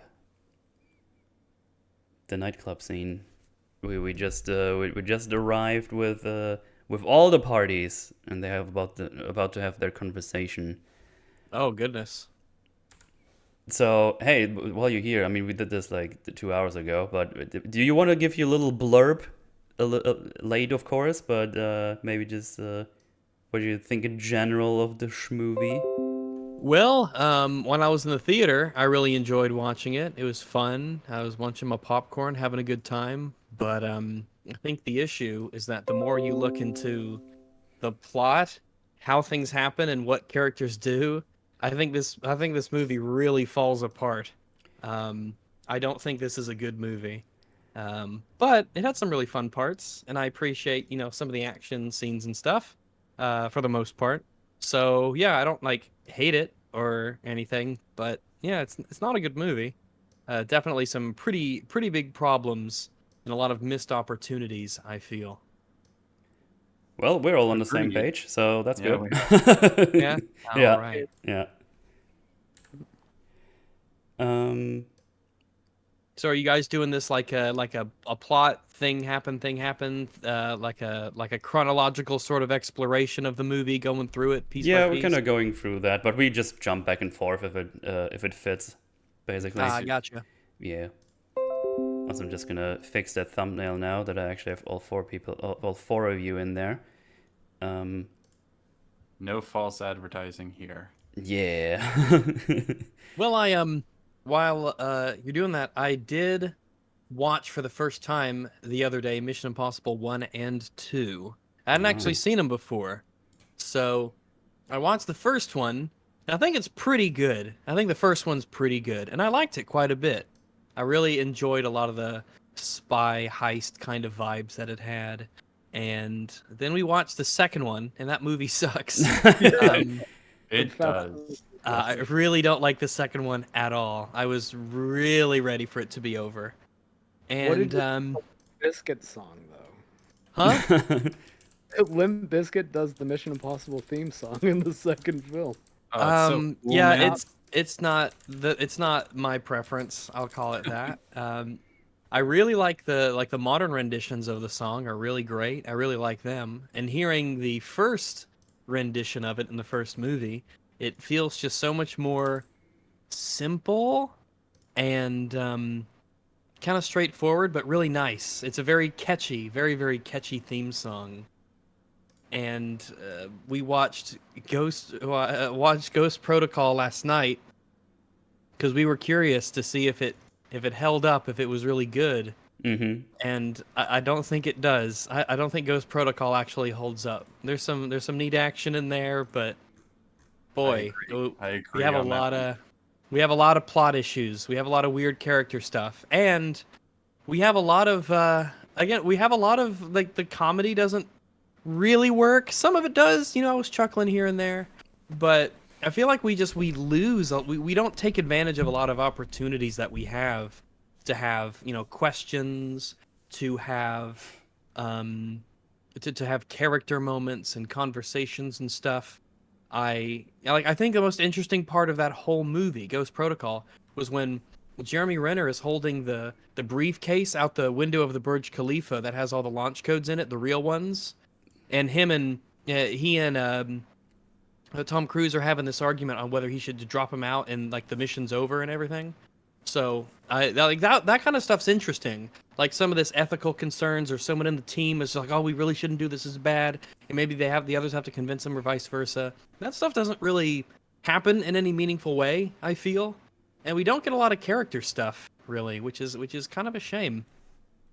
Yeah, there's almost none in Ghost Protocol in terms of Yeah. character development. There's virtually none. Jeremy Renner has a bit, but there's really none. As far as character development, the most we get are probably in like 1, 3, and Fallout. Probably. I think so far from what I've seen, Fallout is easily the strongest of the Mission Impossible movies, to where it might be the only one one and Fallout and 1 I think are the only ones that are even on the positive side of 5. But I think Fallout's my favorite, though I really do like 1. One's got a vibe, and I really like it. And that vibe was destroyed in 2. In every way imaginable. Yeah, I really prefer the sort of spy subterfuge kind of stuff. And when it pops up, I'm like, hey, this is neat. You don't have to be James Bond. You could be your own thing. It's okay. It's all good. It's all good. In comparison, 1 it's so quaint in terms of the stakes. Yeah, we gotta find a mole. Yeah, gotta find a mole in IMF. And like, oh no, the intel doesn't get into the wrong hands. There's no nukes. There's no nukes in New York or wherever. It's not like, oh, evil AI taking over the world, or a biohazard that'll destroy humanity. Really nice. We gotta find the mole in IMF. Oh no, my team's been betrayed, and I gotta get revenge. I gotta avenge their names and find out who the baddie is. Gotta double cross people. And and that was really nice to have just a pretty small stake sort of thing. I like it. It was really nice. The world doesn't have to be in jeopardy every single time, because it gets a little old.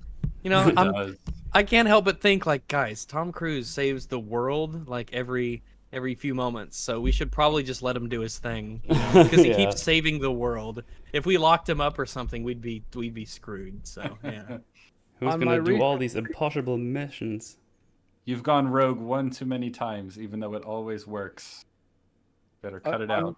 On rewatching Fallout, I realized that the only time Mission Impossible 2 is ever referred to in any of the other movies, in any way at all, is Tom Cruise free climbs at the very end of that film in order to get away from Henry Cavill's character, like on a rock face, and that's the free climbing at the beginning was Yeah. it like I didn't And the like it music's because I'm like, big one. oh, would Tom Cruise do something this insanely dangerous? Like, would his character do something like just for recreation this insanely dangerous? Because he has to like jump from one cliff to the other and grab it, and he barely holds on. And I'm like, oh, I don't know. This seems weird that he would. For the people who do that are crazy, but like, I don't know. Maybe I'm just reading the character a little bit oddly. I don't know. I Who don't know. knows? It's okay to just ignore that movie, I think. Yeah, I think the people involved in all of the subsequent movies ignore it. So I think it's safe for us too as well. Also, easily the horniest of the franchise. And Oh to be my god, I hated that. And I'm a horny as fuck guy, but I'm just like, Jesus Christ. Could you please you get like 50 minutes into that movie before anything happens. Before then it's just Tom Cruise just being around this chick and I'm like, "Oh my god, please, can something happen?" Oh. I think the director was just really happy that he found young Tandy Newton. It was just like, yeah, let's just make the first half hour about this. Oh, please do something. I hated it. I really just didn't like it at all. Like I actually John Woo, I don't think I've seen much by him, but we got our slow-mo and we got our doves and we got our stupid gun doves, I around forgot about spin the doves. action. And I'm like, God, this sucks. This is cringe. Mission Impossible 2 is cringe. Yeah, that's Oh the yeah. same. It feels juvenile. No, if you're into, it's the kind of movie that later action parodies are making fun of specifically. That's what it feels like. But if you're into Yeah. over-the-top schlock, you can find some ironic enjoyment in it, perhaps. But not if you're hoping it's going to be good. I honestly think it's the window into what the Fast and the Furious films became. It's just it was the first one of those movies. It was just in a different series at the time. Because those used to be about street racing, not heists. Now they're just about heists and stuff. Well, don't they go into space in one of them? Isn't it? I do. I have Nine? Fucking one. better. It's inevitable. I mean, they already kind of have superpowers in Fast and Furious. I remember Vin Diesel just picking up well, not picking up, but just lifting a car at some point. I was like, oh, you're strong. It's the power of family. That's a power of family, is right. So what happens next, Metal? I don't know. No, Oh, we are now at the gala / party at the end, and all our parties are here. The agents taste their way inside and don't get caught by cameras, and nobody cares, even though we established as cameras right before Ethan gets in there, because that's how they see they're here and get put to the side or grabbed by the side, so they can go to the White Widow immediately. Grace is already here. Gabriel is here talking to Grace, telling her Ethan is bad, he's a liar. And Grace is like, I don't trust you either. Get away from me. So they also get so the White Widow is always in Tau, always has her little guard there. I think Zolos or something like that was his name. Brother, right? I don't recall. I think he okay. So he's with her. He's like the head honcho for all the goons, or the guards and stuff. And he searches Grace for the key, but she pickpocket stuff again, sleight of hand and stuff. So she puts the key into his jacket. What do we think about that? Sounds pretty risky to me. I don't know. It's a good It thing is he pretty didn't risky. go into Just that pocket. say what? I said it's a good thing he didn't need to go into that pocket for anything. Yeah. He would have just been like, oh shit. And also, like, if you know what this is, I feel like you'd be like, you know, when you're in a bad neighborhood and you just like tap your back pocket to see if your wallet's still there. Yeah. You know, just like instinctively. That's I feel like that's how you should be acting, but like the steroids version of that. If you have these important objects on your person and you just like put it in your pocket casually, like, oh, I don't know, I almost feel like I just want to like, I don't know, can we do better than that? And, you know, you have like a secure something that's a little bit better in your pocket. A little bit better than just sliding it into your pocket. Like, if it's what you got, it's what you got. But I'd be paranoid about that being there, and I'd always be checking to make sure that it was there. Yeah. Like every 5 seconds, I'd be reaching down in there. I'm like, oh, good, still there. All right, good. So she also was like, oh, she doesn't have it on her. I was like, well, where is it, Grace? That's the White Widow asking, of course. It's like, I put it somewhere where you would never choose to look. Last place you'd look, something like that. Last place you look, and last place you'd look. And then gives Ethan a look, like he's supposed to know what that means. Which is weird, because whenever you tell someone I put it in the last place you'd look, what you're essentially saying is I put it where you'll find it. Yeah. He gives it a look, and Ethan immediately looks at his pocket, like at the right pocket as well, like the correct one. It's like, oh, it's in there. I got it. It's like, sure, you did, I guess. Yeah, the way that information is conveyed to Ethan is a bit like, oh, all right. Well, he's a clever boy. I guess. That was something that even just referred to. I was rewatching Venture Brothers, and there's a scene where Brock Sampson, who's like a secret agent, think of him as essentially Ethan Hunt, is trying to teach these two really low-end adventurer dudes, super scientists. He's Race Bannon on steroids. Yeah, basically. Oh, yeah. Okay, so Rex knows. Awesome. So he's teaching Billy how to defend himself, and with this paint gun, essentially like a paintball gun.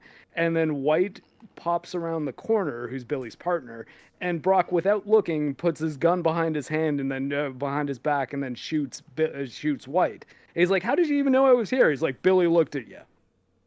And it's all I could think when Tom Cruise in the pocket. It's like a lot of the time the parodies are better than the thing that they are parodying. And I think that it's not really a surprise. It might seem strange, at the face of it, but then when you consider that typically, in order to be a good parody, you need to have an understanding of what it is you are parodying, you can see why a lot of that stuff is like, oh yeah, that makes sense how this character would do that, because, they have a good grasp on the genre or the style of stuff that they're trying to mimic. And we're a week away from the series finale movie. Radiant is the blood of the baboon heart. The Venture Brothers Serenity, effectively. I might need to just one of these days sit down and just watch all of Venture Bros. I've caught some episodes here and there and a lot of different clips, but I've never sat down and really watched the show. And the respect they have for their lore is astonishing, especially in the context of how much the MCU is falling apart. Because I've really, enjoyed a lot of the villain conversations and dialogue and Guild of Calamitous Intent kind of stuff, and it really is like John Wick done right, almost in a way. As weird as it is, this whole there are rules and levels and things of that nature. I was thinking they're not getting run over by 17 cars in a row and then just walk away. Can we talk about... Guys, John Wick 4 sucks. Just so we're clear. Just in case our stance wasn't clear about that John Wick 4 is balls and I hate it. Yeah, I was the one defending it on this show when it came out, and even by the end of the show, I'm like, this movie's got problems. At least the first one was good, I still love the first one. I really like it. The first one was good stuff. And then the second one happened, and yeah. Bulletproof suit. That video is still happening, by the way. Just putting it out there. Doing something else right now. So yeah, they're all just hanging around basically, and we learn that Gabriel does indeed have the second half of the key, and Grace has the other one, and it's basically up to White Widow, because she's the buyer of that key, to decide who's gonna get it. And the thing is, whoever she gives that key is in that person's dead forever, but also the rest of the world is just going to be your enemy forever. Yeah, as well. I guess they play this idea of White Widow can give the key and the AI control to someone, which will make that person her deep ally and everyone else really hate her. Which at that point I'm like, man, you're obviously giving it to America, right? Yeah, it seems like the smart choice. Is if everyone else is going to hate, which I don't even think that's true, Because this whole like every country scrambling to get it for themselves. I'm like, man, don't we have like really close? Aren't we like really close allies with everyone? Like the United States and Britain and Germany and stuff. We're kind of like buds. Yeah, Also, yeah. we pay the NATO bills. So like, come on, I feel like we'd be a little bit. Don't worry, Canada will chip in. Yeah, and also where are all the They- other worlds scrapping to get these keys? I haven't seen them anywhere here close. It's They're all spinning their wheels because they don't know anything that's going on. they're just- Looking under rocks and stuff. But the movie acts as if America or any other single country got access to this AI, they would just kind of betray all their allies and be Yeah. like a superpower. That's kind of weird. Yeah. So that's like not at all what would happen. You know, Yeah. like that's just not true. Like I know we like to play really cynical with America and countries, organizations of any kind, institutions. But it's like, come on, America wouldn't betray the world because we got like an AI or something. Like, yeah, they'll probably do something fiendish. Any government probably would, but it's not like, yeah, we're just fuck all of our allies and everything. Suddenly become an authoritarian dictatorship bent on world domination. Yeah, maybe Yeah. if this was like the 1920s, I'd believe that. It replaced the AI with a magic artifact, and then turn this into an Indiana Jones movie. And I then mean, maybe really, that'll work, but- this is just the One Ring, essentially. The movie just treats it like it'll corrupt whatever country tries to control it. well, they're already all corrupted. Apparently, everybody just wants to control and not destroy it, like every single country. And Ethan and his team are like the only ones. No, we're gonna destroy it. We're the only good guys in the whole world. Well, and I guess the agents later on, because they're like, yeah, we help you, because we need to do things. I guess you're past the train part. No, Or- no, not yet. You're not there yet. Okay. Well, I guess we'll get there. But yeah, I don't like this because I guess we'll get to that little conversation that the two agents have in the and like the bar on the train briefly. Yeah, but, yeah. yeah. I don't. I feel like this whole concept of controlling or destroying it is just kind of like wasted entirely. Oh, yeah. Maybe not entirely, but almost entirely. Essentially entirely. Mostly There's a entirely. lot of wasted potential because I really do think the AI threat being the central threat of the movie could be interesting, and it's a It nice could, change of pace absolutely. at the It could same really take us back to like spy basics. If everything's hacked and you can't trust any like internet technology and a lot of stuff like that, anything on a network, you have to go back to that Mission Impossible 1 old Paranoid. school dead Yeah. drop, kind of stuff like that, which would be really neat. But And I hope a lot so of movies much wasted potential with the whole AI thing. Yeah, with AI especially. I feel like Mhm. I don't know. I can't tell if they just didn't want to commit to the whole AI thing or they didn't know quite how to execute that idea.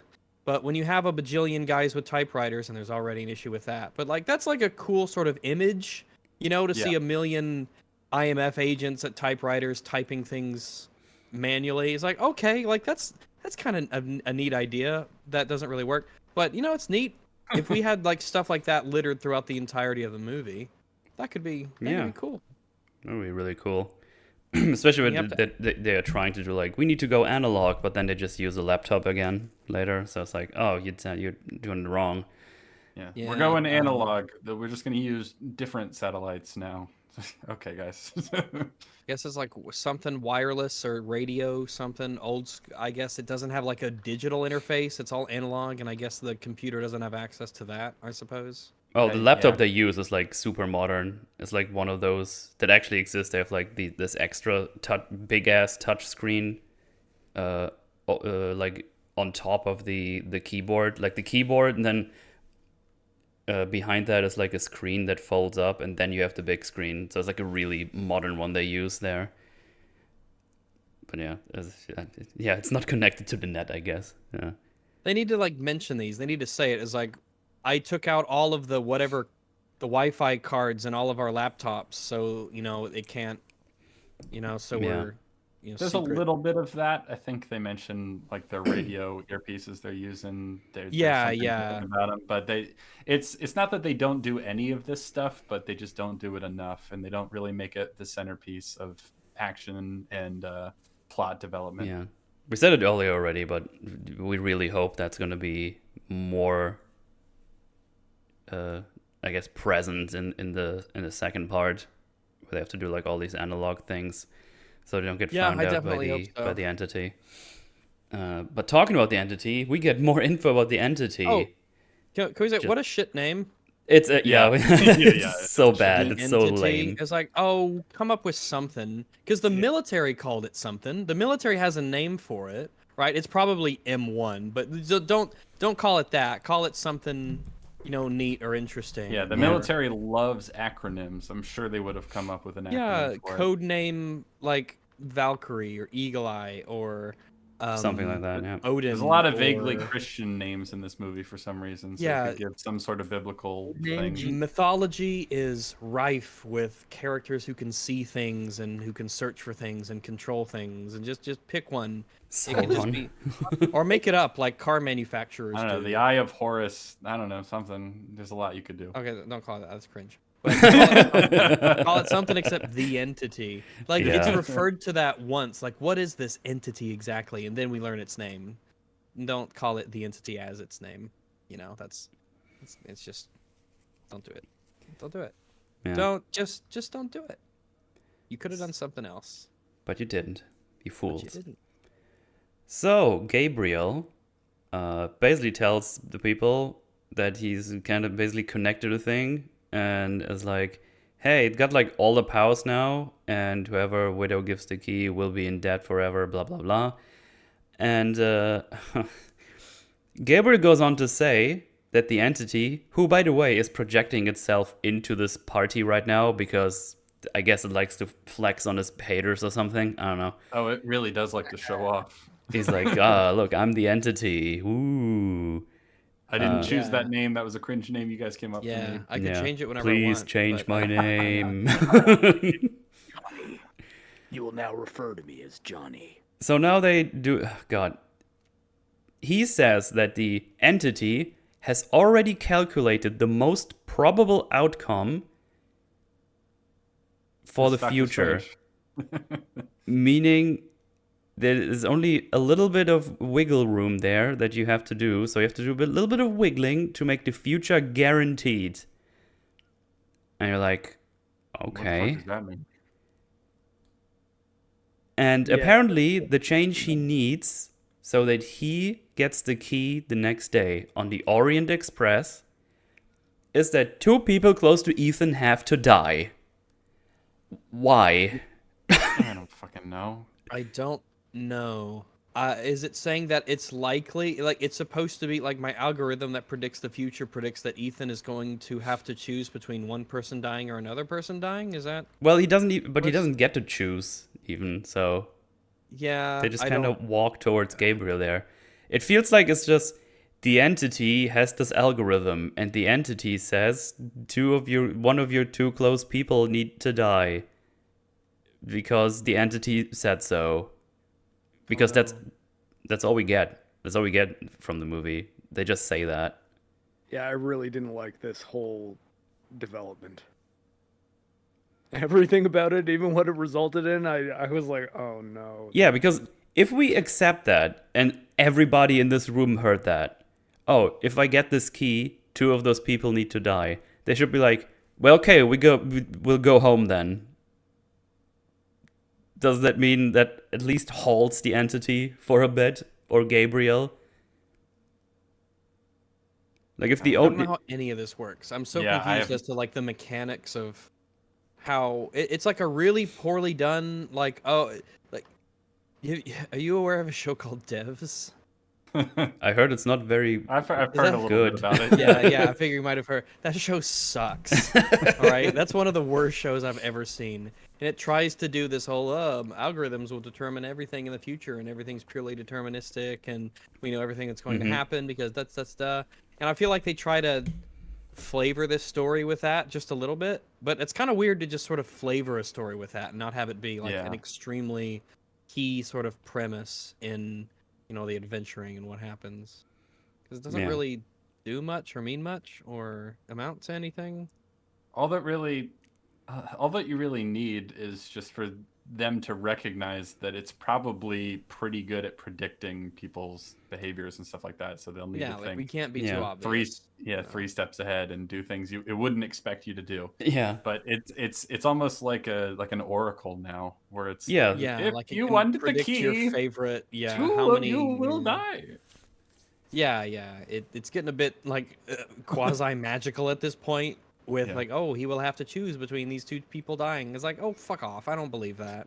I don't believe that your computation power can foresee that sort of thing. I just don't believe you. It made a quadruple billion, I don't know, calculations, and now there's 2 probable things that you need to. There's a probable outcome, but that only happens if one of these 2 people die. Yeah, It's I like, just don't. oh. You're gonna have to connect those dots for me as an audience member, because I just don't believe Yeah, you. and now you also I need to just tell don't. me why they just don't fucking leave. It's like, oh, if these need to die, we're just gonna go. Seems like you lose then, or at least don't get the key tomorrow. Like, it's, I don't know, it's just dumbass writing. It's magic, basically, as you already there's said. never that. There's never that, because we sort of have a. They did this in God of War Ragnarok, the whole fate and destiny kind of thing, and I think they did it really well, and they handled it really well. But I just don't see it here at all. It's No, I just don't. They just say that, and it's like, You shouldn't that's the have fact introduced now. it. You shouldn't have even really mentioned it. Basic predictive powers. Like a really, really smart person who makes contingencies and a bunch of plans for things that could happen in the future. Exactly, But not like, oh, I know what kind of flavor of coffee that you'll get 3 months from now when you go to the Starbucks in Anaheim. But And only like, if you oh, strangle your grandmother. I don't have any reason to be in Anaheim. You will. Oh, you will. You just don't know it yet, but I do. I You're do. like, I don't- okay. But I know it will happen. So yeah, so now the entity can hack into everything without being seen, can control all the things, knows everything about everybody, can calculate whatever it wants, and now also knows what happens in the future, basically, to a certain degree. Like, it boiled it down to 2 probable outcomes, so I think that's pretty good. That's pretty powerful. So how the fuck does it even lose anything? It can do everything. You gotta make it powerful enough to be like a deadly enemy, but you can't make it so powerful that I think, oh, it's just not even possible to fight this thing. Yeah. And there's nothing we can actually do. You just made it like this all-powerful entity that just can't be fought against. That's just, it's one of my big pet peeves in shows is when things are inexplicably bulletproof. Mm-hmm. Whether it's giant ants or random critters or biological whatevers, and they shoot it and shoot it and shoot it, and it doesn't die. And I'm like, oh gosh, there's like it's impervious to bullets. And I'm like, oh, that's just so lame. Like, make it deadly, but it doesn't make sense that it could just survive being shot by all these bullets. Yeah. It's like, I quit. immediately You're have just to being think of Mando, where the Yep, fucking that's what- big ass yeah, monster Mando. can't be shot by lasers, but then they just stick hooks into them. It's like, what? Yeah, we can stick grappling hooks into its skin. Yeah, that'll work. But you can't shoot these blasters, these superheated plasma balls into it. It's like, okay, whatever, fuck off. I just don't believe you. I just don't believe you. Yeah. It stinks. Mando sucks. I have not watched a single minute of season 3. Good. Oh, Keep no, it that that's really way. bad. Watch. You can't. Well, you know what? You can watch EFAP cover season 3 Yeah. on channel Every Frame of Pause podcast at youtube.com. Check it out. Look at it. Click the like button and hit the bell and leave a Comment comment. on this web zone. Yeah, that's right. Make sure you give us money. Me too. Good stuff. Or I'll won't put on the vest snort. So yeah, Ethan tells White Widow, you can't give it to him, you make a mistake. And he's like, no, but my life is on the line. And so he's like, I'll see you tomorrow. And then Gabriel just leaves because he's super sure of him. But of course he doesn't leave for the Orient Express. He goes to this little bridge where he's gonna do things. We'll get there very soon. Next action scene. We got the next action scene. where we basically they get away from them. Grace is running away, but also steals back the key she put into Zolo's pocket and does some slay of hand tricks. And this is kind of funny because he looks at the fucking hands. He's like, "What the fuck?" and just gets punched by Ethan. I thought it was kind of funny. I also Yeah, like. I guess he was doing the whole, illusionist magician thing since the first movie. So Yeah. when they bring it back, I'm like, oh yeah, that's the thing you can do. Yeah. That's a good callback. I like that Ethan uses the henchman as cover, and his friend co-worker does not just fucking shoot him. He actually stops shooting him. He doesn't just randomly shoot his friends in the back, or his co-workers at least. That's nice. Yeah. He does shoot one of them by accident, right? And then doesn't one of them get shot?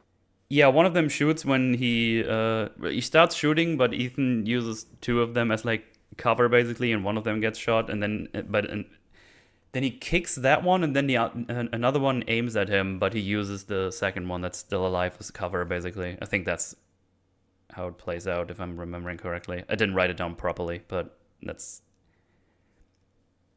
should be it. Yeah, he just gets rid of them. He kind of looks at the White Widow, or Alana, I think is what they call her mostly, right? Something like that. Just kind of jumps off the balcony and lands down. Does a little roll, but obviously Grace is running away now. And Ethan realized that she took the key, so he goes after her. And she gets grabbed by two security men, and she fights them off just shortly enough that I believe it. Like, they make it look like she's gonna get overwhelmed pretty soon, but Ethan gets in there in time to kind of get her out of that situation. Yeah. I quite like that, because it happens so many times that the random person just starts fighting off these security guards or whatever, even though we know they don't have any fighting training, which she doesn't have. Or they're just smaller or something like that. Yeah. So it's tough to buy it.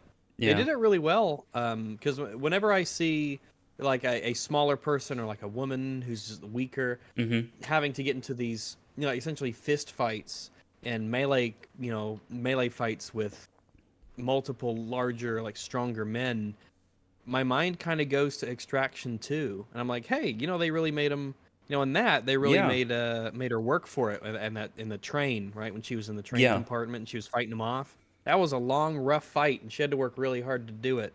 So that's in general something believe that. I really like in Extraction. After they fight, they just look beat up. Like they're just tired, really tired. They're like, oh, I'm really tired. I'm happy to hear the second one's good though, because I did like the first one quite a bit. Yeah, I recommend Extraction 2. It's I would too. Still pretty solid. Yeah. I'd recommend them both. Absolutely. Watch them one after another. That's probably a good time. Just have some drinks. I have seen the first. So. I did like it quite a lot. I just haven't got around to watching the second one, but I enjoy that I'm hearing positive things. Yeah, go for it. It's good stuff. I enjoyed it. See. Also, I don't have to leave my house because it's on Netflix. It is. Wait, where are we going now? So yeah, Grace is just running away basically. Benji and Luther are still like on the comms, and they're telling Ethan where to go. But at some point, the Entity takes over like all the satellites. Like they're kind of changing up satellites, but the Entity is like, "Nuh-uh, you're not getting those anymore." It's taking control of the satellites faster than I can hack them. Something like that. Yeah, exactly. Which is like, yeah, probably. Yeah, weird how it hasn't done that already. It's weird that it didn't do that on day one. Yeah. You'd think it could just constantly have an eye on everything, essentially. Everything that it's hacked into, it should have constant eyes on. I don't know why it doesn't. Yeah. It needs more RAM. We're not really going to think about what this AI can do. We're not going to go... We're not going to fully explore what it actually means to have a super powerful mega AI that can control everything. It's just not like... It sounds spooky, but we're not going to commit or anything. No. And they already know its powers, essentially, so they're still, I don't know. That's kind of the issue, right? These people are really, really smart, And the tech guys especially, Benji and Luther should both know that, they should be really aware of this, the capabilities. So you might have Ethan and company, they're asking questions about what it can do, but those two are the ones who are like, yeah, because of this, this, and this, it can do this, this, and this. We can't use this, so I had to remove the chips into this thing. And, we got shortwave radios and walkie-talkies and stuff like that. We're kind of going old school, back to the basics sort of stuff. And then one of them's like, oh, no, but we don't have our gadgets. And someone else says, we don't need our gadgets because we're amazing, because we're a team and we're great. We don't need our fancy gadgets. Unless we're climbing the Burj Khalifa. And then we're going to do it ourselves. We're going to do it through the power of teamwork and or friendship. Yeah, we have the power of God and anime on our side. Yeah, always anime. Yeah, one of them brings they do the Gotham Knights thing, and they just bring a sword, and it's all fun, and we're having a great time. It's funny you should mention that. We're about at the part of the movie where one of them brings a sword. Oh yeah, Paris has a sword for some reason. Right. That's true. God, yeah. Sword. I got a sword. A sword. Swords are cool. Yeah. Not very. Katanas are cringe. Modern combat though. Hey, well, the way that they used it, they should be doing quite well with it. Yeah. Even if they don't. But yeah, Grace is still running away. Ethan is going after her. He asks for directions from Benji. But at some point, as I said, the satellite's getting taken over, and the entity also starts talking like Benji over the comms, and just leads Ethan into like a small alleyway, so he can't get to that little bridge he's going for in time anymore. That sounds like the kind of ability that would be really useful for the entity to use a whole bunch more in the future. Oh yes, they really need to think about that. That's why they have to do. Like it just discovers it can do this. Yeah, it kind of does. Like, oh, this is a thing I can do. Oh, sweet. Wow. That's crazy. We're going to put that to use. Damn, I'm good. Yeah, good thing there's never another time in the movie where Ethan is relying on comms directions from Benji specifically. Yeah, like if it didn't want him to get to the train or anything like. No, I think they were using the shortwave. Yeah, that's where they changed to the analog one. But like even before then, like everywhere on the radio, on the airport and stuff like that. Yeah. And he doesn't have to. No, this could be really subtle, a subtle reveal throughout the whole thing, where they drop a couple hints that some of the things that Ethan has been told are things that Luther or Benji or someone hasn't actually said. But it's really subtle. It's like a detail. It's maybe a left instead of a right. It's maybe 5 minutes instead of 10, something like that, right? And you don't really think much of it, and then they get the reveal. Oh my gosh, it's been doing this the whole time. I don't know. Oh my god, that would be cool. Said it went cool. It's been the entity all along. It's been the entity all along. You get the big reveal. Foolish mortal, it was I, the Computron. My computrator noises were fooling you. It also might have been mortal man. Might have been interesting if they went that route. If this movie ends more like Infinity War, where like it's kind of a defeat. I honestly thought that was a distinct possibility. Yeah, they didn't do that. There seemed to be some more Marvel-ish humor in this one than the others. So I wish it had more Marvel-ish humor, because then I would have laughed sometime. Like when Marvel humor is good, it's really good. Yeah. You know. Yeah. But when it sucks, it's like the rest of comedy when it's bad and it just stinks. Because a lot of the comedy in this, it's not like it just didn't work. It almost felt like it wasn't even there. It was just like a little side comment that Benji makes or something like that. It felt like it was just... It had this shadow of comedy that was sort of cast over parts of it. It didn't, it just didn't have any of that. Like the kind of thing that they realized in a later draft. They're like, oh, we should probably throw in some jokes. Hey, Jim, throw in some jokes into the script. Like, hey, Simon the guy Pegg, who holds the camera. Comedy. Okay. Tell us where to put it. The camera guy. What do you mean? Do we fire that Whedon guy? What's going on? We get him. You say something clever and snappy. Yeah. But yeah, he's getting led astray, if you will. And at some point the end is like, ha, I fooled you, and now you can't get to Grace or Ilsa in time. But Ilsa is still there, she can go there. So they basically both just get led there to that bridge.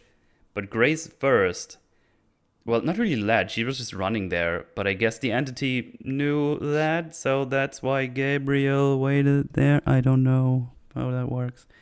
You see, if I'm Grace, which I often am, Oh, if I'm Grace, what's up, Grace? and I'm running through Venice, and I'm trying to not die, right? And I am running. Oh, look at me! I'm running. Oh, I sure hope I get away. I wonder where Ethan is. Man, I'm such a good. I love stealing, and I see Gabriel on the bridge at a distance, and he's not even facing me. I turn around and I run away. No, you take your knife and fight him.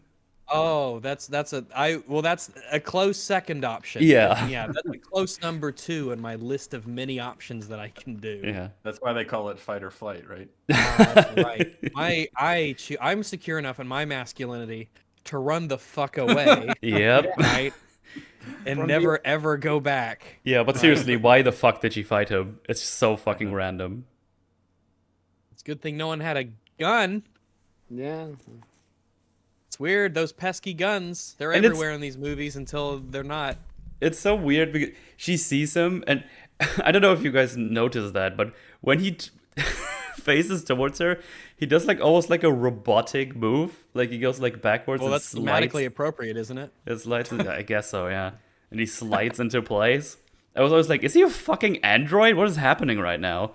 That's the reveal. He's been an android the entire time. That was the clue. That was oh the my clue. god. Yeah, so It built a body for itself. It really wanted to be Yeah. a middle-aged. Well, I honestly thought that that's what was happening in the airport scene when he kind of flickers in the Yeah. glass. yeah, like that's Yeah. the thing. It's like a thing, or there's a chip in someone's head. You know, something like that, right? Mhm. There is an idea, because we get this problem in Age of Ultron, right? This idea that once this thing is on the internet, right, that it's over, right? It can go anywhere at once, do anything at once, basically. You have to really work super hard and think of something, to try and make it to where it can be destroyed after that point. So I think one of the ways to get around this conundrum, this writing conundrum, is to say that the complexity of this AI is such that it requires a very specially made container or like sphere or something, right? It has to be housed physically in some sort of a device, it's like a special case that keeps it cooled and gives it the power it needs and can house all the nano circuitry and things like that, so that it has a physical base from which it exists that you can destroy and kind of like track. That's probably what you need to do, instead of it's out there. Oh my goodness, it's in the internet. How could we ever kill it? I don't know. Don't think about it. Don't think about it. I'm sure it's probably if we blow up the submarine, we'll be okay. Okay, gotcha. No, Yeah. okay, we got it. All right. Yeah, and the weird part is also it seems like Gabriel didn't even mean to fight her, because she gets out the knife, and Gabriel says like, "Oh, so be it." It's like, "Oh, you didn't actually want to fight." It's like, okay. Well, if neither of you should want to fight, like you should run away. Yeah. The whole thing, yeah, whatever, it's fine. Yeah, it seemed like she also Sequences. conveniently stopped getting chased around that time too. Like there was no one coming up from the rear. Like she was on the border of that fight for basically the entire time Ilsa was fighting Gabriel, right? Or did she run away? Did she end up running away once Ilsa started fighting her, or didn't she get like knocked down? Oh no, Grace She's gets just sort of fucking around. dominated. She tries to swipe him a couple of times, but he just fucking punches Because that's her how in the gut. knives work.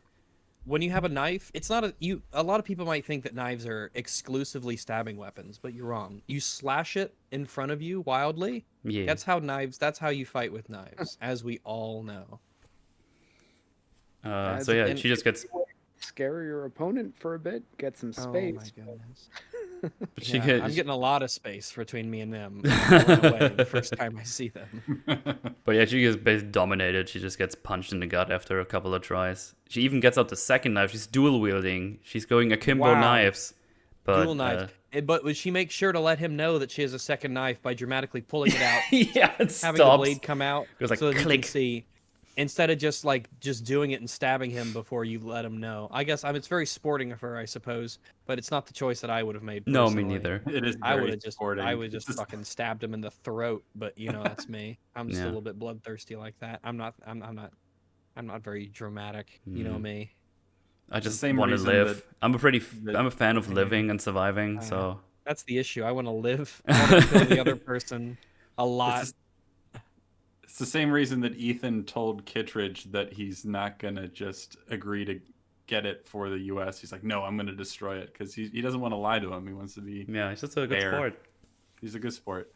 He's making a statement. He's like, no, I'm not going to give this to you. This is evil, and you're kind of sounding like a bit of a villain, honestly. It's kind of weird. And so we're just not going to be doing this. I'm going to blow it up. Yeah, very, very strong strategic move. He's just Absolutely. Sometimes you just got to put your foot down. It's like, no false advertising. It's like, I know that, I know who pays the bills around here, and I know it's her mission and all that. But just to be clear, I will be destroying this Computron, so it's very important that you're aware of this. I could have made an amputee joke after the putting the foot down thing, but I didn't. Technically, now I kind of did. Yeah, you did anyway. You fooled yourself. Congratulations, you played yourself. You played yourself. A computer could play itself, right? Sure. I think so. So while all this is happening, Ethan is getting cornered or flanked by Paris and another guard, and I actually don't like this fight scene at all. I think it looks pretty clunky. It's hard to tell what's happening, and also don't know why she brought a pipe and not a fucking gun and just shot him. Because the pipe is mightier than the sword, as we all know. It's an ancient Babylonian proverb that we've all heard many times before, and it holds true. When have you ever seen someone with a pipe fight someone with a sword and lose? None. You've never seen it. I've never seen it, so yeah. You've never I guess. seen it. You can't name a single time. So. You got me. Damn. There you go. It's something to think about. I won't be sleeping tonight. I'm just thinking about and try to find evidence to counter you, but I probably won't find any. Yeah, so it's weird how there's guns everywhere in this world until they would be inconvenient. Yeah. Yeah, because if they had one gun there, it would just be donezo. It just feels like that kind of classic action movie thing where they want fight scenes to go on for longer, so they're like, let's do hand-to-hand stuff. Guns just aren't around that way. It's more dramatic. How do we? There's the video for all of you aspiring potential YouTubers out there. That's your video idea. How do you deal the problem with guns and phones? Guns and phones. Yeah, you have phones, to account. phones. You have to account for guns and phones in your movies. Yeah, that was actually something I had a lot of trouble with in the movie I made, just after I finished film school. I have one fight scene in the movie that involves guns because it was too hard to deal with them. And I don't think we wrote around it very well though. So I would not use my work as a good example, but guns are. So when you make your video, don't use Mark's. Yeah. My movie is an example of what not to do. And actually, realistically, I think the first podcast you could say I ever did was there's a commentary on the DVD. Ooh. Oh my god! Look at you go. Yeah. Eat the gun, shoot the phone, then yourself. Eat the gun, shoot the phone. If you want to win an Oscar, I guess. But yeah, he wins against them. But he spares Paris. And I was like, that's going to pay off for the heroes. I can smell it with my nose. He's a heroic guy, I guess. He doesn't she's fucked and she's done, and he could kill her, but he doesn't do it. Yeah. He's a hero, man. He's a good guy. He doesn't kill women like a real hero. Like a real hero. Like a real hero. Sounds like he's not very based. Sound like he's a fucking blue-pilled liberal piece of shit. Wow. Snowy Cruise more like. Wow. Damn. Why don't you... Yeah. I don't care how many cliffs you jump off of, you women liker. Yeah. Gross. Gross. Nasty. So yeah, Grace gets annihilated. She's out for the count. and he's about to stab her, but Ilsa is here. She got here in time, just as the Oh my entity gosh. said. Oh my goodness, how did the entity know? There were so many variables. But I'll luckily, Ilsa just shoots Gabriel and the movie's over. Uh, So, no. Just like the old gypsy woman said. oh my goodness. But wouldn't it be cooler if she had a sword? Well, lucky for you, that's exactly what she has. Is Venice just full of swords? There's just swords everywhere in Venice? Paris's cane sword, wasn't it? Like the blonde French woman. Yeah, it's just weird. She doesn't have a gun in this Yeah. spy action movie full of guns. Also true. It's just a little strange. It's a little odd. So yeah, It could have been. she fights him with the sword. Luckily he now has 2 knives to fight her with. So Oh my goodness. Who will win? 2 knives or a sword? Oh, obviously it's the sword because that's just how it goes. If you bring a knife to a sword fight, you're just gonna lose. See, you've easily. been fooled by the movie Oh once my again, goodness. Rags. Oh my gosh. they got me. Actually, because lot. 2 is more than 1, the knives true. win. So The there you knives go. win. It was a shitty fight to watch because you have like a sword. He doesn't have anything to block with. Just hit him with the sword. Yeah. He's I right didn't like there. anything about how There's that no went amount of that he can do to make me believe that the sword isn't going into him. Did I get If you see disconnected? someone with a sword and you have a knife, you turn around and you run away. That's the only correct option. Only correct option. I have like 2 tiny little itty bitty swords, but they have an actual sword. So I'm kind of in what we call a pickle. I don't know like what they call pickles. it in Venice. Let me look up the Italian for pickle. Google Translate. Let's Los go Picklos from or something. I don't know. Italian to English. I had to change it from Latin. French. Pickle. It's a what? Cornichon French. No, I gotta sottacetti.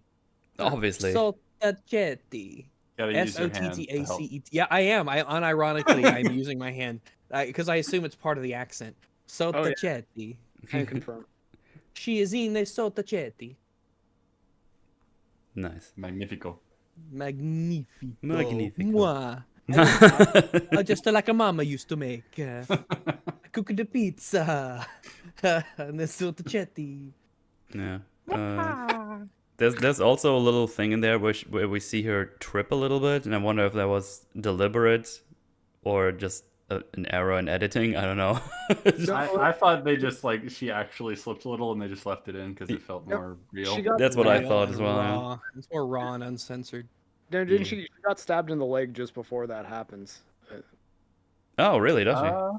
She like stumbled on the stairs. Oh, Yeah, because I I didn't- remember thinking, oh shit, they're actually having her slow down, like she's getting hurt. I thought that was actually kind of good. I did not notice that, even on my rewatch. Yeah, I mean, I've been out to lunch on a couple of the details in this movie so far. Yes, I did only see it a few hours ago, and only the one time. Wow, you didn't watch it 7 times I've not on your seen way to the homelands? Memories. This movie is just a shuffled deck in my brain right now. You can still make sense of a shuffled deck, but you know, you gotta look a little harder.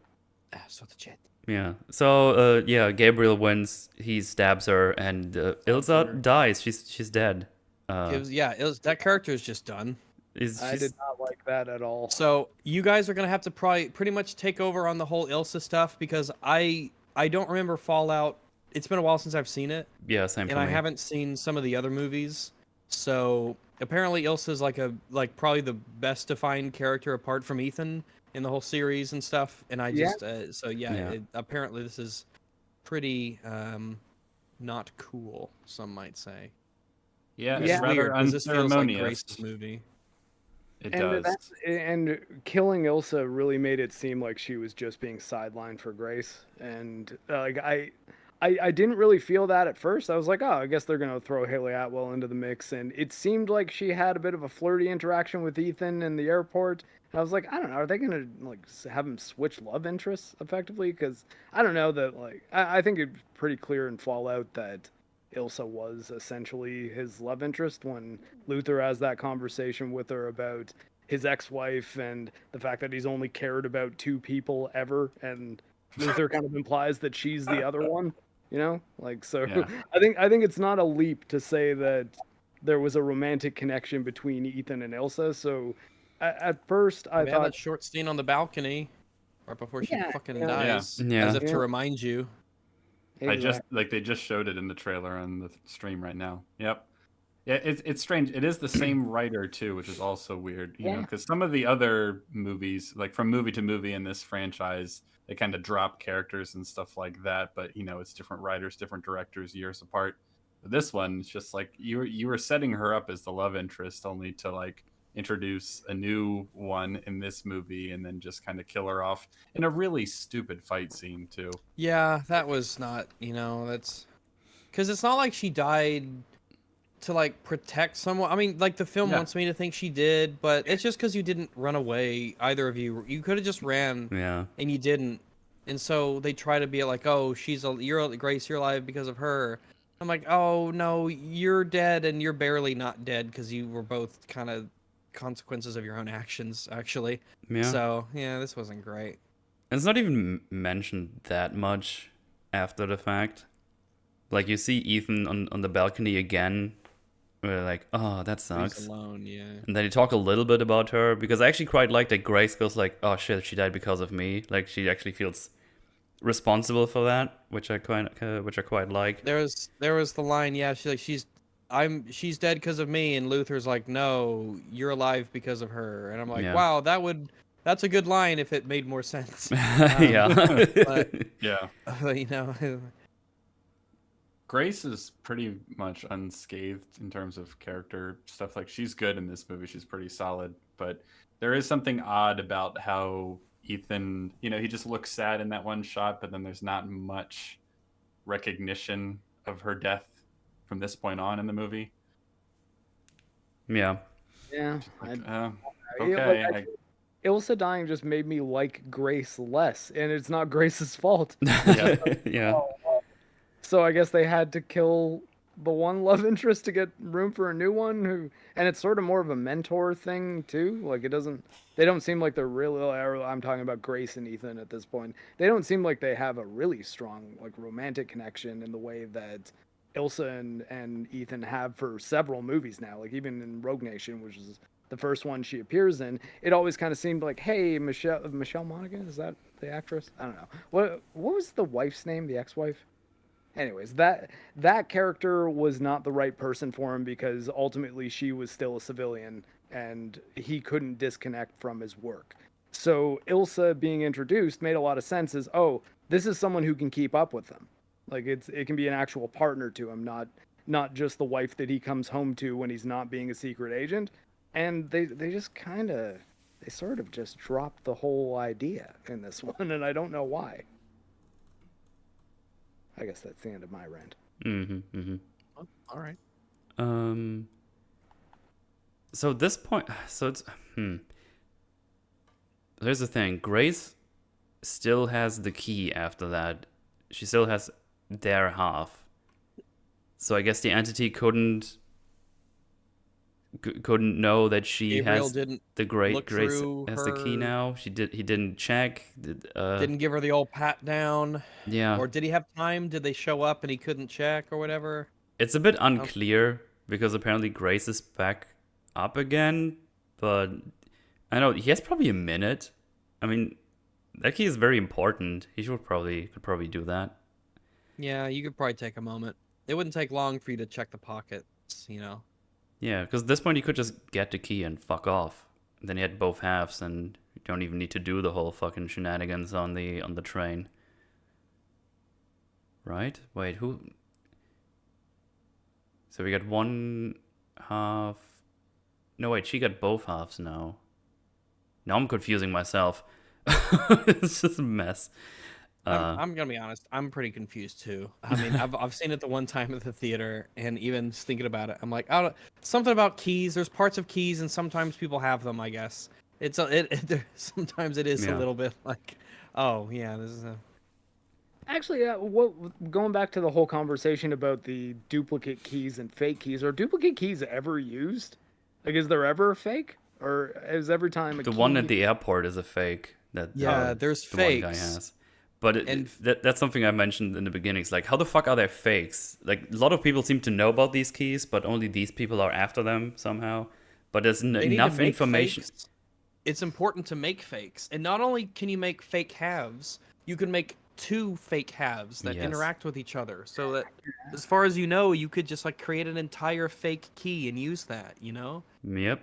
It'd be really useful to be able to give it away and have it seem real. I mean, they seem to have pretty good information about the key and how it looks. You can see it on that plane in the beginning at the airport where they have their briefing. They have like a close up of the key where it looks like you can actually see how the key is formed. And because they just have normal keys like you use at your door lock, you could just use the fake for unlocking the fucking thing anyway. I mean, as I said in the beginning already, like there's no extra step. It's just put the key in and then rotate it 3 times, and there you go. I don't know what would prevent you to just make that counterfeit one and just use it in the same thing, you know?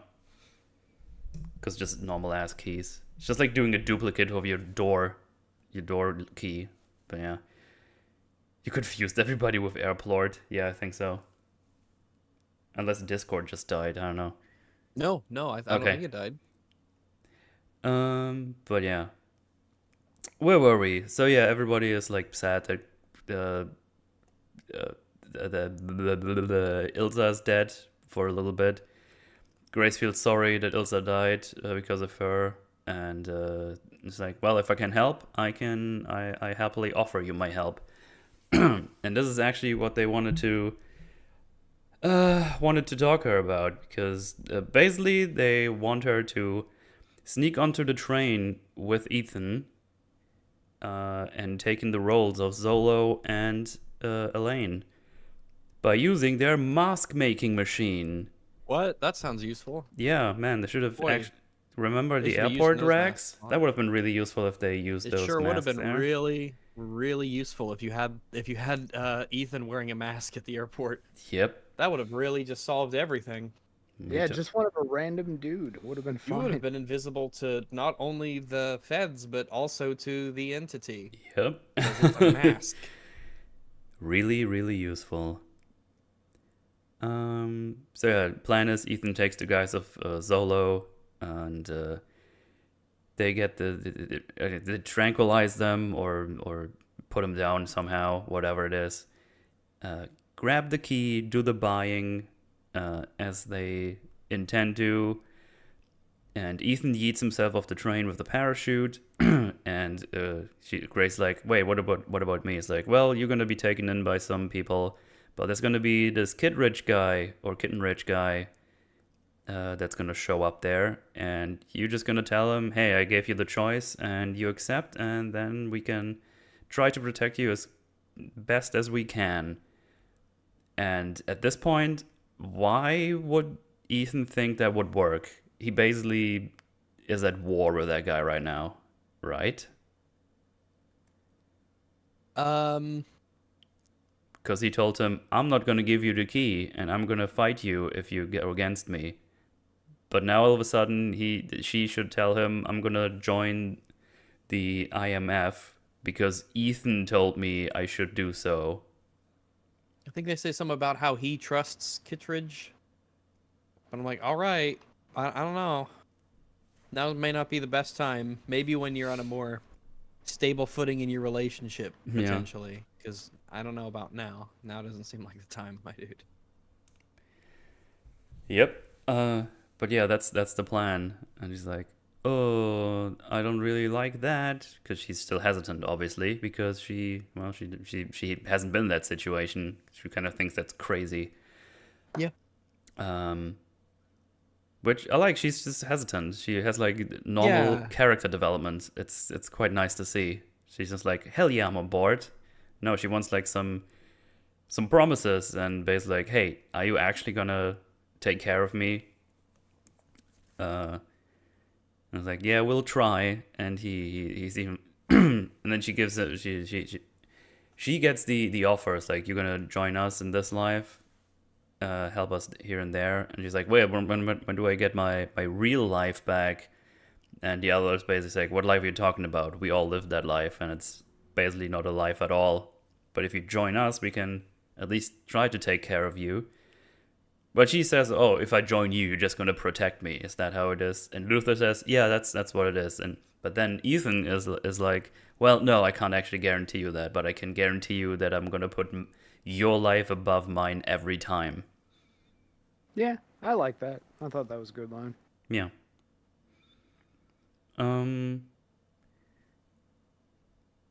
So yeah, that's how she is gonna join for now. And then Luther has a little talksy with Ethan and tells him, hey, this is the hard drive that was on in my laptop when the entity took over, and if there's a chance that there's a single trace of that entity, I need to find it. And I guess he probably wants to do something with it, but I'm gonna fuck off now because I have to go somewhere where I'm completely offline and shut off the world so I can do that in peace. And it's gonna take all my might, all my power, all my concentration, all my brain, all my hacking power. Yeah, I'm gonna go lead hacksaw on that hard drive. I'm gonna find traces. And I guess it's just a setup for the next movie. I said it earlier already, where he's gonna come in. It's like, I have something to help you with the entity, whatever that's gonna be. Either an antivirus to defeat it, or at least something to stop it for a while, so they can do whatever they need to do in movie 2. But then he's also, well, I also need to ask you something as a friend. Are you gonna be able to stay cool? Like, what is your objective? It's like, well, to destroy the entity. Yeah, but what about destroy Gabriel? Because we need him alive, because we still don't know where that key goes and what it exactly does. So if you kill him, that's going to be bad. And Luther says that he thinks there's a possibility that the entity calculated a thing where Ethan is winning, and now it's scared that's going to happen. And apparently, according to Luther, there's 2 possible outcomes on that train. Either Gabriel gets killed by Ethan, or Ethan dies. And in both, the entity wins. Meaning that if he kills Gabriel, Ethan won't know where to find the entity. And if Ethan dies, Gabriel will try to control the entity, probably fail, and then the entity wins as well. So at this point, the entity should just take care of Gabriel and win. Right? If that's what the assumption is. Because I don't see the entity wanting to be controlled. The entity seems to be rogue and do its own whatever the fuck it wants to do. Yeah, it's like, I guess it needs someone like him to do stuff in the real world that it can't do, but I think the big problem here is that obviously there's not a reason why any of them have to die just because they're, there's many scenarios where they can't kill each other, or where they get stopped by the police or the feds or something like that, or like obviously a computer should know that there's other scenarios apart from those 2, obviously, yeah. But no, there's 2 outcomes. Only 2. There's 2. Only 2. There's no more, no less. Only 2. There's no way for the entity to feed everybody wrong information, or I don't know. Because at this point, we assume that Gabriel is the sole person who actually knows what to do and where to put it exactly. But we learn in a little bit here that actually the intelligence director knows where the submarine is exactly. Which, does the entity know that? I don't even know. I'm losing track of what the entity knows and what it doesn't know. I think apparently it didn't. Yeah. I don't think it did. Because if it did, then they wouldn't have had that conversation. The Gabriel wouldn't have killed him. It would have been just a hit mission to kill him. Yeah, that's true. But yeah, they have this little conversation, and then, oh no, the mask printer just randomly breaks while doing the second mask. And I was I was like, confused when this first happened. I thought the seriously? AI had like hacked it or Yeah, something same and stopped here. it, I but was it like, just "Did this breaks. randomly break?" And it happened in Ghost Protocol too, where it just breaks and then they can't use it. And I'm like, oh, this is lame. How it just randomly breaks and to cause drama. You know, Yeah, I'm like, oh, this. You've already did this, and now you did it again, and it was lame the first time. yeah. It's like one of those things. Like, sure, that can happen, but writing-wise, that's so fucking lazy. Oh, Yeah, we can't totally. have Yeah, them. I guess it's possible, but like, man, Yeah, isn't that lame though? All you have to really do is have them get on the train, have a fight happen in which Ethan's mask is damaged, and then take it off and stay home. Yeah, or they get the thing gets damaged in some sort of a fight or something, or they say, well, in order to use it, we have to connect the mask maker to the, face database or whatever, and that means the entity will be able to see it. So we yeah. probably will only have time to make one mask before it gets shut down. Mm-hmm. Who's gonna wear the mask? You or Grace? Oh my God! And then they have to like decide or something like that. Yeah, but no, it just breaks, so we only have Yeah. one mask and one that's not fully finished. Um, and of course they need to be on the train in like an hour, so they gotta go now. Um, yeah, so Grace needs to go alone, and Grace like, that is crazy. I've never done anything like this before, which is a pretty normal real reaction to have. Like, yeah, I'm not a special officer man or a special agent. I was just thieving lady a couple of hours ago, but here we go. But yeah, she hesitates, but she's like, Ethan tells her, it's like, I'm gonna be on that train. I'm just gonna jump onto the train, which is just such a Mission Impossible thing to do. He just goes to Benji's like, tell me where the where the train slows down enough so I can just jump on it. It's just kind of funny in the meta sense, I guess. Yeah. Like, all right, yeah, I guess you can do that. Meanwhile, I'm thinking I've seen the IMAX behind the screen, the behind the scenes featurette that they played before every IMAX Yeah, once. everybody knew what's gonna happen there. Yeah. So yeah, that's the plan. She gets on that train as normally planned, and Ethan has to find other means to get on that train. And it's kind of funny to see right after that Paris just jumps on the train onto the roof by just standing on that bridge and just get on there. I was like, oh, that was easy. Should have done that. Also, yeah, if anybody wonders, hey, what about all these physics when you're on the train? Those are off. Those are turned off in this movie. Mm-hmm. We can I guess talk up it's there. not- We can Yeah, hit I guess people. it's not going faster than whatever. It's going pretty fast. They even going speed pretty it up. fast. They even speed it up. Because I know the bullet train from the first movie was like crazy fast, and so it was super intense when they were up there. They had to be like couldn't even like stand up. They had to latch themselves to it. They had to lay down, and even then it was tough. And I guess this one wasn't moving as fast, but it'd be loud, Yeah. But Yeah, try having a conversation on a subway platform as the train's arriving. It's a pain They're in the pretty ass. Gotta yell like crazy. But yeah, she jumps on the train. She kind of seduces one of the conductors or whatever the guy was. Beats him up, gets his keys, and I guess they just ship Gabriel in this box that is connected to the entity. I don't know why. It's just weird. It's so random. Like she gets the keys, opens the box, and he has like this mask on that has like the entity thingy in front of it, even makes the noises.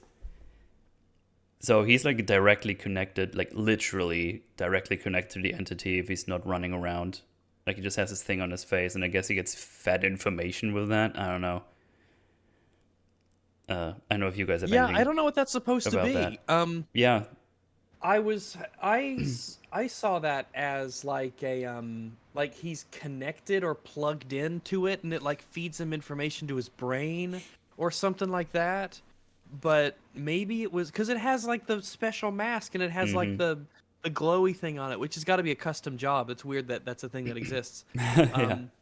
But maybe it's just to smuggle him onto the train. Yeah, but I'm thinking, but it's too stylized and everything to be that. It's like a special box with a whole mask that has the Yeah. entity's eyeball on it. It definitely has something to do with the entity because it even makes the entity noise, like I don't even know what the noise is, but it has a Yeah. specific noise you can hear. I'm still gonna assume it's somehow like plugged into his brain or something. It just seems like what it is. You Yeah. know? Because it's funny because that thing is on there, but the train crashes at the end, obviously, and explodes, so that thing is gone. So I guess it wasn't that important, or they have more. I don't know. It felt so random. Maybe that was their way to say this is how he's connected if he's not doing other things. He has like weird masks to put on his face and get these things into his brain. I don't know. I mean, it has to be connected to his brain. There's no way he remembers all these things that the entity tells him all the time. I don't know. It might be a movie thing. That's the problem. Where people Yeah. have really good memories on certain stuff. Maybe that's something that gets more clear in the second one. I don't know. I was just... Maybe. I hope it comes up because here I am just like I have no idea what this weird techno coffin is. Like what is this thing? I hope they explain it because they very specifically have like a full mask for his head Yes. that has the entity's like Yes. logo and like a digital display on it. And I'm like, first off, that's a custom job. They had to like make that for this, which is weird. But I don't know. Was this part of the entity's programming and how it would be? Like when the government was designing the entity, did it also make little boxes to plug it into people, or did the entity? I don't know. I hope they explain that because I have no idea what Yeah. the techno coffin Someone in is. chat just pointed out if it was a destroyed car, it's absolutely getting confiscated by the government when they find the parts. Yeah. There's probably some kind of information you can get out of that, for sure. Yeah. It's like like if you put it on, do you get to interface directly with the entity, or is it just a because he's in there like a vampire. He like, is, yeah. What the, oh, are you the villain? It's kind of funny. He has like a little cushion and everything in there. It's like comfy. He's having a nap. Yeah, it's got like I'm just going from memory, but did it have like silvery pillow lining or something like that? It could very well I don't be. know, it seems really comfy and cozy in there. Assuming you could, obviously there's some Casca of Amontillado fears. But it's just apart so from those, it's like, oh, look at him in there. He's got his, It's so funny because everywhere he showed up, he just went there normally. But in this train, for some reason, he's in this coffin, this cyber coffin. Yeah. Can you just buy a ticket and go? It's a train, right? You have all the money you need. I mean, that's how the agents got on there. They're like, yeah, we're just gonna... I would like to get on one of these really nice trains, and just travel around. Yeah. Where there's this is the fancy blue one, and there's a whole one here that's like a kitchen. Like, ooh, do this you guys one have is a techno bar, coffins here too? I saw that in the movie Yeah. once. Yeah, I want to try can you take me to the techno coffin? a little Like, comfy. what the fuck are you talking about? Can I watch like movies in that shit? That look crazy. Oh my god, is it VR? Is it- Is it oh. like VR of being in a box? I guess you wouldn't need it to be VR being in a box. You just put me in a box. But I'm gonna go back to the red room over there. It's past the blue room, and I'm gonna sit and have a grilled chicken salad because this Delicious. is a nice train. Yeah. Did I miss a part where they explain the VR coffin? Or No, was I no. don't think so. No, it's There's just a nothing weird thing close. that you see for just a moment. that... All right, cool. Yeah. And I'm like, okay, I guess that's done. I was willing to accept the fact that maybe that was another detail I'd miss or misremembered, but no. You would expect like some explanation as to the purpose of the techno coffin, but it's just the thing. It's just a thing, Mask yeah. and all. And it even has like the little gas things on it. Like I assume like he breathes out of that, or it's giving him some weird nanobot gas. I have no clue. We'll just say we want him to be kind of like Darth Vader, but like only a little. Only just a little bit. Nanomachine, son. We want to imply that he might be a cyborg. Hi, I'm back, and I'm glad that we're talking about the techno coffin. Oh, you want to... So bizarre. No, you covered it, but Okay. there's been like cryo sleep in there or something. It's so strange. Anyway, I will never die in the techno coffin. I will live forever. It's my favorite place to be. He's given me immortality. The porn that they have in this thing is really spectacular. It's great. The resolution is Gabriel. crazy. Oh, Gabriel, do you have no heart? No, I have no heart. But I'm hard Oh, from that's Van all. Helsing's name is Gabriel. Oh, there's the link. There's the connection. But I'm hard from all this There you porn on my VR goggles. Oh, 3D porn. What do they think of next? Next, they'll tell me you can have sex with women. Whoa, that's no ew. So other than the techno coffin, how does he communicate with the AI? Does he have an earpiece or a phone? Not that I know of. I don't know. I always assumed it can just talk to him or send him texts and stuff. Yeah.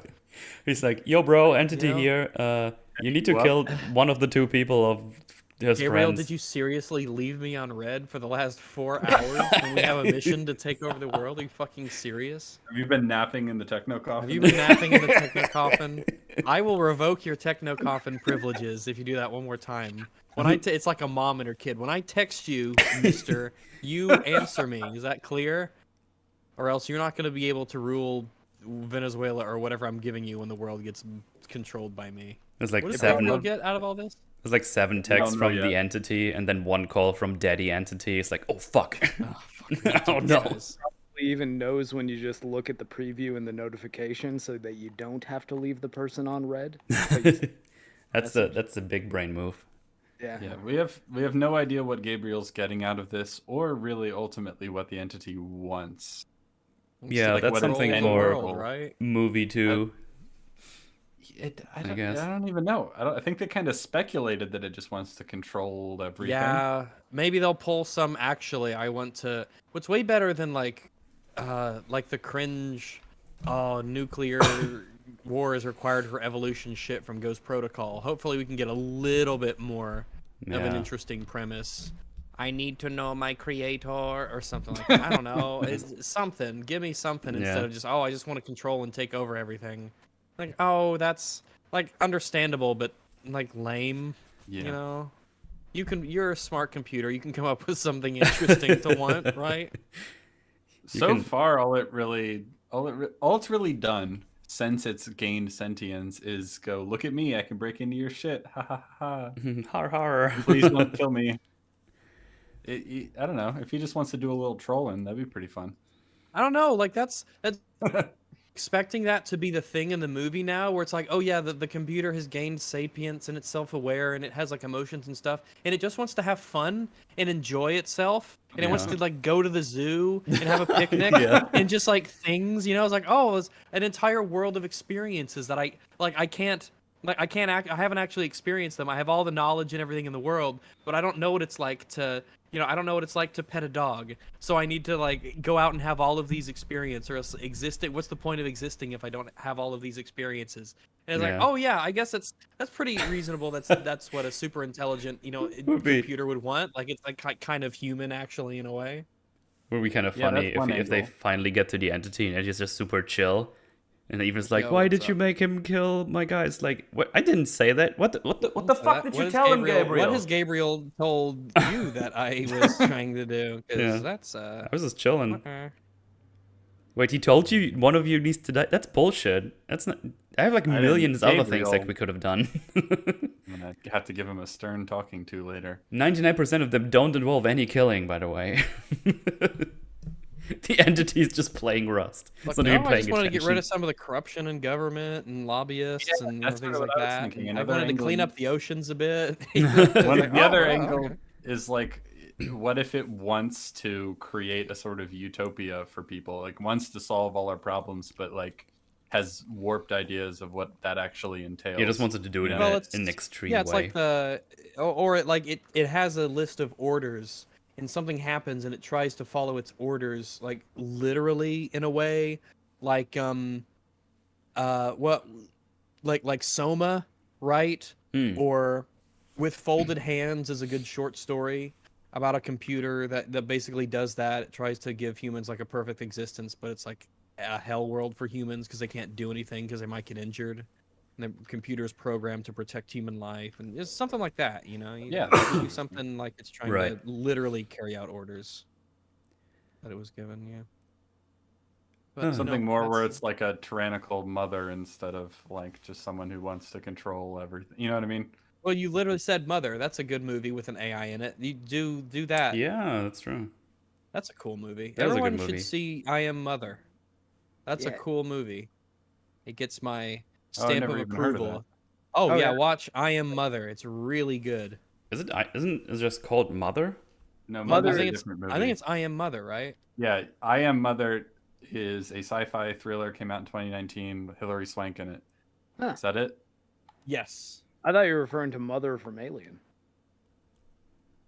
Well, there's that too. Alien. But then there's the movie called Mother, which is apparently a bad Darren Aronofsky movie with Jennifer Lawrence in it. Oh yeah, it was Oh I Am my Mother. Yeah, you're right. Yeah, I watched that. I thought it was just called Everyone's- Mother. I should have known better because Yeah. I covered it on the Forge in the ages ago. No, it's fine. It's all right. It's a classic mistake. I often don't. But that yeah, is a- everyone go see I Don't Am beat yourself Mother. up. Absolutely. Metal, you made a fortune. I know, but it was like a year ago. More A long even. time ago. Things have changed. It's a different world than it was. It's when back I then. still got Mutely to actually do stuff with me before he had like 18 podcasts Wow. to do. No, I have to go visit him in person. Ugh. Gross. It's what it takes to get to spend time with him. I have to go to his house. Oh, I have to go to people's houses, to my friends' people's houses and spend time with them. Ugh. That's the real twist, is that EFAP, you're actually all in the same house every time you do it. I'm telling you. True. Yeah. I deal with a similar thing with X-Ray Girl, but I pulled the life hack of just moving into the same house. Damn. Ooh, yay. That's crazy. Super gay. Marrying a woman, gayest thing I've ever done. Pretty gay. Pretty gay. I'm secure enough in my masculinity to not feel the need to marry a woman. I'm secure enough in my masculinity to call you gay. All right. Well, fair enough. Not you, Mark. It's fine. Oh. Hey man, yeah, that's your. Hey, you know, we can be. Yeah, I'm gay too. We can all be gay together. As they often are. Gay with other people. Allegedly. Anyway, now that Gabriel is out of his techno coffin, Speaking of Gabriel, Yeah, speaking of Gabriel, there it is. we did it. they like, man, we need more rogue things, so we're just gonna go to the front train parts and just make the train rogue as well. They just beat up all the people, lock the Why- doors. What's the point of making the train like super fast? Is it specifically to get Ethan not on the train? I assume so. That's the only reason I can think of. Why not just have the train just go like normal and not cause any disturbance or anything to worry about? Because like, wouldn't that cause like commotion and everything if? Well, know, you'd like- think it would, but nobody cares on that train. Yeah, it doesn't seem like it actually is going faster than it should be. Yeah. Things seem pretty chill and normal. Because they make sure does- it goes faster. They can't use the brakes, and for some reason, Gabriel hangs that one guy off of the horn. the choo choo, emergency yeah, stop. the choo choo lever, and I have no idea why. Yeah, I know. It I just think- keeps going. I was like, Yeah, I don't okay. know what purpose that serves, but they also they cut the emergency brakes, I guess. I'm not sure. Is that what hanging the guy from the rope does? I Prevents the don't. like emergency brake thing from working? I don't actually But does the know. emergency brake go all the time? I don't know. That's confused. Also, the sound, I don't know if that's what that train just sounds like, but that's such an annoying sound effect, and they keep using it. Yeah. I The found loud it very train obnoxious. noise. Yeah, the horn itself. The horn is annoying. Yes, as they often are. I guess that's the point, right? For it to be Yeah. conspicuous and annoying. Like, wow, this you never want to hear like the soothing sounds of the train horn. No. Like an ambulance I- siren. You're like, I oh, that's close. such a nice. pleasant sound. Yes. I'm sitting here and there's a fire truck going by, and if I close my eyes, it's like Enya. Oh, don't go, fire truck. No. It's just a stay. little bit of fire. Can you stay a I'm little just bit? gonna start burning down houses so I can hear that noise. Can't the entity control the track? I don't think so. Maybe What the it fuck? should be. I don't know. It's not Magneto. Oh, I got- oh, maybe it means like the switches on the track, like Yeah. the rail things. I mean, we don't have any switches we go by, so it's just not an option. But if it would be, then the entity should Yeah, there probably might be not able be to do any- so. Maybe like if it's at the train yards and stuff, that stuff's probably Or maybe it's a closed. I don't know why that would be as part of like a network. Maybe like I don't know. I don't actually know. I guess I can imagine it being both because it's modern day. Well, I guess the whole thing with the infrastructure. Orient Express as well is it's still with coal, right? So. Well, that's just the engine. Yeah, right. I mean, like in general though, that the entity can't do anything to that train control, so they need to do it manually. Yeah. I can imagine the train, but you'd still think that there'd be like communications and stuff with all the people, because they're getting clearance for go left, go right, or you're all good. Like all the train controller people would be communicating on modern devices. No, those the are all engine itself could still run on coal. Oh, coal-powered phones. Yeah. This is an old school train, just so we're clear. AI proof. So yeah, rogue train, hooray! Also, the agents are here as well, and the not XO guy, the other dude, suddenly goes like, "Hey, what if Hunt's actually doing this for a good reason?" And the leader guy is like, "Yeah, but he goes rogue all the time." Yeah, but what if he had a good reason like every time? It's like, what is this conversation right now? What is happening? It's a weird conversation because it's not that it coming out of nowhere is odd and it being bad, because I think we need to have probably more conversations of these to sort of humanize these characters. Yeah, because they just have been around this whole time. They've just been like, we were hunting you, and then they fail. Salt and pepper. They've just been sort of chasing our guys, and they've been around and trying to catch them up, and then they're just in the bar hanging out on the train, and then they have this conversation about like, what would you do if you had the power to control the entity, or if you had it, and like, I'd hang it over to my superiors because no one person should have all that control. And it's like, man, we could all have like perspectives on this, couldn't we? And we could talk about them. That would discuss how we feel. Time well spent, and cut some other things out that are not as well spent. So yeah, that's that happens. Yeah, but also this seems to be enough to put some doubts in the XO's guy, because he's gonna help Hunt in a little bit, which also happens pretty easily, I feel like. I don't know. We don't have enough character of these two guys that I actually care about their decision to help Hunt all of a sudden. Yeah. Yeah, that was kind of interesting. I like that. That's kind of neat. How he's like, you need to help me because, like, here's your gun back, and I need you. We're on the same side, kind of thing. It's neat. Yeah, I just wish there would have been a bit more before that, except the one conversation they had. Yeah, it would have been nice. Would have been even better. Would have been cool. Would have given them more purpose in the story. Absolutely. Yeah, instead of just we're trying to catch Ethan and his team. You're like, we these are people. I know that they are feds, but they are people. So we do need to, damn glowies. But yeah, now we see that Alana is just going back to her cabin, and it's like, don't disturb me until the meeting. But Grace is already in that cabin too. She tranks her. The adjacent cabin. Like the door opens up. So now she takes the role. They could do a little twist, little diversion for the audience, because she goes in there and she goes like, "Oh shit, oh fuck," and we're like, "Oh, it's already her." But no, Alana's actually kind of hyperventilating because I guess she's kind of realizing what she's doing with the key, or what the key can do, and what kind of decision she's about to make. But yeah, she takes over and goes out. And then they leave for the meeting, which apparently was like only 2 minutes away. So I don't even know why they went back to the cabin. It was kind of weird. Do we get like a cut to show a difference in time, or does she come right back out right then? I'm pretty sure it's all in one go. She goes in, all right. has a little hyperventilation, she gets tranked, and then Zola goes like, "Hey, Anna, is everything all right?" And then You're she not just being kidnapped by a body double, are you? Are you? That would be crazy. This would be a really inopportune time for that to happen. And then she just goes out with the other door, and it's like, "Huh, you changed outfits." Yeah. And you never into something shittier, and your eyes are a different color. That's what I was trying to say. A radically different color. She has very, very brown. Blue. Yeah. All of a sudden, brown and blue. Yeah. And let's be frank. I think that any machine that can take like a face and give you essentially make you look entirely like a new person facially and change your voice with a patch.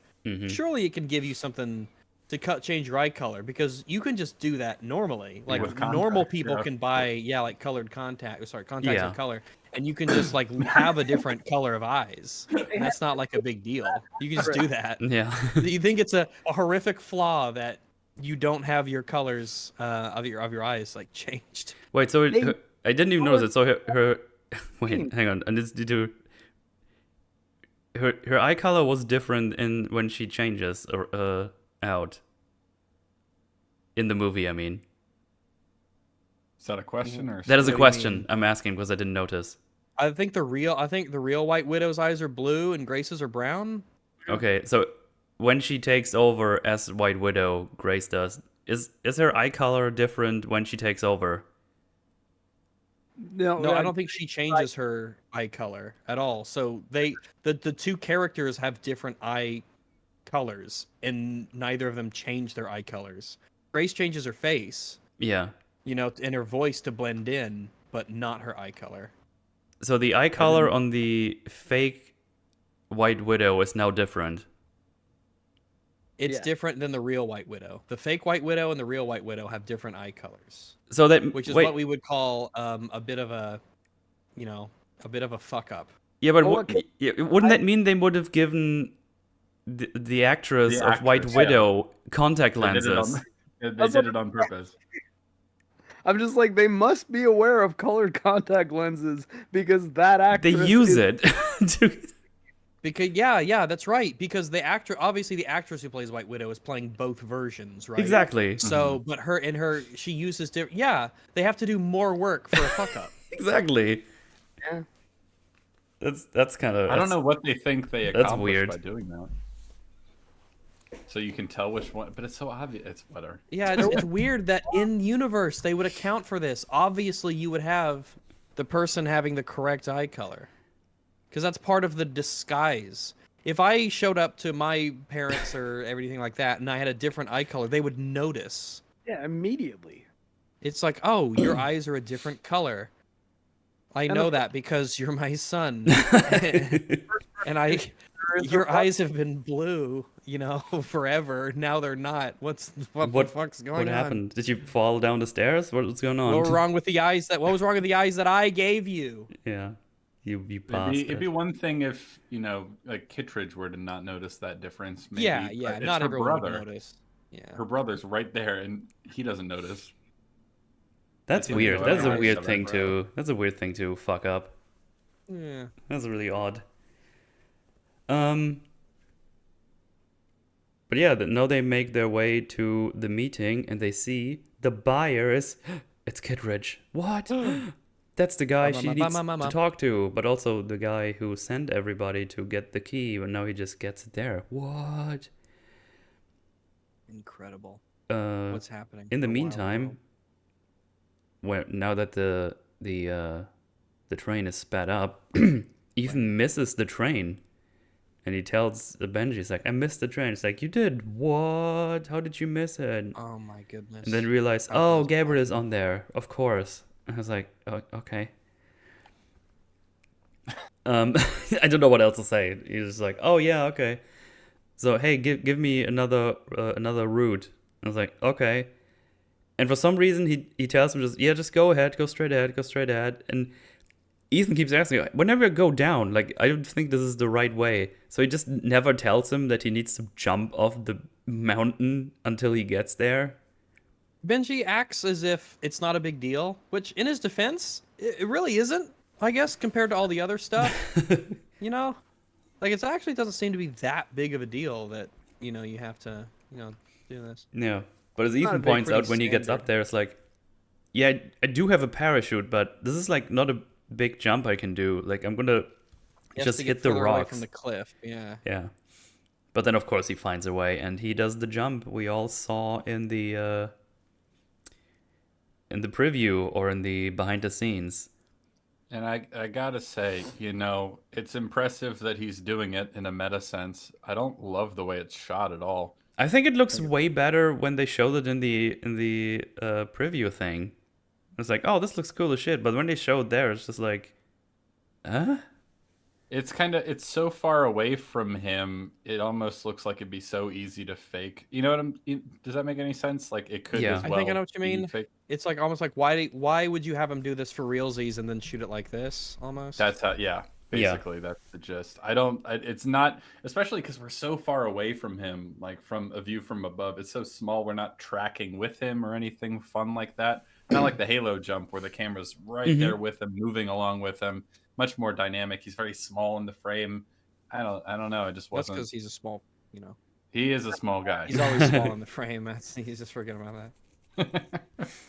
No, I'm sure it isn't helped by the fact that I've seen this stunt, 12 times before the movie even starts. But I not nearly as impressive in the movie itself compared to some of the other stunts in the other films, in my opinion, anyway.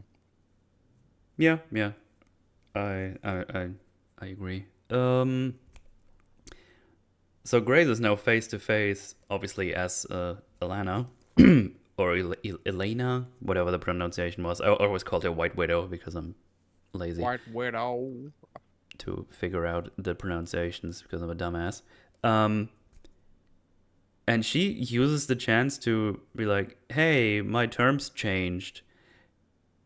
Also, Zolo, wait outside so you don't hear the things." Also, Zolo doesn't even know she's got the second half of the key yet, because he's about to say, "Oh, there was a problem with like the full key," and she's like, "No, we don't. Here, I got 2 of them." And he even looks like what the fuck? Like he looks like he's suspicious, but not suspicious enough to actually be like, "What's going on here?" I don't think he's smart enough to have connected any of these dots. Okay. He's not the brightest bulb in the bunch. Okay, I guess that's fair. He looks very confused. So it's like, why don't I know this? Like, I know everything normally with what's going on with her, but I guess okay. But yeah, she's like, "Hey, I need you to protect this lady." So she gets her passport out, like the Grace passport. It's like, "Oh yeah, what about her?" "Oh yeah, she need to protect from everybody, blah blah blah." And he's like, "Yeah, okay, whatever, that's fine." But that's so suspicious. It's super suspicious, but It's so suspicious. And Kittredge All has that seen super sussy. and people. He has seen people use that. Like in this movie, Tom Cruise wore a mask of someone else. So like, I don't know. You think people at his level would have a greater awareness of the fact that the person you're talking to might not be who you think they are, and so if they start acting real sussy, like, "Oh, by the way, my big demand is that you need to protect this one random person that isn't me. I'm not going to tell you why, and later when we talk about it, you can't ask me about this." yeah, I'm gonna act like this conversation never happened.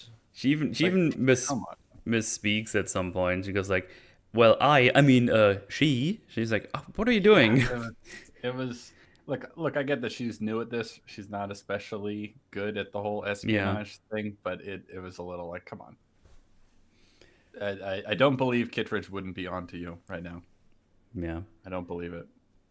So now she has to type in her bank details, and then I guess she puts in her own ones, because she like kind of hides the screen, and then she gets 100 million for her blockchain. And man, I don't know, 100 million seems really cheap for what he's about to get. I don't know. It's just, hey man, if it was me, I'd be asking for more. Yep. I mean, I was expecting there's going to be like some crazy other things he needs to do, because he goes like, "We reluctantly accept your terms," but we don't really hear any of the other ones. Of course, Grace doesn't know those things. We're gonna control the world for like 0.01% of our yearly defense budget. Yeah. So that's pretty good. What if it's 100 million Bitcoin? Oh my goodness gracious! It did say blockchain decryption. Yeah, but it I says, remember in the first Mission said, Impossible movie where it was $100,000 Oh that my was God. used to frame Ethan, because that was back in 1995 or whatever. $100,000 was a lot of money. You'd betray your country for 100 grand back then, Yeah, different times. But yeah, I in my head there's gonna be some other strings attached that are way crazier, but I know that seems like 100 million for that. Pff, yeah, of course. Yeah, it That's seems a little nothing. cheap. I just see them laugh like they do in Austin Powers, like 1 million. But yeah, $1 million. so while this is all, well, they do that and waiting for the blockchain to decrypt. Yeah, Paris is going to the director of intelligence because he is also here. Because he's supposed to give the key to Gabriel, I think. Because he tells him, "Hey, the trade is going on right now." And Gabriel's like, "Yeah, I know." I was like, "Then what are you doing?" I'm And- actually entirely confused as to what Carrie Elways is doing there. Yeah, because he goes like, "Oh, I'm the only person who actually knows the exact location. You only know it like kinda, but I know exactly where it is." And then Oh, he Like, just if you know the Sure, general yeah. location, you could just use sonar or radar that shit, or you can just sell the information of where it's from. that, and then he just Gabriel says, "Well, this is where you tell me a little story," and I think they want us to believe he feels threatened for his life, but I don't get the implication that he actually is. The way they do it, it kind of feels like, okay, I'm just gonna tell you everything I know now, and he starts telling them about, hey, this AI can be deployed from everywhere in the world via satellite and will leave no trace. I was like, we already knew that. Why are you telling us this again? I'm pretty sure Gabriel knows that, but it seems like he doesn't know that. He's like, oh, it's like the perfect covert operator. I was like, yeah, we know that already, right? Like, am I going crazy? Yes. Oh, okay. I guess we didn't know that. I'm going crazy. Please super chat for my health fund. Uh, uh, but yeah, he's the only one knows. But he also tells him about the. Oh no, we get more information. So we actually go back to the beginning of the movie where we talk about the Sevastopol. Because like, hey, we sent an early copy of the AI to that Russian ship, submarine, I mean, and it was only supposed to sabotage it a little bit, so we can still find it while it's going. Yeah, it was Going just supposed to sabotage their crazy. like stealth system. Yeah, it wasn't supposed to kill it or destroy Yeah. it. Because you know that would be like an international incident in World War III. And he was like, I "No, don't but want it to have went, fun anymore. but it went rogue, and it over-delivered, as he said. AKA, he destroyed the submarine. It destroyed the submarine and itself, kinda. I don't know. And yeah, as I already said, he's the only one that knows exactly where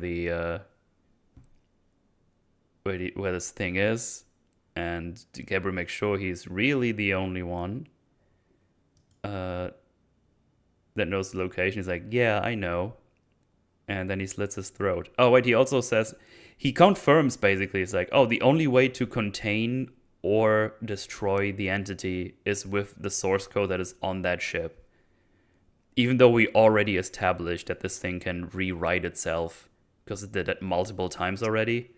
So I don't. Good developer. This AI.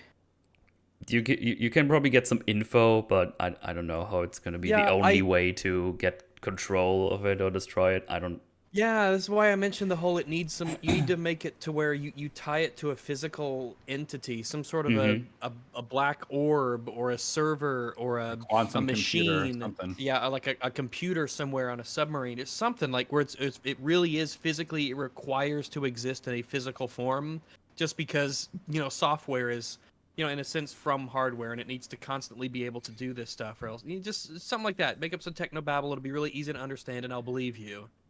Instead of like, oh, I can use a source code to destroy it, all of it. And I'm like, I just don't believe you. I don't know. Yeah. And is the source code, like the source code is only on that submarine somehow? Has the AI gotten rid of or changed the source code? That's what I was wondering as well. Originated? Because they deployed that onto that ship somehow.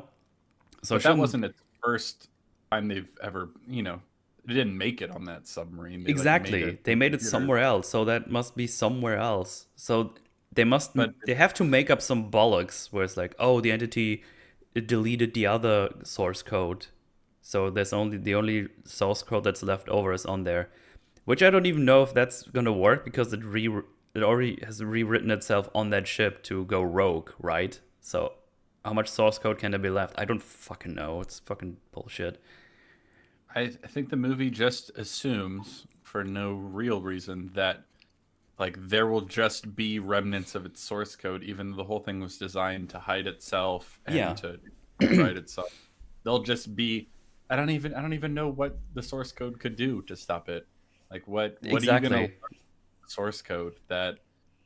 Because the whole movie I was on the assumption, oh, that thing, the AI itself is on that submarine and somehow got out of there. Which I was confused about as well because I didn't know how the fuck it got out of there unless someone found it. But then apparently nobody went to that submarine again so far. I don't know. Remember 2001: A Space Odyssey? That was a good movie. About I haven't watched it in a while. It was cool. And now I'm gonna have Bicycle Build for 2 in my head all night. Much more straightforward AI story. So yeah, Gabriel makes sure he's actually the only one who knows, and then slices him after he gets offered an alliance. Which is like, I don't know. I feel like you killed him really quickly. Because if you had a guy on the inside of that level, that's a pretty big deal. That's and pretty also, will this cause any issues that he just sort of died on this train? Is this going to cause any issues in terms of, surely the guy who came here to wheel and deal with you would have like a backup, or he'd say that he was here with some people who are watching over him, or if I don't come back, then such and such, or I'm the only one who knows right now, but if I die, then it all goes public or something like that. You'd think he'd have something like that arranged, to keep him alive. You would think so. You would think so, but I guess he's got like a cabinet level position in the government. Like he reports to the president. Mm-hmm. It's kind of weird because he also tells Gabriel, he's like, I want to create like this new super state and get rid of some of these old thinking patriots or something. Get rid of all these boomers. Get rid of all these boomers, even though he seems pretty boomerish himself. No, he's one of the good ones. He's a good boomer, okay. And Gabriel's like, oh, you want to create a new super state. That's very interesting. And then he kills him. And I was like, okay, so what now I'm even more confused what Gabriel's goal is. I just don't understand they really need to tell me in the next movie what the fuck he's on about. Why is he doing this? I don't have faith that it'll be well explained or good. Oh, do you think it's gonna be something stupid like, I'm gonna help the AI so I can actually kill Ethan Hunt finally, because that's been my goal all along, but I could never catch him. But this AI is so smart it can actually get everything in motion for me or something. I don't know. Yeah, it's hard to imagine a very good answer to that question. Yeah. What Gabriel's going to get out of it, what the AI actually wants. I mean, there's a couple good possibilities, but Gabriel is very his goals are mysterious, and not especially. I'm not optimistic about those answers. Nope, me neither. Oh yeah, after he kills him, he just says like, you will betray us because he spared you. And Paris like, no. And he just starts stabbing at her and just stabs her at the end. I was like, okay. But I guess that's how we get her to help Ethan. He stabs her and then he almost gets shot because she grabs a gun from one of the security guards. Kind of ensuring that if she isn't dead, she'll help Ethan because you tried to stab her a bunch. Yeah. She's such a bizarre character. Like they try to make it like she has a little arc where she helps them in the end, but I'm like, I don't know what you're doing or why at all. But it didn't look like she was about to help them. But I guess at the end it's like, oh, he stabbed me. Fuck that guy. Now I'm going to help them. Exactly. It seems like a self-fulfilling thing. Like, I'm worried that you're going to turn against me. I better try to kill you so that you don't have the opportunity to turn against me. And she's like, I wasn't going to. Yeah. What a dumbass.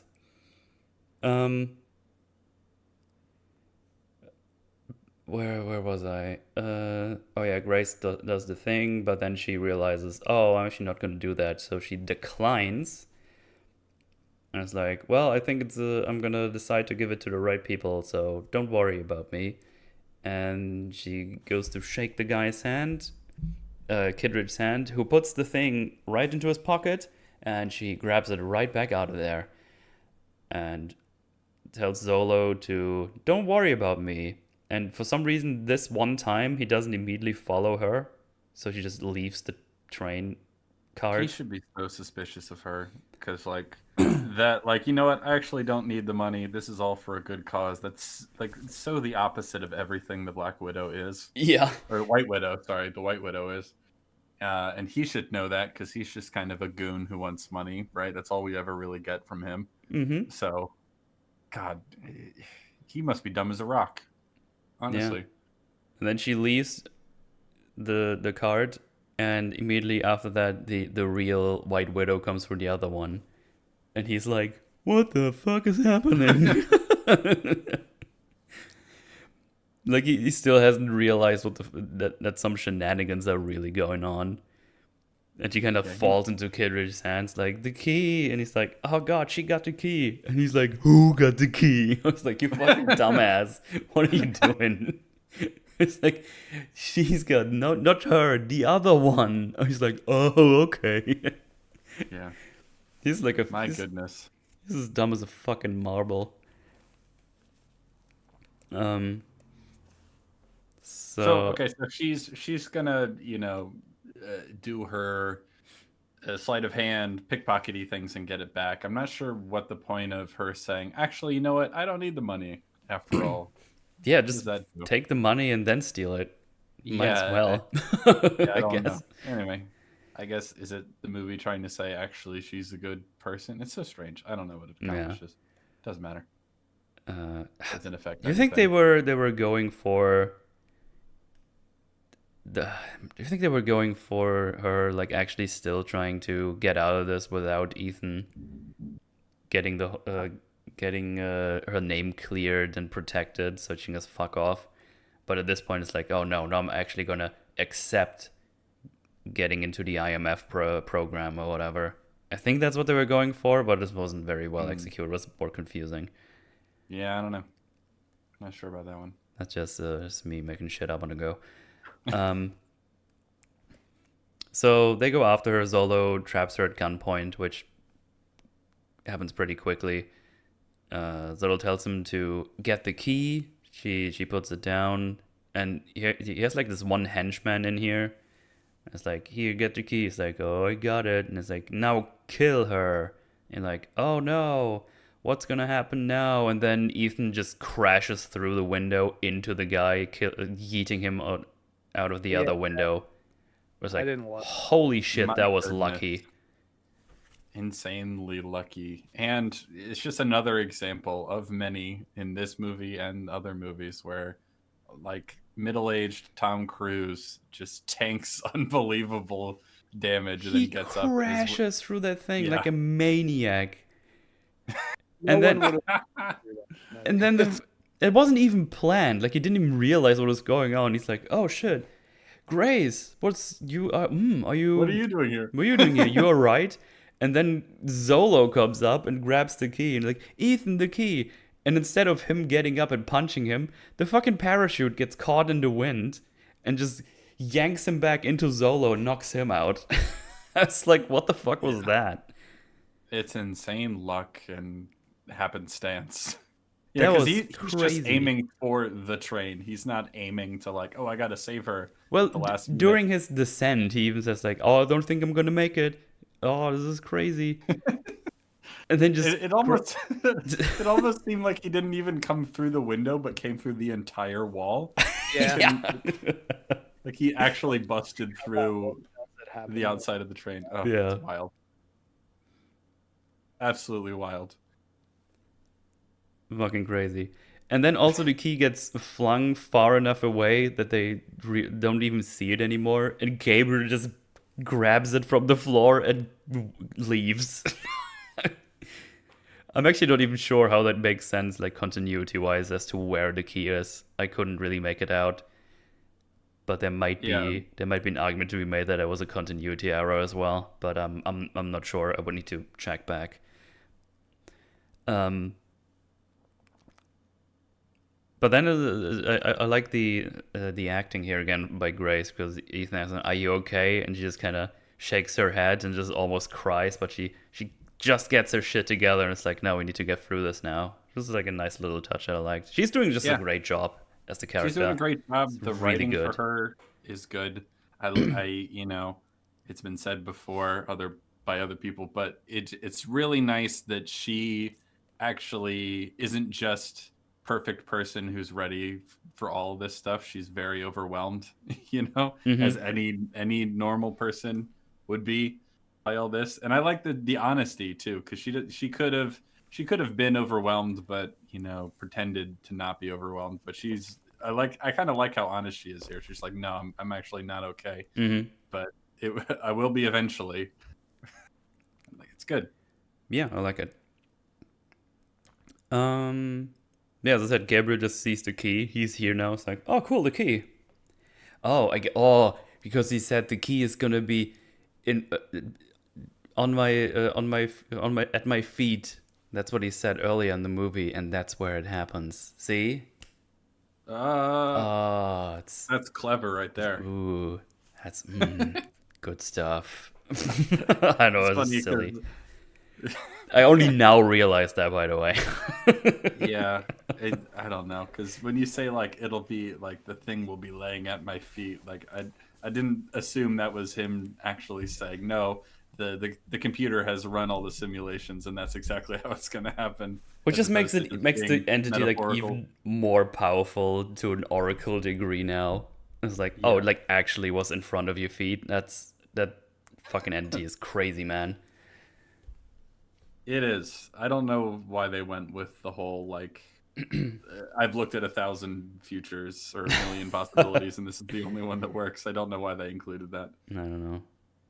If only they wouldn't have killed Ilsa or let her die. That's crazy.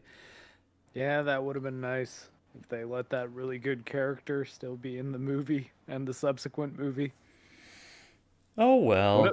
What are the chances the actress wanted out? I don't know. I feel like reasonable. And Dune as well now too, so she might have had another big project to move on. That's true, yeah.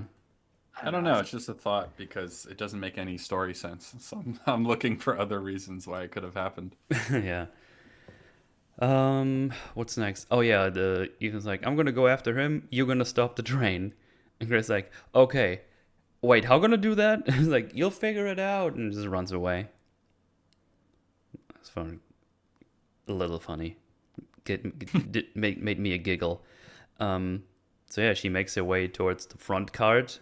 And he's going after Gabriel.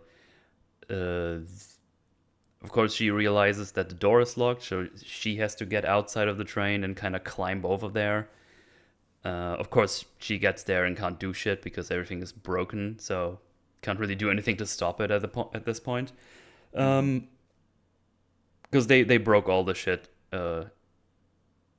in that cart and just threw it out, so you can't even do anything. It seems like they did it really. It seems like Gabriel did it really easily.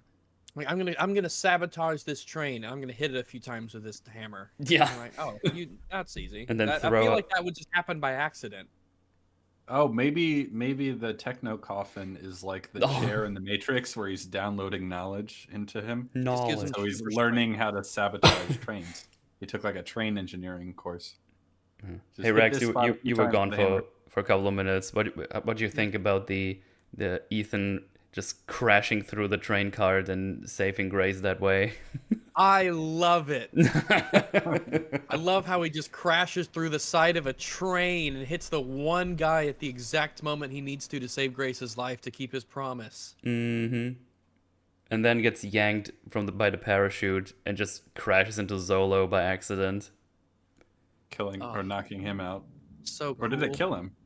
It knocked him out. Knocked him out. I think it knocked him out. Yeah, it was cringe. Yeah, so that's dumb. Yeah. You're not what were you thinking? when you were like, he didn't even like crash through the window. You didn't even see him where he like That's what I'm balls saying. up, like where he Yeah. like balls up to fit through the window and slams through that. Like that would be like, okay, that's better. That's way better. That's a huge improvement than him just bodying through the side of a train and making like a massive hole in the side of the train. He's a human body. And he just It loses to metal walls. it's just great that he doesn't even realize what's happening. Because it's like, oh, hey, He's got Grace, kind of a dumb look it's on you. his face. How too, when he what's comes how through. you doing? Are you okay? And he's like, Just Ethan, the key. happens. And then he gets yanked into Zolo.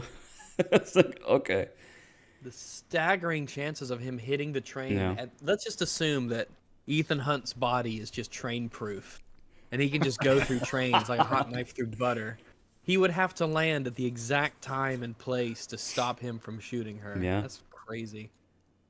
Yeah, he definitely didn't know he was going because during his descent, as I just said, it's like he's like, I don't think I'm gonna make it.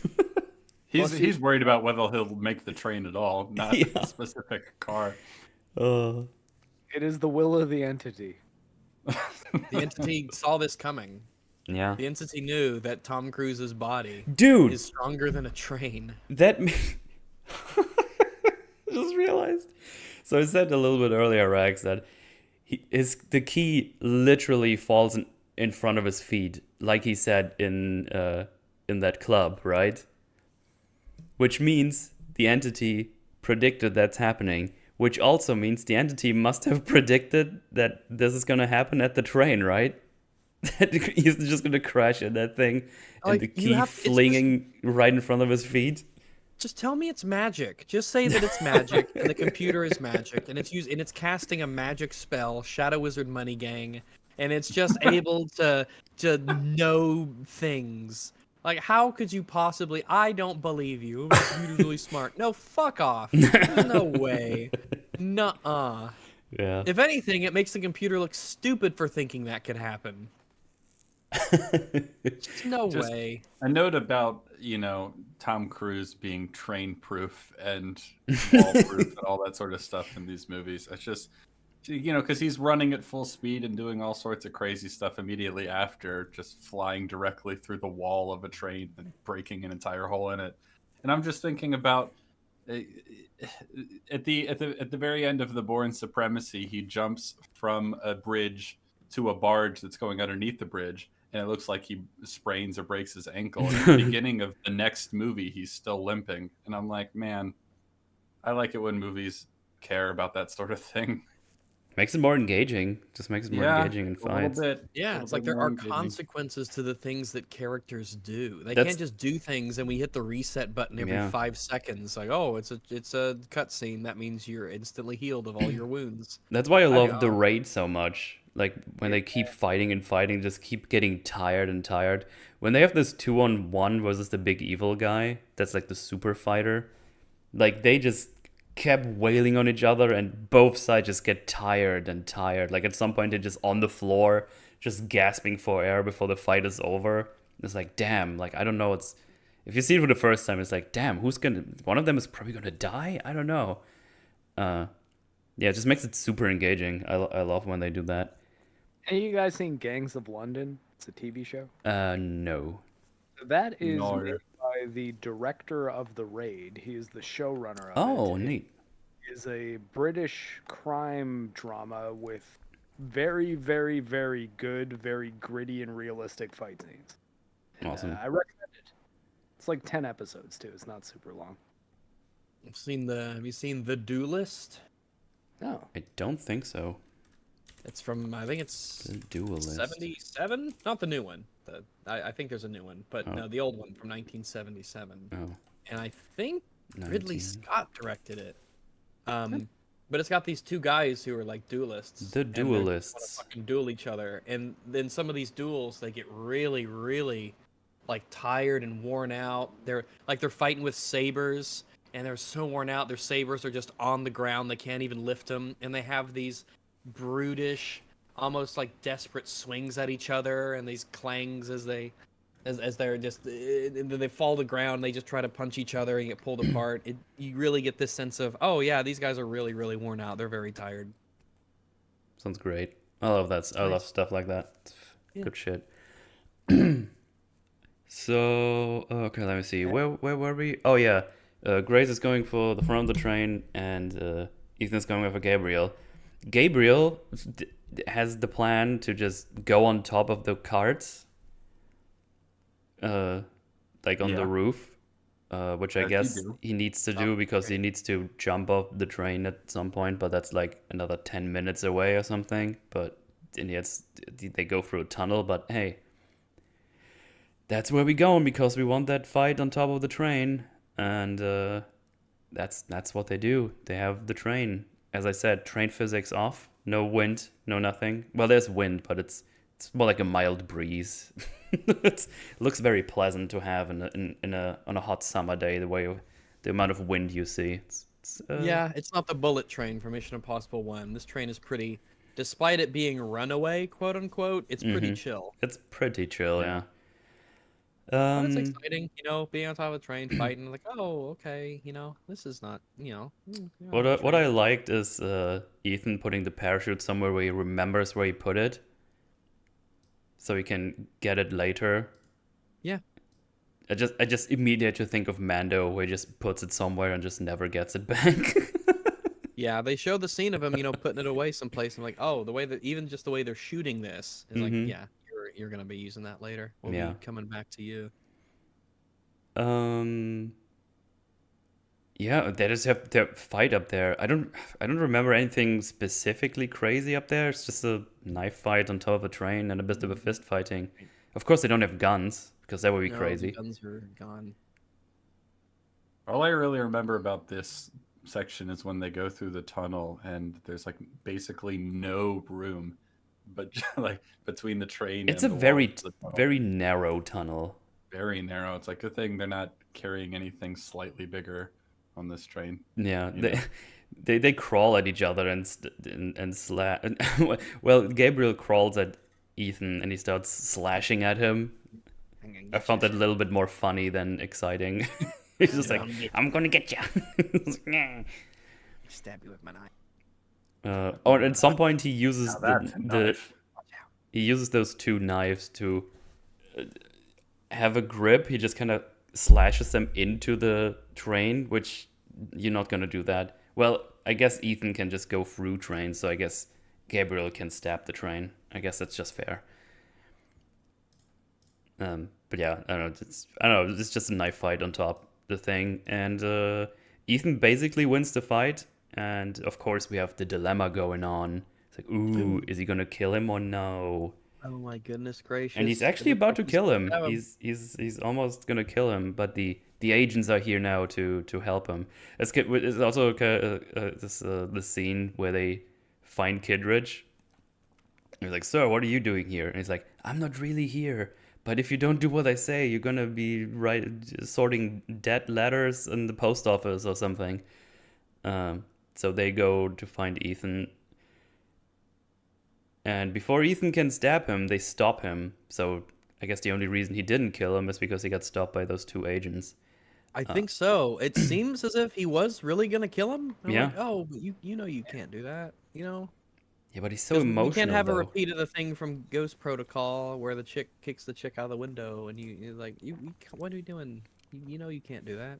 You're being a very naughty boy. He's very naughty. But yeah, the agents are up here now. This is after the tunnel, so they're all standing up there. These two have guns though. Those guys are smart. Ooh. Well, except Yeah, the they brought their XO, guns. he gets a Imagine bit that, yeah. close. So when he then they all just kind of stand up, and Gabriel looks at his watch and is like, "Ooh, in a couple of seconds, I just go backwards and land in a padded truck that gets me away." I was like, "Damn, that you Wow. did that What perfectly." a load of what a load of crap. You have to be the train has to be moving at the exact speed it needs to be moving. You have to be in the exact spot you need to be in, and you need to fall with the exact time. And Like if he any one of those things nails is it. off by just a little bit, you just fall and die. Yeah. I don't know why. Yeah, it's so dumb. I don't know why it was a timer instead of some sort of, I don't know, GPS thing. It's like, oh, here it comes, and then he can like eyeball it or something. Yeah, fact like that he it's knows it's coming and he knows to jump off, and like he sees it coming and they think, oh no, he jumped off the train, but it turns out, oh, actually, I'm on a tractor and I landed on some soft, squishy hay and I'm leaving now. Like he but knew it it's would like a be there. time thing, which Yeah, or he jumps into a stream or a lake or something, and like something, and then he has like a speedboat waiting there to take him away. Something. Yeah. And then we see him look at his watch again, and he does another timer because the train is headed for a bridge, which is also outfitted with bombs. Oh no. oh no! no, How'd you manage bombs. that? I guess he did. Okay. They did that at some point. I guess. I suppose. I guess they did that. That's a thing that you did earlier on, or someone else did it. Maybe the guy who's driving the truck who's driving the tractor. Maybe he's the one who does the Yeah. bombs too. I don't know. I guess there's another guy you have helping you. So yeah, no, there's a 3-minute timer before the bombs explode. It would require, some explanation as to what's motivating them, but it would be nice if it wasn't just Gabriel. Like if the AI Gabriel had like a team or something. Well, we see him Yeah. having like henchmen at some point. Do we? When I was think. that? Well, when they're in Rome, there's like Paris with other people, right? Or well, did I imagine that? Who's helping? Who's with Gabriel? I thought everyone was with someone else. Just Paris first part of the movie. Yeah, it's mostly Paris. I thought there was goons he had around. I don't know. Maybe I just put that in my brain. Are the people who are like shooting at them at the nightclub? Are those Gabriel's The White people? Widow people? Or White Widow people? No, that's probably White Widow people. Yeah. See, now I'm actually not sure. I mean, I know about Paris for sure, but I she think had. it's just Paris and But she had Gabriel. But there was that one guy in the alley, right? In the Yeah, alley, there was that other guy trying to hit him. exactly. And I'm pretty sure when they're in Rome, Paris has like people in the truck they drive to towards them when they're on the street. So they are goons, but you just don't really see them. Just hired goons. No. That's Yeah, they're just some guys. and do they're they- yeah, they're do they know basically that they're taking orders from indistinguishable from AI? they're kind of indistinguishable from normal other goons that White Widow has, for example. They Yeah. just all have like black suits and that's it. Are they some like crazy technology worshiper people? That would be an interesting route to take. Like some Yeah. cult of technology people, some Asimov shit. Oh, People well. who actually worship it and aren't just like Yeah, like they legitimately think that this is like the ultimate form of life is an AI or Yeah. something. Fuck it, do crazy cult. I don't give a shit. Just Yeah. do it. Go nuts. Man, just go It's for not it. like it wouldn't be unbelievable. Crazy cult, crazy cult. Do it, do it, do it. Yeah. So now that Gabriel has yeeted himself off the train and activated the bombs, Ethan used the distraction to disarm XO guy, but not to overwhelm him. He realizes there's like one of these things coming up, so he just kind of knocks him down so he doesn't crash into it. And then he tells them, "Hey, if you don't help me and do exactly as I do, all the people on this train is gonna die." And just hands him back the pistol. I was like, oh. Yeah, it's like there's like a bomb on the train or whatever. Yeah, I'm sure he fills him in, but he gives him his gun back. He's like, "See, I'm not a bad guy, really. I'm just misunderstood." And no, well, they help him. And well, he basically tells him like, get them all in the back of the train. And it's kind of funny. They arrive in the first cart they go in, and the black dude is just trying to talk in their language. Excusez-moi. Yeah, he's like speaking in French or whatever to please get people to. And the XO please, comes everyone, pay in. attention. We need to leave. Then the XO just comes in, gun in hand. Everybody move! He shoots a bullet into the ceiling and yells for everyone to go. And they go. Yeah, they come back to Getting Rich. He's like, "What are you guys doing?" And I just like his reaction, like, "Well, sir, because you told me you're not actually here, you shouldn't be concerned with it." Just gives him a little wink. It's kind of fun. Yeah. I like that. I like this actor. I wish we Yeah. got more of what his character is and how he affects the story. But Yeah, I really he's hope got some that fun when moments. either him or his partner die in the next movie, we get to learn a little bit more about who they are and what they want, and maybe some Yeah. follow-up on their seemingly out of place little bar conversation about what they're going to do with it, do with the AI. And what it means to have power and who should have it. Should a person have it, an organization, a government? Should anyone, should that power even exist? Or or, whatever. But yeah, they take care of that, and Ethan is now in front of the train with Grace, and Grace like that they destroyed it and we can't stop it. And Ethan's just like, yeah, nobody's gonna stop that one. I was like, okay, I think if you can get like a wrench, you can probably still do it, but it's fine. We don't have time. That's something I thought about. If you had like a tool, you could probably still like kind of try to stop it. I think. I don't know. And if you didn't have a tool, you can just look for maybe the nearest piece of luggage. And it probably has what you need in there. Absolutely. Don't have my tools. I don't have my tools. Though I didn't bring my bomb disarming tools to go disarm this bomb. Oh, what a fool I was. Yeah, but yeah, of course we can't stop the train with conventional means. So of course we do the classic unhook the front cart, so they slowly come to a stop, and the other one can just go wherever.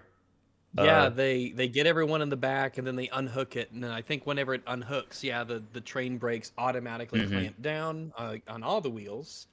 Seems like it, yeah. Which is I think is a standard safety thing on trains, and in Europe it's standard. In America, it's not necessarily standard, but yeah, then they brake. I haven't seen it since the movie theater, so I'm not sure about the distance and the time it would take and how efficient those brakes are. I could see it going either way. I just don't know enough about trains. Yeah, I'm not sure. If there is a conductor in the audience right now, or any train let us know. enthusiasts. Now's you are a your time to conductor. shine. You conduct trains. Yeah. This is the opportunity you've been waiting for your whole life. Tell us about the Silverton shovel and coal. I See the believe smoke in that there here, are some whistle train blow. enthusiasts in chat right now. Yeah, Oh, some believe it. Lionel Trains. train model collectors. Do it. But yeah, I think they're like 25 seconds away when they unhook it, and we see that the bridge is exploding. Oh my goodness! And what an explosion it is! Kaboom! And Down they're it like, goes. "Oh, Schnitzel, we need to run." And then we get the Uncharted section. Uncharted 2. Was it 2? Okay. It's been a while. I just remembered it from Uncharted. Also. Oh, isn't it actually like the start of the game? Like it's the first thing you do, just climb up that train. It's a cold open.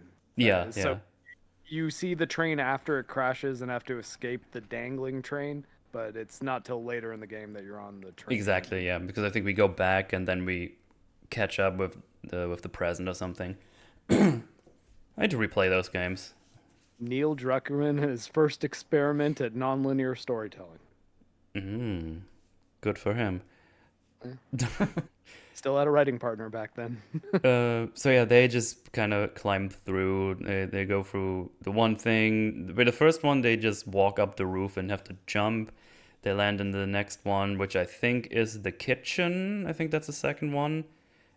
And What is does a kitchen on a train get a special name? Because like on a ship, it's the galley, right? So does a kitchen on a train get a special name? maybe? I have Very no special idea. Name. I mean, Maybe a train chef is a special kind of chef. I never heard one even in German, so I don't know. Even in German. Yeah. Well. Oh, apparently it's still called the galley on a ship, train, or aircraft, Oh. Heyo. Well, there you go. We did it, boys. according to the On any Wikipedia. vessel. Well, there you go. In the galley, and there's all The kinds of galley. dangerous stuff floating around. There's even like a deep fryer that's splooshing shit everywhere. There's a hot deep fryer, and Yeah. there's slippery soup everywhere on the floor, and there's probably knives. It's just a very hazardous work Yeah. environment. Of course, there's Yeah. also a gas stove, so that's catches on fire. Nice. The gas stove, But I not can the imagine oil. being on a train, but deep fryers, do we? Yeah, do that's we need probably those on a bad train. train. But was I the only one who was bothered by how little a problem that deep fryer oil was? I thought this would be more of a hazard, but they just kind of slip a guess little it- bit and then they skip it after they cut once. It's like, no, Yeah. it's like, Was the implication that it You wasn't set up hot? the deep fryer a second ago. I guess it just wasn't that much of an issue, which is fair. I guess it didn't have to be, but it would have been cool yeah. to see Well, to have them like more deliberately avoid it, like, oh, I don't want Yeah. to go over there. That stuff's pretty hot, It and just- it's it seemed probably to very make it- unhealthy for you. It'll clog up my arteries, so I don't want to get anywhere near that stuff. I can't believe people eat that, and they have to go around it. Yeah. It seemed like it just made the floor slippery and not like burn. which is hazardous. Yeah, I suppose. It If makes so it Mojito, harder. Especially yeah. if you're about to fall off the thing. Yeah. Yeah, you don't want to slip on a train. You don't want Now to call slip on a me- train. Call me crazy, but I feel You're like crazy. they could have cut at least one of these cars from this sequence. Oh yeah. Well, Maybe two. It went on for a little while. Well, 2, then it's Not only me. the last one left. I think it's only 3. Well then, do two. I'm trying to think like how distinct they were from each other, because the kitchen one felt very distinct from the piano one in what they were trying to do, right? So Yeah. with the kitchen one, it's just like a mad dash through the kitchen, and Yeah. then when they get to the piano room, the blue room, the aforementioned blue room, then it's a lot more tense in that scene, because it's vertical now, and they have to jump across and they have the piano hanging down. So that one felt a lot different from, even though they're both trains, they felt very different. Mm-hmm. So I'm okay Yes. with keeping them. What was the first one? Wasn't you said there were 3 cars, right, Metal? Oh, the first one is when they just run on the roof and jump into the kitchen one. Oh, okay. All right, so yeah, I would I keep them. suppose that's fair. I would keep No. them. I think they're distinct enough. I And, think- In general, some of the action scenes felt like they dragged on a little I'm longer gonna than I would have liked. Do you think the car chase through Yes. Rome was Yeah. too long? I Just a Which bit. is, yeah, I liked a lot of it, but Exactly. it did feel a bit long, even though I did like it. I Yeah, liked the, same. trying to get them in the truck, and I liked their little yellow Fiat, and I think it was decently paced with the before and after they're in the Fiat, and in the little yellow one, the little yellow one pulling out when they think it's the supercar next to it. That was cute. That was fun. Yeah. But yeah, I guess it did go on a bit long, but yeah, I guess I was alright with it. Not outrageously, just Yeah. a little like. Oh, Yeah, smooth. yeah. It wasn't like I think Dial of Destiny's action scenes went on way too long, and partially because they were all so shit. Yeah. Just when when it's really bad and they go on, oh my god, it's like bad comedy. It's just like, stop, please. This CGI sludge monstrosity needs to end. I mean, to be fair to Indiana Jones, that movie is Ooh, just watch too, yourself. no, it's just too long because it exists. Just shouldn't exist. There was a second 1 word with minute that is movie, too which long. is I think that movie's gonna lose them like a lot of money. It only made like 260 million, and that doesn't even cover the production budget. Oh, so- this reminds me randomly. It has like nothing to do with anything. That one movie, was it Elemental, the animated Pixar one? the Pixar Yeah. one? That went from making like no money to all of a sudden being like super popular and making a lot of money, like more than Well, Frozen. Yeah. So What happened there? It made the most, I think, of any of any of their movies since Frozen 2, but it cost so much to make that it's still a flop. Oh, really? I think the budget for Elemental was something like 200 to 250 million. What? Damn. How have they not figured out the line producing on Pixar films at this point? I don't know. Yeah, so it did make. It would have been a ton of money if they didn't spend so goddamn much on the film itself. It looks like it's starting to make some it's starting to kind of keep a little bit of its it depends, because it's still not good, but it does seem to have picked up it's 257 million looks like. So it looks like it really it got it's still not good at all, but it's not as much of a failure as it originally seemed like it was going to be. Interesting. Elemental's box office record highlights the full extent of Disney's animation plight. There's looks like there's a lot of Elemental is set to be Disney's biggest animated hit since the COVID-19 pandemic, and that's a problem. I guess it's just not making enough money. Like, it's still, Because if it costs 250 million to make, and that doesn't include advertising Marketing. and box office, Yeah. of course, you only keep like You only keep like 60? 80% or 60, something like that. I've heard different numbers, but it's somewhere between 70, like 60, maybe we'll yeah. go 70% of what it actually makes at the box office. They Yeah. keep, because you have to have people to actually, show your movie to peeps, So, Yeah, that's not great. Not That great. ain't not good. good. It's not the horrific failure they thought it would be. It might just be a normal failure. Yay! That's a win in no. today's standards. Man, low budgets. That's the trick. Yeah. Just make Hey, let me check, what was The Last Wish budget? Let me check. Was it like 70 million or something? The Puss in Boots. Or the 100 last- million? How do you get the Last Wish for 70 million and then 90. 90. So, Okay. It's pretty close. What's interesting is that the first Puss in Boots had a $130 million budget. Really? And Puss in Boots: The Last Wish, one of the best movies ever made. It has That's a really production good. budget of 90 million, and its box office was 485 million, which is so Yeah. good. More Puss in Boots Hell movie. yeah. Yeah, it looks so wonderful, and it was I'm cheaper. so happy Hooray. that the Puss in Boots Forge Puss in is like Boots. my most watched Forge. Like Puss my in most Boots. watched video ever. Oh, okay. Yeah, like- I think I noticed it in my recommendeds. I never click on them, but I Yeah. noticed it in my recommended sometime, and I was like, wow, this is making a lot of Yeah. a lot of people really wanted to see what this movie's about, which I don't blame them because that movie is mega amazing. Yeah, it's Everyone awesome. should see. After you go watch I Am Mother, you need to see Puss in Boots: The Last Wish. Hell yeah. It is mega good. Mega good. So yeah, we go into the blue piano of doom room. Never been more scared by a piano. Yeah. Except in those Looney Tune cartoons where they fucking kill people, but or Super apart Mario from that, or yeah. Super Mario 64. That was a scary piano. I've had some pretty strict music teachers, man. Some of them are pretty scary. Mine was pretty nice. Jim, Yeah, mine knows too. if you're out there. Yeah. I took piano for like 9 years. I'm a Damn. music boy. I'm a music boy. So yeah, the gimmick of that train card is it's completely vertical, so they have to climb up now. Yeah. So Do you they think it kind would of, have been? Do you think it would have been improved with dinosaurs? of course.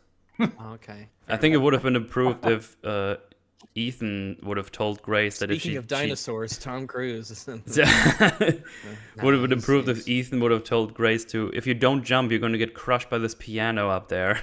I think that would have been 17 times, and then she eventually does it. yeah. He's like, jump, jump, jump, jump, please jump, jump, jump, do it. And then luckily, she chooses to jump at the one that was right before the piano Yeah. falls, which is good. We wouldn't want anything bad to happen to her because Yeah. I mean, I like that she's scared. It Nice makes a lot of lady. sense, of course, but Yeah. Just everything in this entire franchise happens at the last minute. yeah, gotta stay on theme. so many close calls. Oh my goodness. And then they try to climb up, and then we get this thing that's for me is always when they hold on to one thing with their one arm and a whole person with the other one. Yeah. And it's like you're gonna hold that for not very long. Not long. Now if you're a very physically fit person, like if Yeah. you're Chris Hemsworth in Extraction, right? I can believe you can do that for a short period of time. Yeah. All right. Hey, You're Swole, on a very limited timer for my believability meter till that runs out. Swole, tell me some fitness facts. How possible would that be? How crazy trained you gotta be to have a whole person in your hand and hold your own weight with Haley one Atwell, hand. she's not a little woman. She's No. pretty tall, isn't she? She's like probably 5'10", something like that. And 6 he's feet. pretty short, so Yeah, but they hide that further. But yeah, like still, she he's is 5'7", which is taller than Five average se- for a he's- woman. she is 5'7". Yes, Wow, she seems he is, taller and the he way is that they also film her. 5'7". Yeah. But here's Maybe the that's thing. why. Both It's 5'7". it's not a short time they do this here. He holds her pretty long. The thing starts to break, and then of course Paris comes around and holds them down, and then Grace climbs like over Tom Cruise, like really slowly. And it's just like, God damn, like you're strong. That's crazy. He's got a grip. He's got his grip on You It's know, all that free climbing he did. Yeah, I mean, Oh, see, there it is. that That was the iron. reason. That's right. The iron. Yeah, been he's set got up. the vice grip from all the free climbing and being a Scientologist. That's right. I think it might have been Adam Carolla who once said that the real Oh, super. the Toyota guy. Yeah, Yeah, the Toyota guy from the Man yeah. Show. His cars are acceptable, aren't they, in every way? I mean, honestly, no joke. I've owned 3 Toyota Corollas in a row. and Wow, they've you're all- exciting. One One if you of them get I two, had to switch from a stick to an automatic because I lost a leg. That would have just been 2 otherwise. You But can't just like push your knee forward and have it be on the clutch or something, or I mean, whatever. the issue would Can't be if quite. I'm in a situation where I have to take one leg off. I can't drive a stick with one leg, but I can drive an automatic with one leg. Can you? Which one of your legs is robot? My right leg is the robot. Oh yeah, the right. If it was the left leg, you can just keep it on the clutch and just. But yeah, I guess. Yeah. You know, Yeah. actually, I think I could get pretty used to feeling a clutch in my limb. It's interesting concept. Yeah, I mean, Oh wait, are British cars switched? I know they're on the oh, up. British cars might be. I'm not sure. I'm not actually sure if British cars have the clutch on the left or the right. If you're in chat and you're a conductor, let us know if the clutch on the British car, if the clutch is on the left or the right. Yeah, I'm going to the UK at the end of the month. Or That no, seems weird to me. The idea of shifting with your left hand is so just strange to me. Because I drive a 6-speed, and so having a Apparently, like the clutch your- is still on the left. yeah, that just seems really strange for me. Where you're driving and then you use the left hand to. And would it be like reversed? Because normally, right, like first gear, second gear, like it's going to be on the left hand side, and then as you go right, the gears get higher. Is it reversed for a British car where first and second gear are closest to you, and then they get bigger as you go out? Or but then is the numbers right to left in that case, right? 'Cause- yeah, you might, which might be fine if you're used to it, but I legit don't know actually which way it works because I've never driven a vehicle. Apparently, Mhm. clutch is still on the left, and the numbers are still left to right. Okay, so Okay, I mean that makes sense. I think it makes sense either way, but yeah, I just didn't know which way they do it. You know, first gear is furthest away from you. That's interesting. that's odd. Yeah, that's kind of odd. I guess you get used to it, but Also, Swole says the vast majority of people could not hold themselves and another person with grip alone. There's a reason most people use grip assist straps just to do pull-ups. It's like, yeah, that makes a lot of sense. The Adam Carolla thing was that the real action movie power is grip. It's not muscles. It's not Just aim. grip. yeah, I It's like, think that's watch true. enough Stallone and Schwarzenegger movies, and you'll understand that that's actually the truth. Most of the real feats are ones that involve grip more than anything else. So yeah, she kind of helps them. that's why in the credits of the movie they have like grip and everything. They have people dedicated to that sort of thing. I get it. That's true. Yeah. So yeah, Paris helps them out, but she's not doing so well. Oh, they also do the thing where we see the car detach, but they already in safety. They did like the little fake out. the fake out cut. Oh no, yeah. Which is like okay, I'm fine with stuff like that. It drops, but they are on the next car watching it go down. Okay. But Paris makes her way slowly to like a seat because she's dying. She does a death. But now she's succumbing to her stab wound. But before that, she can give them the information about there's a submarine Sevastopol, and then she perishes. Or does she? No, I think no, maybe we don't know. Maybe she's not that. That's actually a good point. Well, remember, Pepper comes by and he is like, "Wait a second, he's got a pulse."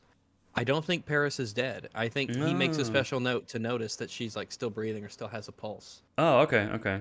I forgot about that. Fair play. Wouldn't it be fucking weird if her actress was Ruby Rose? Wouldn't that be fucking weird?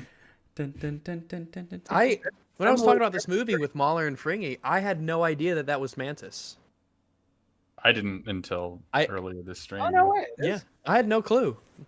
It's just totally now, different character who looks differently. So I know now. I didn't notice it all. I figured she was a French actress, and that's why she was only speaking French. What was that? Palm. Oh wait, no. Clemetia. Mahler mentioned Palm it yesterday with Mantis, but I didn't really got that because I was playing Dark Souls and I was fighting a boss fight, so I just didn't make that connection. Yeah, I should have probably realized that yesterday, but I'm stupid. Which boss? Onsen and Smo.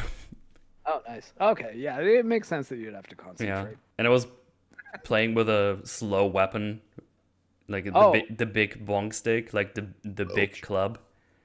Oh man, hitting Ornstein with that thing would be tough. I died a lot of times. I had to be very, very patient. But I digress. So yeah, now the agents and people are coming around. It's like, Ethan, wait, but he jumps out because Grace is like, no, it's fine. That was the plan, right? You leave alone. And also she knows that Kidrid is here, and she goes like, yo, Kidrid, she gave me a choice, and I choose to accept. And he's like, interesting. Interesting. So I guess she's in, I assume. How about I pick your pocket? Hey. And now, yeah, he's paragliding down to Benji. He gets picked up, and oh yeah, we didn't never even mentioned. Gabriel does not have the key anymore. He put it in his pocket, but Ethan pickpocketed earlier on the train. Yep, while he was over him on the train. Which, okay. Yeah. Okay, I think I'm okay with that. With him being distracted by the knife at his throat and the other guys, and them being on top of each other, I think I'm okay with that. I'm okay with that. It's a bit silly that that Ethan is being snarky about it and swaps it out with the lighter. Yeah, but that's Ethan. He's he's cheeky. Ethan's a cheeky guy. Maybe that's like a thing to, I don't know, weight the pocket so he doesn't realize it right away. I don't know. Yeah, maybe the old Indiana Jones, the old razzle dazzle. Razzle dazzle. Jones was a good film. Yeah, those are it's a good trio of movies. But yeah, he gives Benji the key. They go into the getaway car and they drive off. And then there's a little thing that plays over those scenes, which kind of sound like a briefing as well, where Gabriel and the entity are mentioned, and that if the entity wins, the humanity is doomed and stuff. I actually don't know where this is from. Oh yeah, whose voice was that? I'm not sure. I feel like it was the guy who made the recorder stuff as well. So I don't know. I don't know. It kind of confused me because I couldn't really put it anywhere that made sense to me. Oh wait, no, he dies in Fallout, doesn't he? Or does he? Apparently the voice was Kidridge's voice. Oh, okay. I would like to say, while it's on my mind, since we're talking about noises that play over things, I really like the soundtrack for this movie. I think it's quite good. And I don't only think that the soundtrack was really good. I think that their choices for when not to play music were also very good. I enjoyed a lot of the, having no music in scenes where it's just quiet and you hear all the sound effects and stuff. And then I also found the music very fitting and exciting. I really think that this movie has quite a good soundtrack. Yeah, I like the music as well. The Mission Impossible theme is just great. It's just a good, it's a good, excellent good rendition of it. In this. Way better than that one from Mission Impossible 2. The movie sucks. God. But that one was Limp Bizkit. Wow, So cool. I would We use rather have electric guitars, man. So cool. Yeah. Which one had the Metallica song? That was also Mission Impossible 2. Oh, okay. But that one wasn't. Hey, hey, hey. Yeah, that was the Metallica song. Yeah. I'm not sure that there's a movie in existence that has tried so hard to be cool as Mission Impossible 2. Oh yeah, that's as we were saying before, that movie is cringe. It wants so that bad movie's to be cringe. awesome, I'm so glad that died out and is now a thing that's just like a thing to parody. because boy, that shit was cringe. I just love that we had GoldenEye and Mission Impossible within a few years of each other that were both pretty grounded. Mission Impossible, GoldenEye's got a lot of silly stuff about it, but in the context of the rest of the Pierce Brosnan Bond movies, GoldenEye's definitely the most subdued. And then both of those franchises just went crazier and crazier. Although, I mean, granted, Mission Impossible kind of took a break for a while, and then I guess better with 3. Yeah, 3 is definitely better than 2. I'm not a huge fan of 3, but Philip Seymour Hoffman pulls a lot of weight on that one. Not just because he's a large. Anthony Hopkins was in Mission Impossible 2. I know. He was briefly in that movie. And he's so good that for like a minute and a half, you kind of forget how bad the movie you're watching. Yeah, for a moment, you kind of think you're watching an actual film. Yeah. Like, one of the things that was weird about watching 2 was there's just like 2 random lines about how shit women are. And it's really weird. Like, Anthony Hopkins says one, and then the villain says one about how women are just like bad. Man, they're the just way like, you oh guys yeah, been women just describing steal and cheat or whatever. the way you guys been describing the movie, I kind of want to see it. It sounds kind of hilarious. It is Impossible 2. It kind of is, but god damn, it's so poorly paced. Like, it legitimately takes like 50 minutes for anything to happen. You really have to understand it doesn't take place in the same universe as the rest of You have to understand the movie's really bad. Oh god. But yeah, we did it. That's the movie. Was there anything important in that that final speech that we didn't? He basically says you can't let them win, or humanity is doomed, and even if humanity doesn't know they're rooting for you or something, don't let the people who die in this mission in vain. It's kind of weird because it sounds like it's part of the... teammates are killed or captured, then they've died in vain or something like that. Like, you know, you gotta succeed. The thing that confused me over that one is it sounds like a mission briefing again, and I can't just really put it anywhere that makes sense to me. I don't know. Yeah, it's strange. He left him a voicemail, I guess. Kind of weird, though. I mean, I don't know if everybody's rooting for him. I'm rooting for the AI. He just wants to have fun. No, I think the AI wants to ruin the world.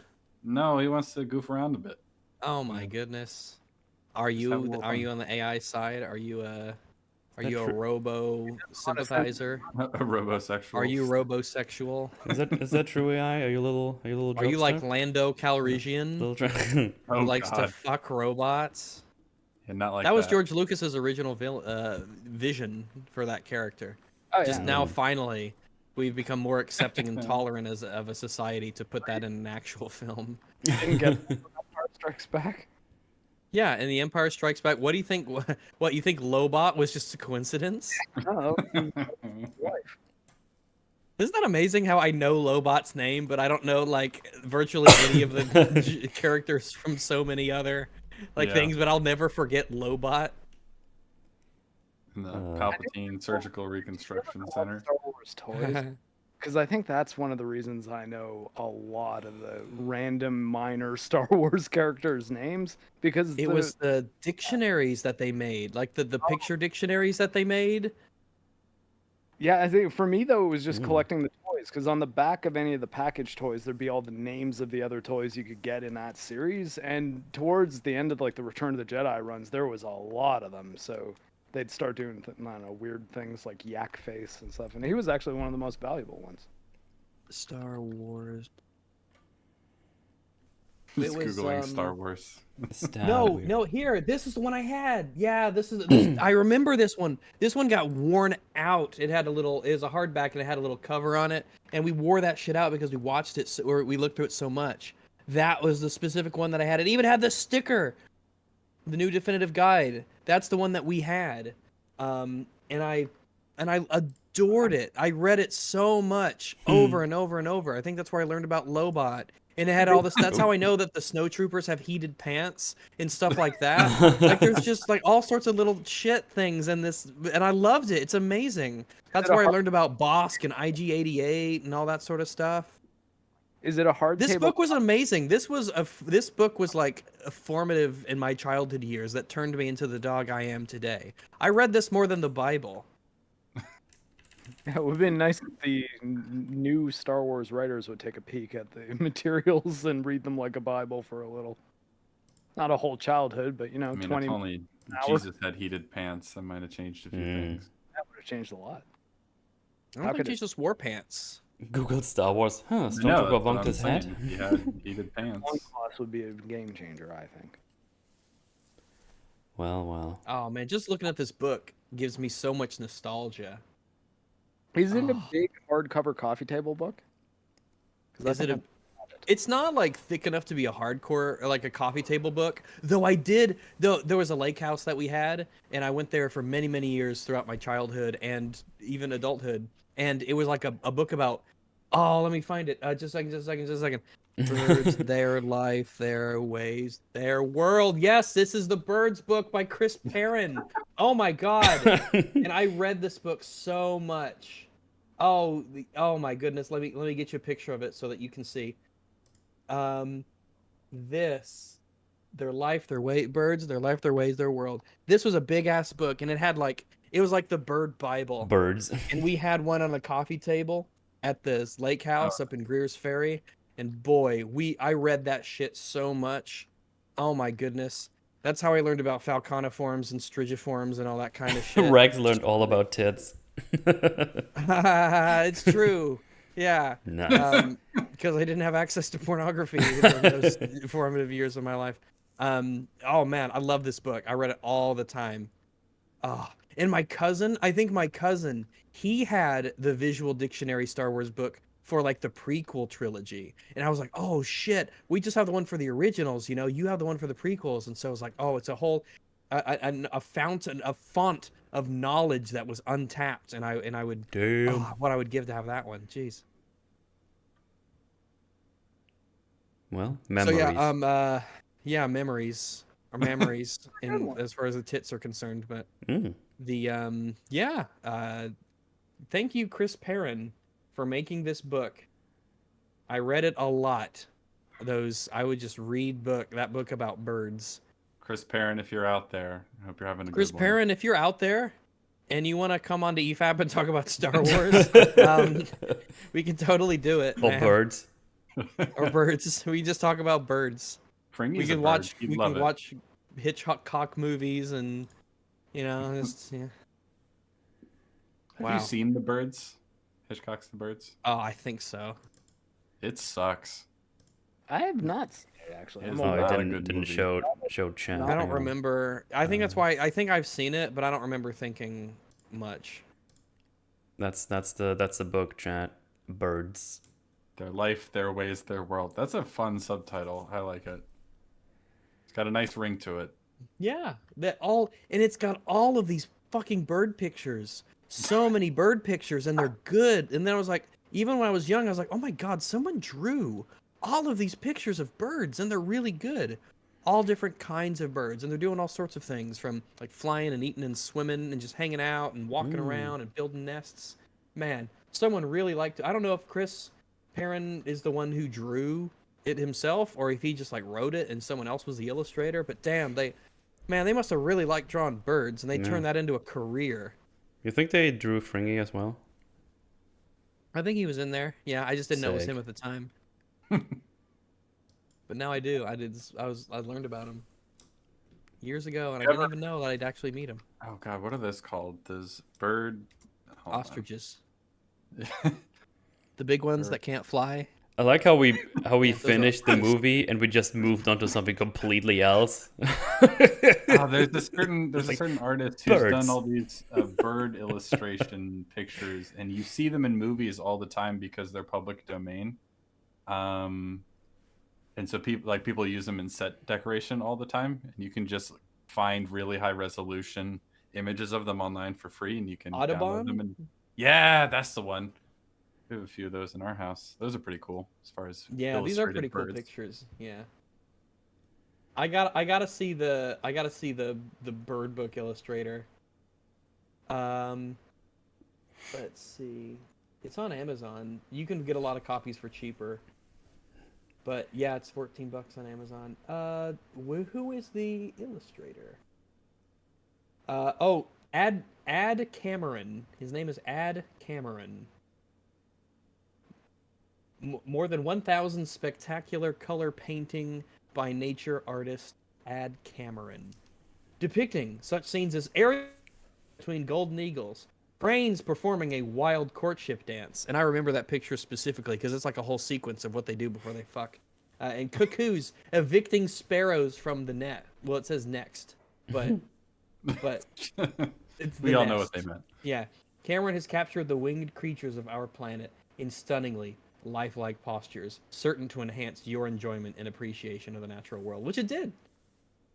All sorts of cool ass birds. Cool There ass you have like it. secretary birds and Lots all of sorts birds. stuff. Lots of birds in that book. It is a big book of birds. Boy, let me tell you. And it's from 1979. And we probably haven't really learned anything about birds since then, so it's probably still good. It's probably still good. It's probably still good. Yeah. I don't think we've made giant strides in bird knowledge. Giant leaps in birds, yeah. Who the fuck gave it 1 star? Some fucking moron who doesn't like birds. Someone gave this 1 star. What is this review? You mom. Total. It says no reviews matching current selections, but I clicked on the 1 star. What the? Who gives this one? Was like maybe someone just hated this guy and they're like, oh yeah, actually, this bird book is stupid, and I'm gonna go on Amazon and I'm gonna leave 1 star. It's like Chris Perrin died like 20 years ago. I don't fucking care. I don't care. fucking book. I would spit on his grave if I could. Fuck that guy. Spit on his grave. I'll fuck him. Fuck that asshole and his birds. Maybe it's a disgruntled ex-wife who was like, oh, I wish he paid as much attention to me as he paid to all the birds. And then people would be like, Chris, they'd be like, yeah. Did you become obsessed with birds because your wife left you, or did your wife leave you because you were obsessed with birds? Yeah, and then he's like, "Stop calling me," and he hangs up. He said, "I think it's kind of a chicken and egg sort of thing." Very true. Show me on the doll where the birds touch you. What is happening? Did the man book loved talk his about birds, how? Man. Did the book talk about how ruthless and cutthroat birds are? Yeah, dude, there were illustrations of birds like eating other birds and fucking up other birds. Damn. And how it was hardcore. In my neighborhood, I saw a hawk like flying away with a nest full of eggs the other day, and the other birds were chasing after him. Damn. That was pretty crazy. Yeah. No breakfast for you. Sorry. Hey, sometimes to make an omelet, you have to steal a nest full of eggs. Stealing. Like Tom Cruise Like did a with magpie. Don't try to tie it back together. Like Damn a it! magpie. Remember the villain, the Batwoman villain, Magpie? It's because that magpies fucking steal shit, and they put it in their nest. They like this. They like that shiny stuff. They put it in their nest, and all the boys, they're like, hey chicks. Well, they're not like pedophiles, but like, hey, you want to check out this cool nest that I've got? And the lady magpies are like, yo, that's pretty fucking impressive. Have my babies. And no, I will have yours. That's what they say. They get confused a lot. Have you considered you're watching like birds we all look wrong? the fucking same, so it's really confusing. And you don't even have a cock, you have a cloaca. So it's really, really tough to tell who's who out there. And sometimes, just being gay is incidental, and that's all right because their life, their way, their world, That's just how they roll. Magpies are neat. We saw a bunch. Mm-hmm. I won't go into my fucking random ass bird stories. Yeah, magpies are neat though. You know they're corvids. Magpies are corvids. They're in the corvid family. So they're like crows and ravens. They're in that same family. So they tend to be pretty smart. Yeah, corvids are really smart, and magpies are actually in that family. That's pretty cool. Yeah, ever since I saw the Shawshank Redemption, a lot, really. I'm like, I wish I had a crow as a pet. I try not to be racist, but them magpies being corvids really does explain a lot. I'm just saying, it really does explain a lot. Abandoned metal. We might get demonetized. And I think jays are corvids too, like blue jays and stuff. I think if it's a jay, I think the jays are in the corvid family. But normally we just think about like crows and I almost said cravens and roes. Crows and ravens as, corvids, but also I think magpies and jays are in that family. I don't see blue jays all that often. I kind of forget how big they are until I see one. Atlanta, Georgia. Which Atlanta? Okay. It's the only Atlanta I know. I know. But we get them around here quite a bit. They're about the size of a normal bird. I don't know. Well, Actually, I mean, they're bigger than sparrows and shit. They're, compared yeah, to they're those bigger birds. than sparrows. Yes, they are bigger than sparrows. Many Okay, birds well, are. they're Robins are bigger than sparrows. I think they're slightly bigger than the average bird you see around typically, but you're the bird expert, so I'm no Chris Perrin, but you know, but yeah, I'd say blue jays blue are jays are lovely. adult blue jays measure 10 to 12 inches. Yeah, is that flaccid? Wingspan I guess of birds are 13 to always 17. flaccid. They're not very sturdy. Birds are not sturdy creatures. Oh, but like blue jays, they're very lovely to look at. But Jesus Christ, the noise they make is terrible. Yeah. It's just this awful kind of noise, and Jesus Christ, it's terrible.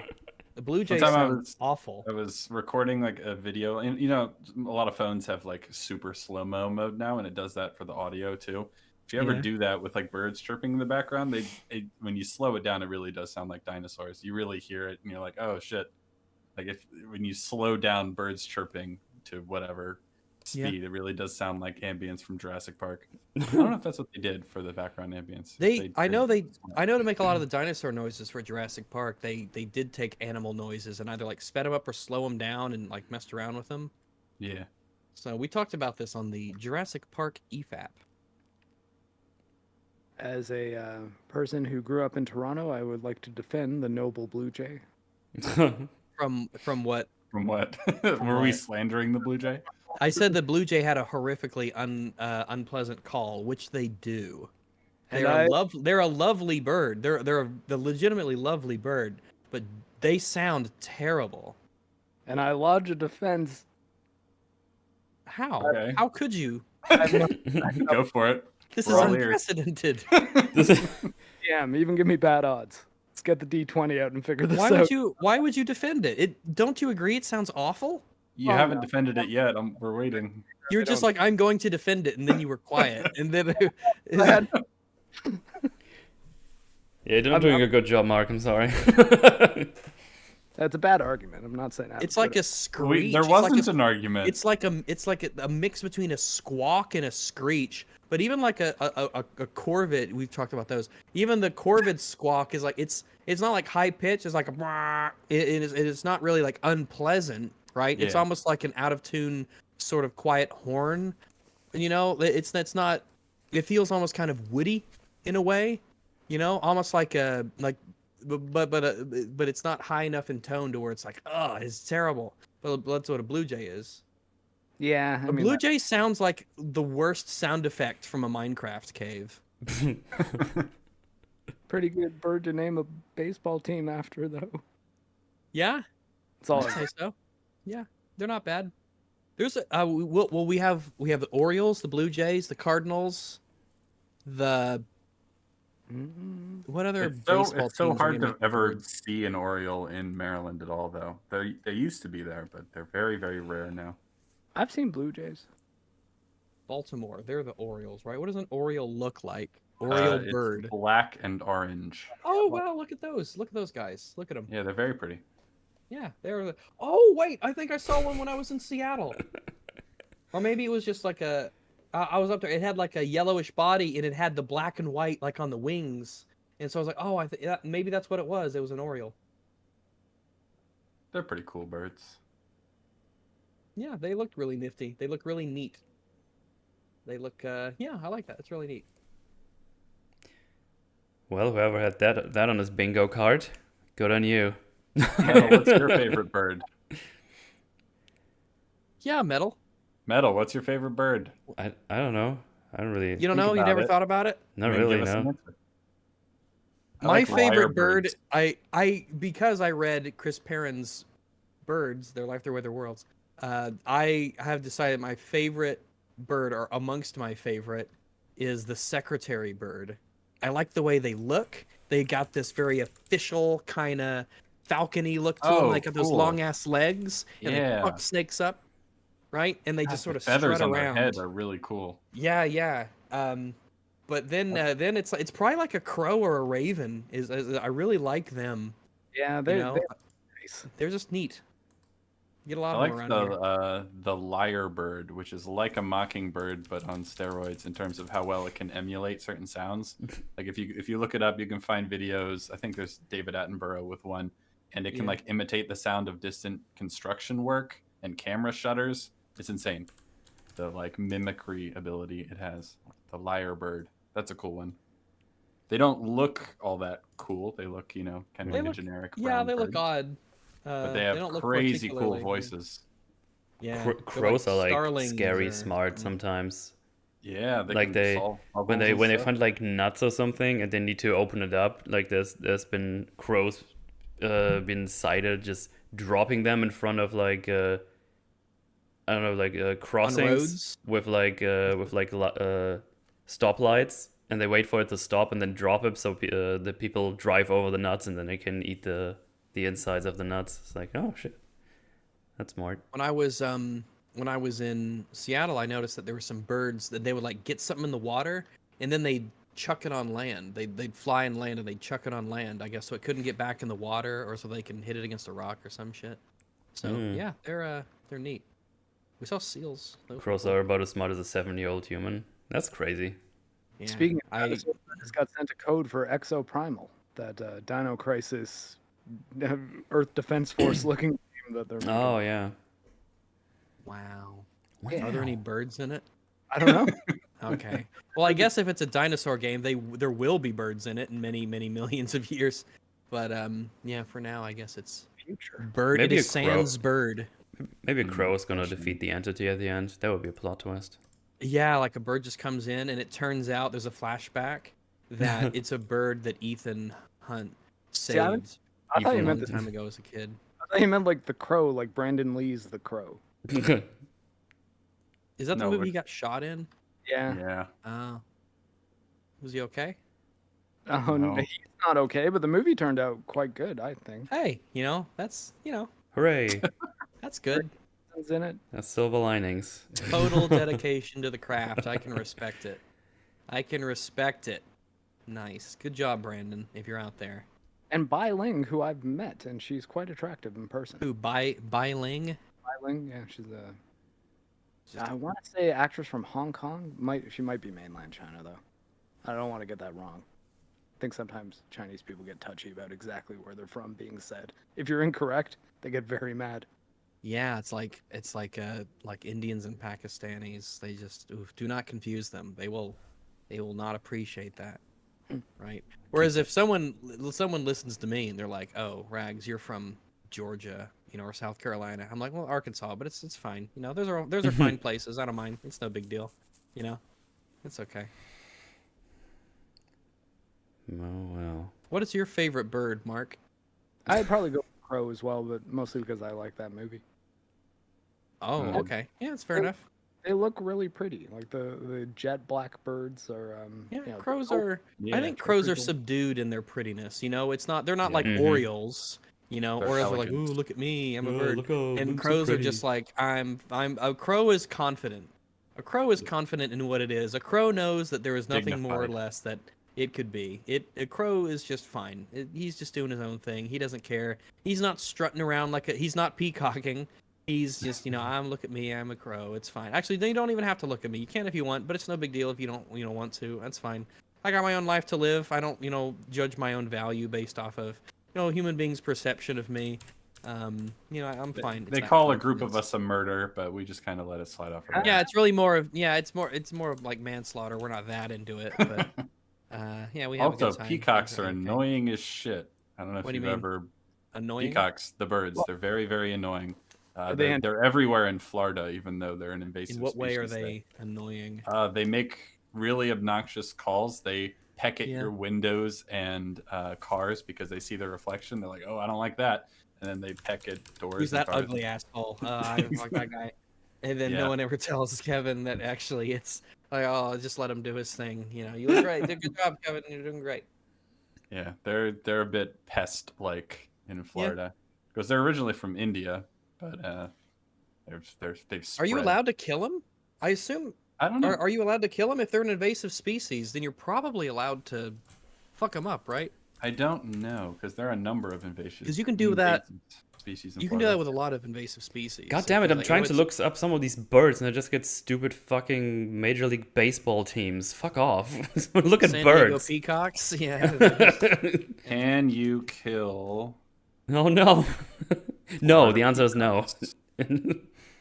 How many peacocks can I shoot before I've peed? It Yeah, is do you have a bag illegal- limit on peacocks?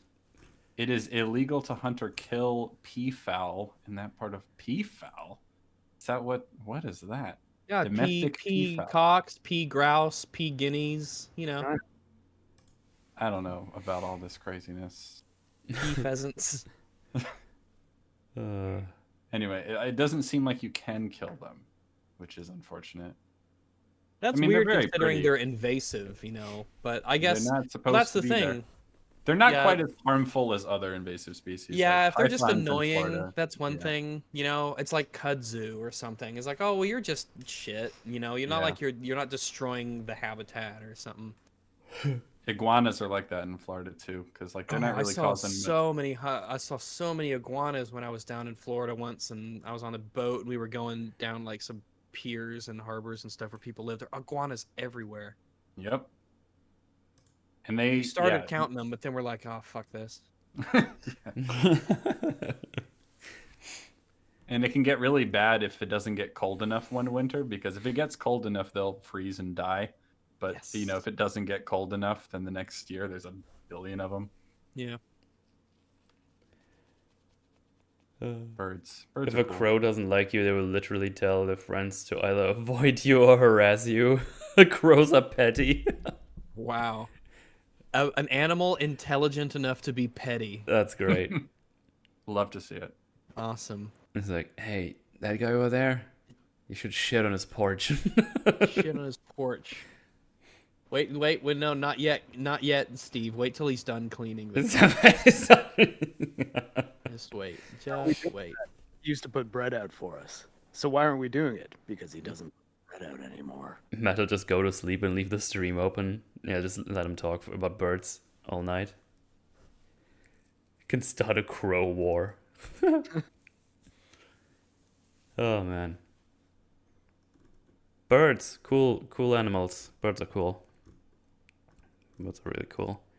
Birds are really cool. Yeah, Mission Impossible. Fun action, stinky story, some good character stuff here and there. There's my summary for the Yeah. stream, I guess. I'll probably never watch it again, though I wouldn't hate it if I did. Yeah, it was a movie, and I didn't hate watching it. Was it one of the movies of all time, though? I think so. Damn. Certainly. People have done that. A guy on 4chan started a crow gang war. Nice. Gang, as they say on TikTok these days when they do the weird stuff that I've seen today. Jojo, it's okay. Yeah, it upset me too when I saw it. I get it. birds. But hey, let's just get them super chats donezo here, and then we're out of here. God, this was like all the way at the beginning. £2 from Andrew Matthews. If you're in the north, let me know. I guess that was towards you, Mark, when you're in the UK. Oh yeah, probably. I'll definitely let Andrew know that for sure. But Jojo is still growling because Oh my the god. What's What is- wrong? coach. She's being territorial. Oh, Jojo, no. Oh my goodness. Oh no, Jojo, stop. That was a wolf once. Get the bird, Jojo. Bird. That sounds like a very small doggo. Heard someone talking about birds. Relax. Heard you talking Grum about birds. being a member for 8 months of the Flim Flam category. Hi, Mark, John, Mood, and Rags. Thoughts on Hi. Mario RPG? I never played the original one, but I'll probably play that remake that comes out. That could be fun. I always heard pretty fun things about that game, so I'm curious to check it out. I liked it. I like the original one. I'm looking forward to playing it again. Haven't played it since like 1996, I think. So yeah, it'll be a pretty fresh experience for me too. What about you other two? Any What thoughts? question? Any thoughts on Mario RPG? No, but I have thoughts about how my dog doesn't really seem to mind birds. You know, he'll go after squirrels and rabbits and stuff, but he just kind of leaves birds alone. I don't really know why. He's just like, nah, they're not bothering me. Oh, there But you yeah, go. That movie that's my Snap. thoughts on that. Look up. What do you mean dogs can't look up? Kind of becomes a running gag through the movie that they're wondering if that's true. It's very Oh, I obvious. remember. What movie was that? Snatch. Guy Ritchie movie. Yeah. How about you catch these nods? Let's go. Had to get it in there somewhere. Rags, do you chase birds? Or do you leave them alone? I leave them alone. I leave them alone. You know, I figure that the more that people chase, like, you know, you go to the parks and stuff, and all the ducks are chill, and all the turtles are like, okay, it's just, you know, whatever. And, you know, the animals are just kind of like chill with people, you know. You know, I would, you know, I don't want to chase the animals and, you know, kind of ruin it for other people. You know, I don't want to get That's them very thinking considerate. that, oh, humans are and dogs are a thing to be feared and we should stay away from them. And like, no, like, let's just all be chill and we can hang out and the little kids can see the ducks and everything. It's all good. You know, and plus, you know, you don't have to chase everything. You know, you don't have to you don't have to chase everything. You don't have to chase everything. Sometimes you could just enjoy things from a distance. Don't feel like the world is necessarily yours to touch and rub your hands all over, and maybe sometimes things are to be enjoyed from a distance, you know, and they could be there for other people. You know, you don't have to take ownership over everything, and, you know. Wise words. Wise words. $2 dues from Woojum. Based Venture Bros enjoyers. 7 more days. Yeah. I need to sit down and watch those sometimes. Yeah. Very good show. Yeah, what I've seen has been very good. $5 reduce by Quantum Ranger Power. There's a special built assassination gun that is supposedly silent like in movies for the first shot or two. Forgotten Weapons has a video about it. Interesting. Well Rod? I have no idea. Is that I what never I'm heard talking about it.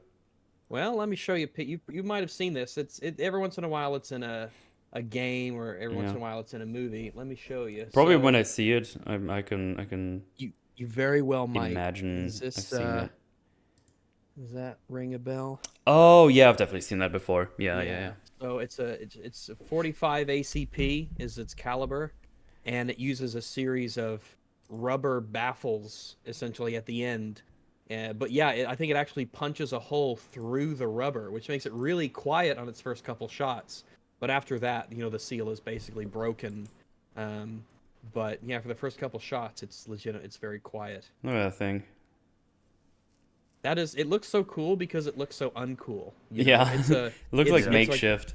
it's super utility. It's a little bolt action, essentially 45 ACP assassination gun. Yeah.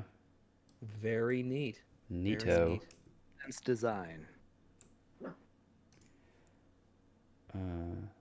Interesting stuff. I lost my tab. Where is it? Oh, there it is. $5 by Mr. Taco. You can tell from many of the shots of the movie that it was filmed with no one around due to COVID, and it feels awkward besides the writing issues. Yeah, we talked about this. There's a couple of shots where, like, you know, I don't think you were all here when that happened. But yeah. Yeah. How long before part 2? Do we know that? I have no idea, actually. Have they filmed it I already? wouldn't be surprised if it's out next year. Like if they all shot it together, maybe. It or- currently says 2024, so Okay. Well, all then right. it's Unless definitely it's- shot already. yeah, unless it's delayed by any of the strike stuff.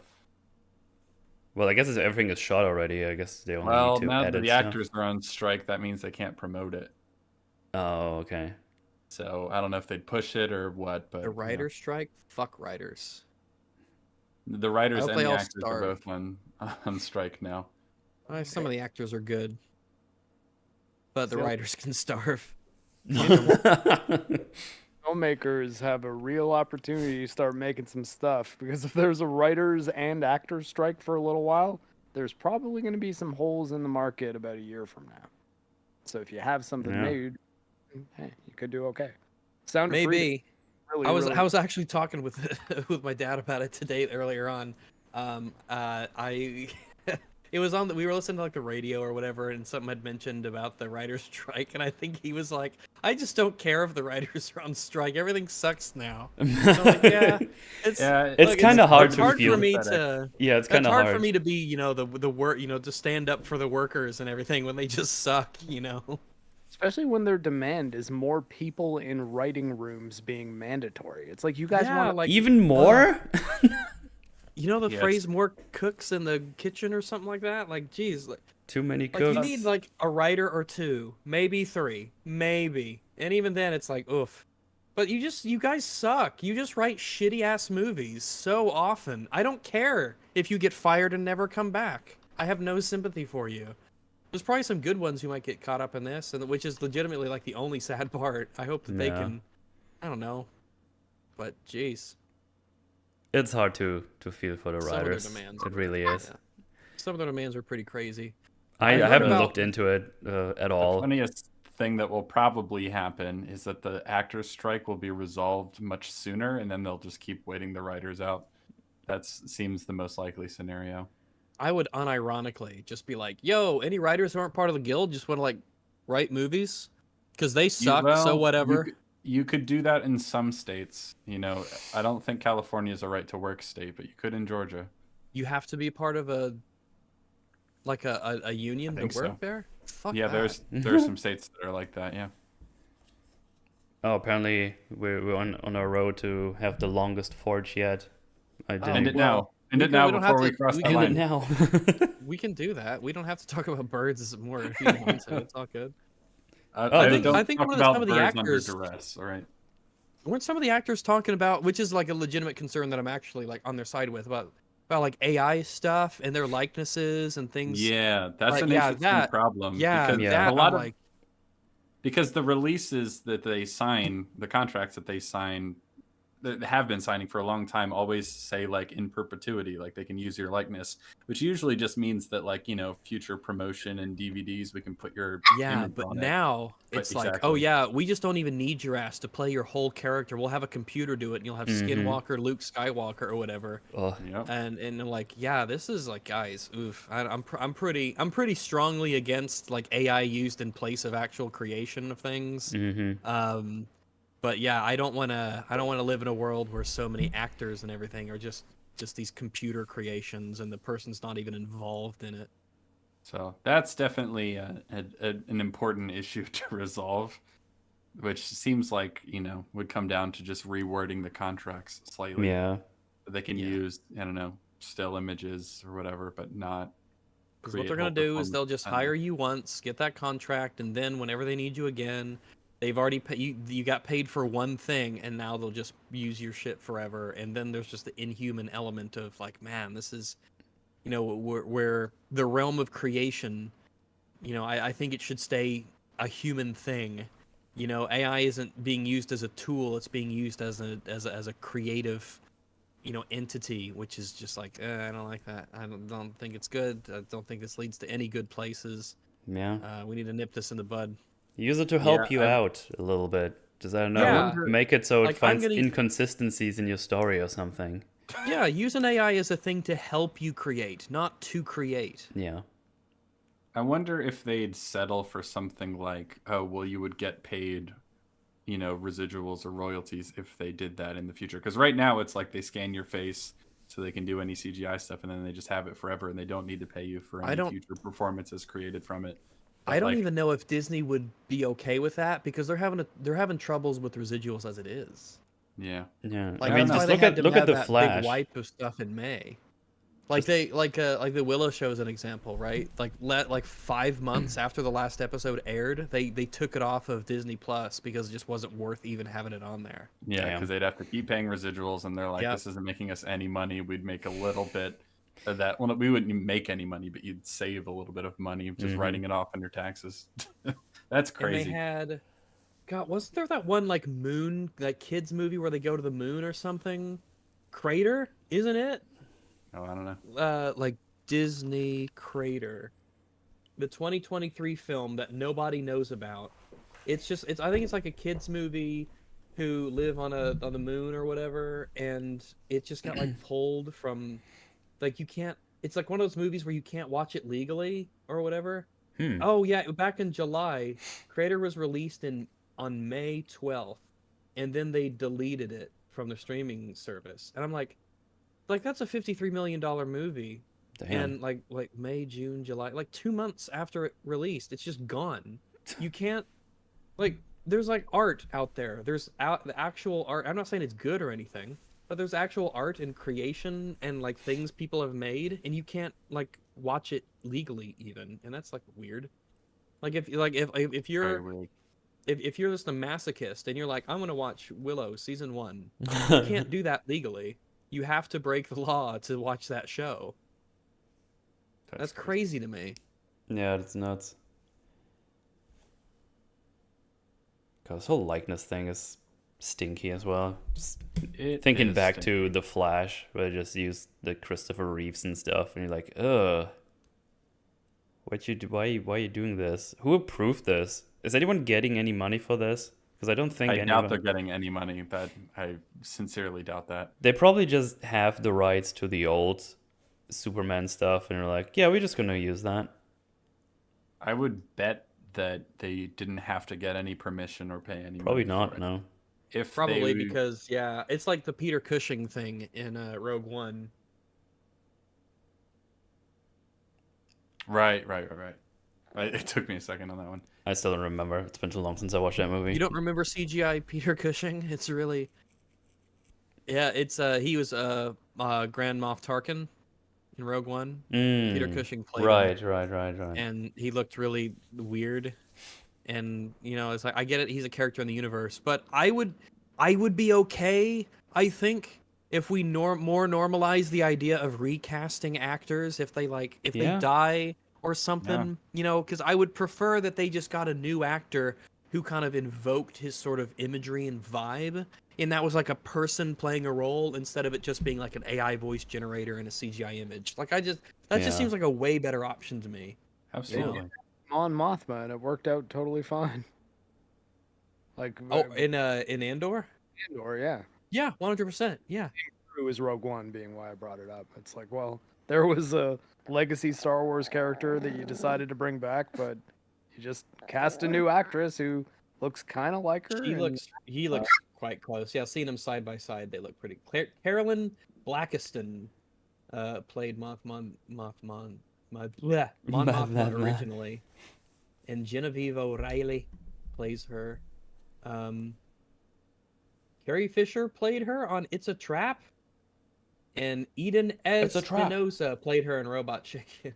Quick, play Akbar's theme. Yeah, how hot is Carolyn Blackiston? Let me see. She looks like she's Carolyn Blackiston. Yeah, you know what I'm looking up. Oh, she's old. She's alive, I think. She's 90. Damn, she was hot. She's an old grandma now. She's 90. Go ruin that Grandma Rax. Do it. No. No. She's been through a lot. She's been through a lot in their 90 years. Yeah, she used to be super hot. I wonder what she's up to. Maybe she's just being 90. Probably just not a lot, I'd imagine. Being 90. Or maybe not. Like what's his face? William Shatner. He's like their age. William Shatner is 92, and he is hosting. Oh my God, he is 9 years older than Patrick Stewart, and he looks so much better. Have you seen William Shatner lately? I always forget he's so old. He just kind of looks. He looks like a 60-year-old. Here, let me. I can't believe he's 92. Oh my goodness. This guy is 92. He's hosting a show on like the History Channel. He looks like he's 60. He looks like he's a good 60, and he's actually 92. He's got to eat like babies or something. I don't know what he drinks the blood of, but man, it is. Chad, look at this. This is him. Kind of wild. He always said that his secret was to gain 5 pounds a year, like an average of 5 pounds a year, because then the fat would start stretching out your skin Nice. younger. What a Chad. Would ask him about his weight, he'd be like, "No, that's by design." Yeah, he hosts like a show called like Unexplained Mysteries or something like that on the History Channel. And his voice sounds really good for a 92, because some people just lose their voice as time goes on. Even Patrick Stewart's is like really, but he sounds just like William Shatner still. He's not. I don't know what dark blood ritual he made to do this, but he's 5'10" like me. I could look him straight in the eye and say, "Beam me up." I wonder if he can get his beam up anymore. Hey, we did it. Pharmacist. Nice. Related searches: Betty White age, Sandra Bullock age, Heather Locklear age, Patrick Stewart age, George Takei age. He just Sandra eats Bullock. Germans. Oh man. Why would he eat Germans? Why wouldn't he eat Germans? Trending searches: Lisa Marie Presley bariatric surgery. All right, if you say so. Well. Oh yeah, super chats, right. Oh my God, there's more. $5 from Guardian Fortress. It says, hey people, entity here. Hey people, entity here. We're wondering when you'd show up. Yeah, it's like, yo, can we go to the zoo now? It's like, no, we kill people. It's like, why? I want to see the What? birds. I don't want to kill people. I want to go see the bird. Yeah, I want to go see the birds. I want to go see an I oriole. listened to that podcast online. We're talking about birds. They sounded like cool shit. Those birds. I want to. Yeah, sometime wanna they were see talking. them. It's like a bird podcast, and they talked about the Mission Impossible movie for a little bit. It was a little distracting, but whatever. They had like a 5-hour tangent or something about a movie. But hey, that bird talk, that was mint. I'm on the entity side now. Oh boy, 6 hours. This is old school EFAB. Oh, now it's old school EFAB. When we began, we had got EFAB at home. You guys are mean. You graduated from EFAP at home to old school EFAP. Yay. Fiverr by James. Put the propeller hat on now. Is that because I reached a tip goal or something? Do I get a propeller hat instead of a vest? Oh, I thought he was talking about my leg. I do have a swimming leg, but it's not a propeller. Just. I mean, it would be kind of weird. There's only one propeller. Just go in a circle. Hey man, one's better than none. All right. I don't know. Just one. You just go in a circle. Have you ever accidentally like walked out the front door with your swimming leg on, like you forgot to change it, and clunk, clunk, clunk, and you're like, "Oh, sorry, wait, I left my swimming leg on. Let me go change it." Well, see, the swimming leg I have worn outside the house because you can put a shoe on it and just walk around. But On the usually, flipper, I assume it's a flipper on the end. What's the main difference? it's just a normal foot. It's just the big difference is it has a lock on the ankle, so you can unlock it and point the foot and then put a fin on it. Oh, it's not. It doesn't. I thought it had just like it was a built-in flipper foot, and you just put that bitch on there and you went to town. So Everyone swam with the dolphins.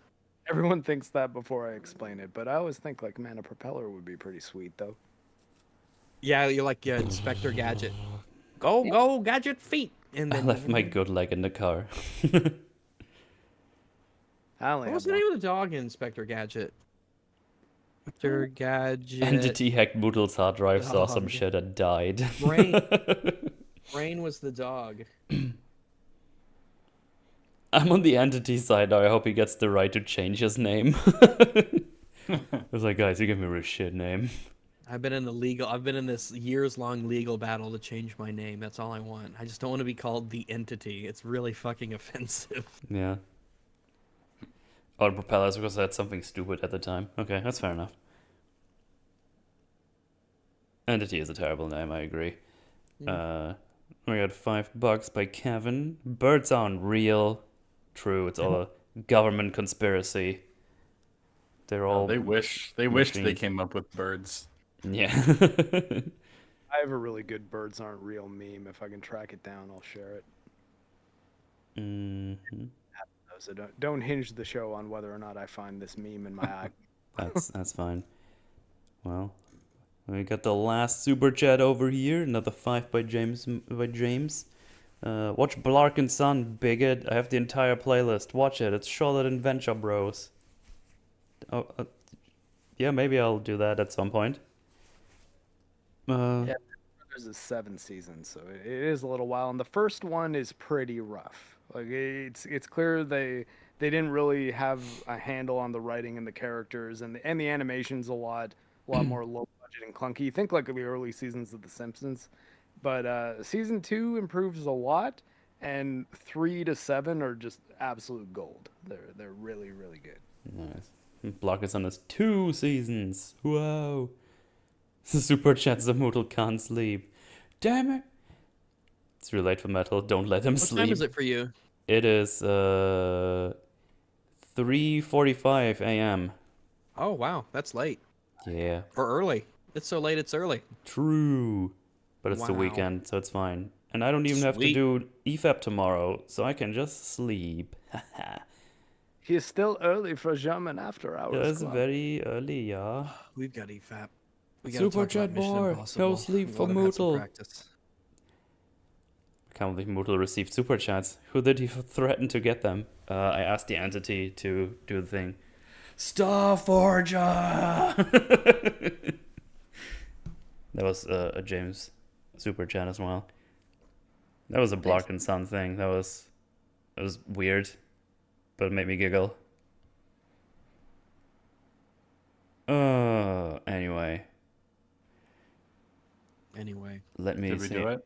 I think we did it. Let me see if there's any Streamlabs, but no, doesn't look like it. We did it. We beat the impossible mission. But did we beat the record for time? Yes, we did. Oh my Oh, goodness. did we? How long was this? How long? Because I had to come in late because I had to do some stuff. But how long did this one end up being? It's 6 hours and 15 minutes now. Impressive. That's about Pretty $2 from incredible. party. My Dvura, I can walk. That's good for you. That's a great movie. But Sure, I can walk. That sounds like an interesting movie. Dr. Strangelove. I haven't seen it. Oh, it's so good. You gotta see it. It's I great. guess I do. There's so many things I still need to watch that are good. Dr. Strangelove is such a great movie. It's hilarious. You gotta see it. Right before Oppenheimer too. That'd be a pretty fun double feature. Yeah, I'm interested in seeing both of them. Actually, I wouldn't mind seeing both Barbie and Oppenheimer. Yeah, So, Barbenheimer. Remember everyone, before we go, whenever that may or may be, if you press up while you're on Discord, it'll automatically put you to edit the last thing that you typed in and posted. So yeah, I use that a lot because I often write fire and forget, and then it's like, oh, I made a very obvious mistake. Then I'll just do it again. I have to use the loo. I'll be right back. No problemo.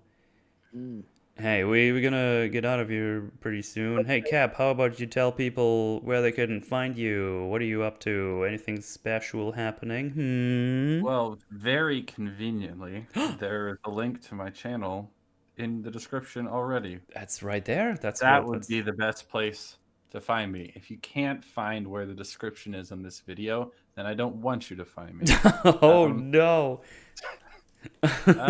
Yeah, I'm mostly at the moment editing, working on some EFAP movies for Halloween times, and then it's right back to the next big video for the channel, which is Devs episode 4.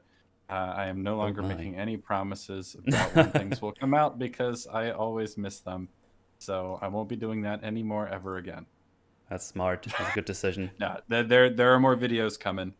Got to work on these Halloween videos first, which are going to be pretty funny, and I hope you enjoy them. And yeah, thanks for having me on, good sir. Always a pleasure. But yeah, description down below. Mark, what are you up to? Except streaming video games like a nerd. It's pretty much what I've been doing most.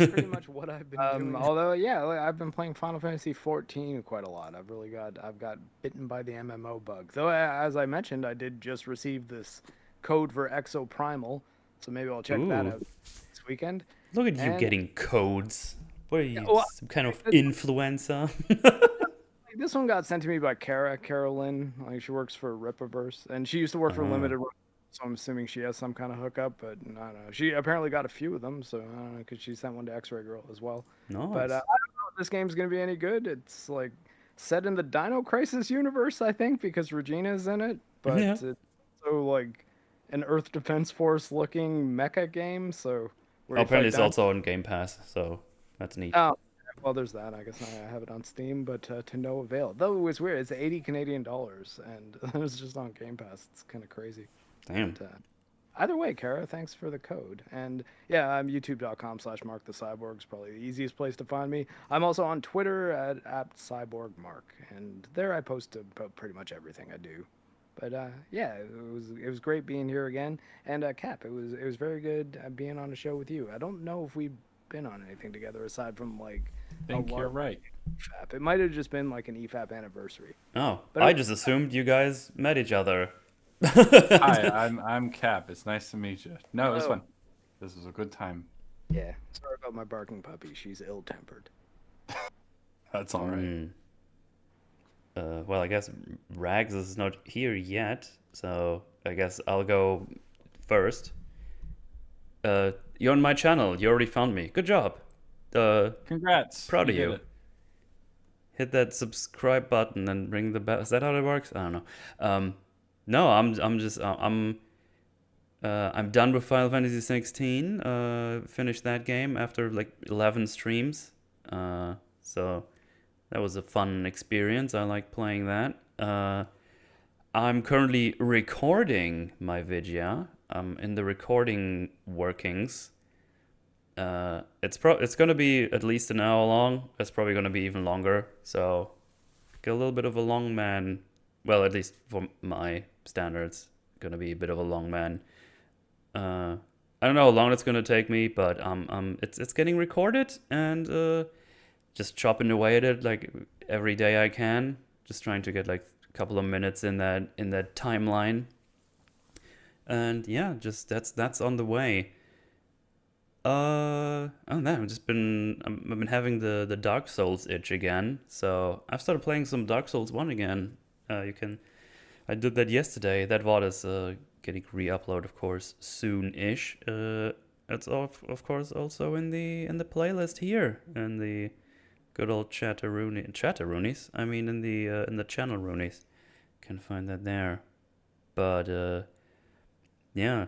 More tomorrow. No, probably tomorrow I'm gonna focus on getting some more recording stuff done, and probably just catch up on a bunch of wrestling I haven't seen. I think there's a bunch of wrestling tomorrow, and just having a normal Saturday without having to double dip a movie for once.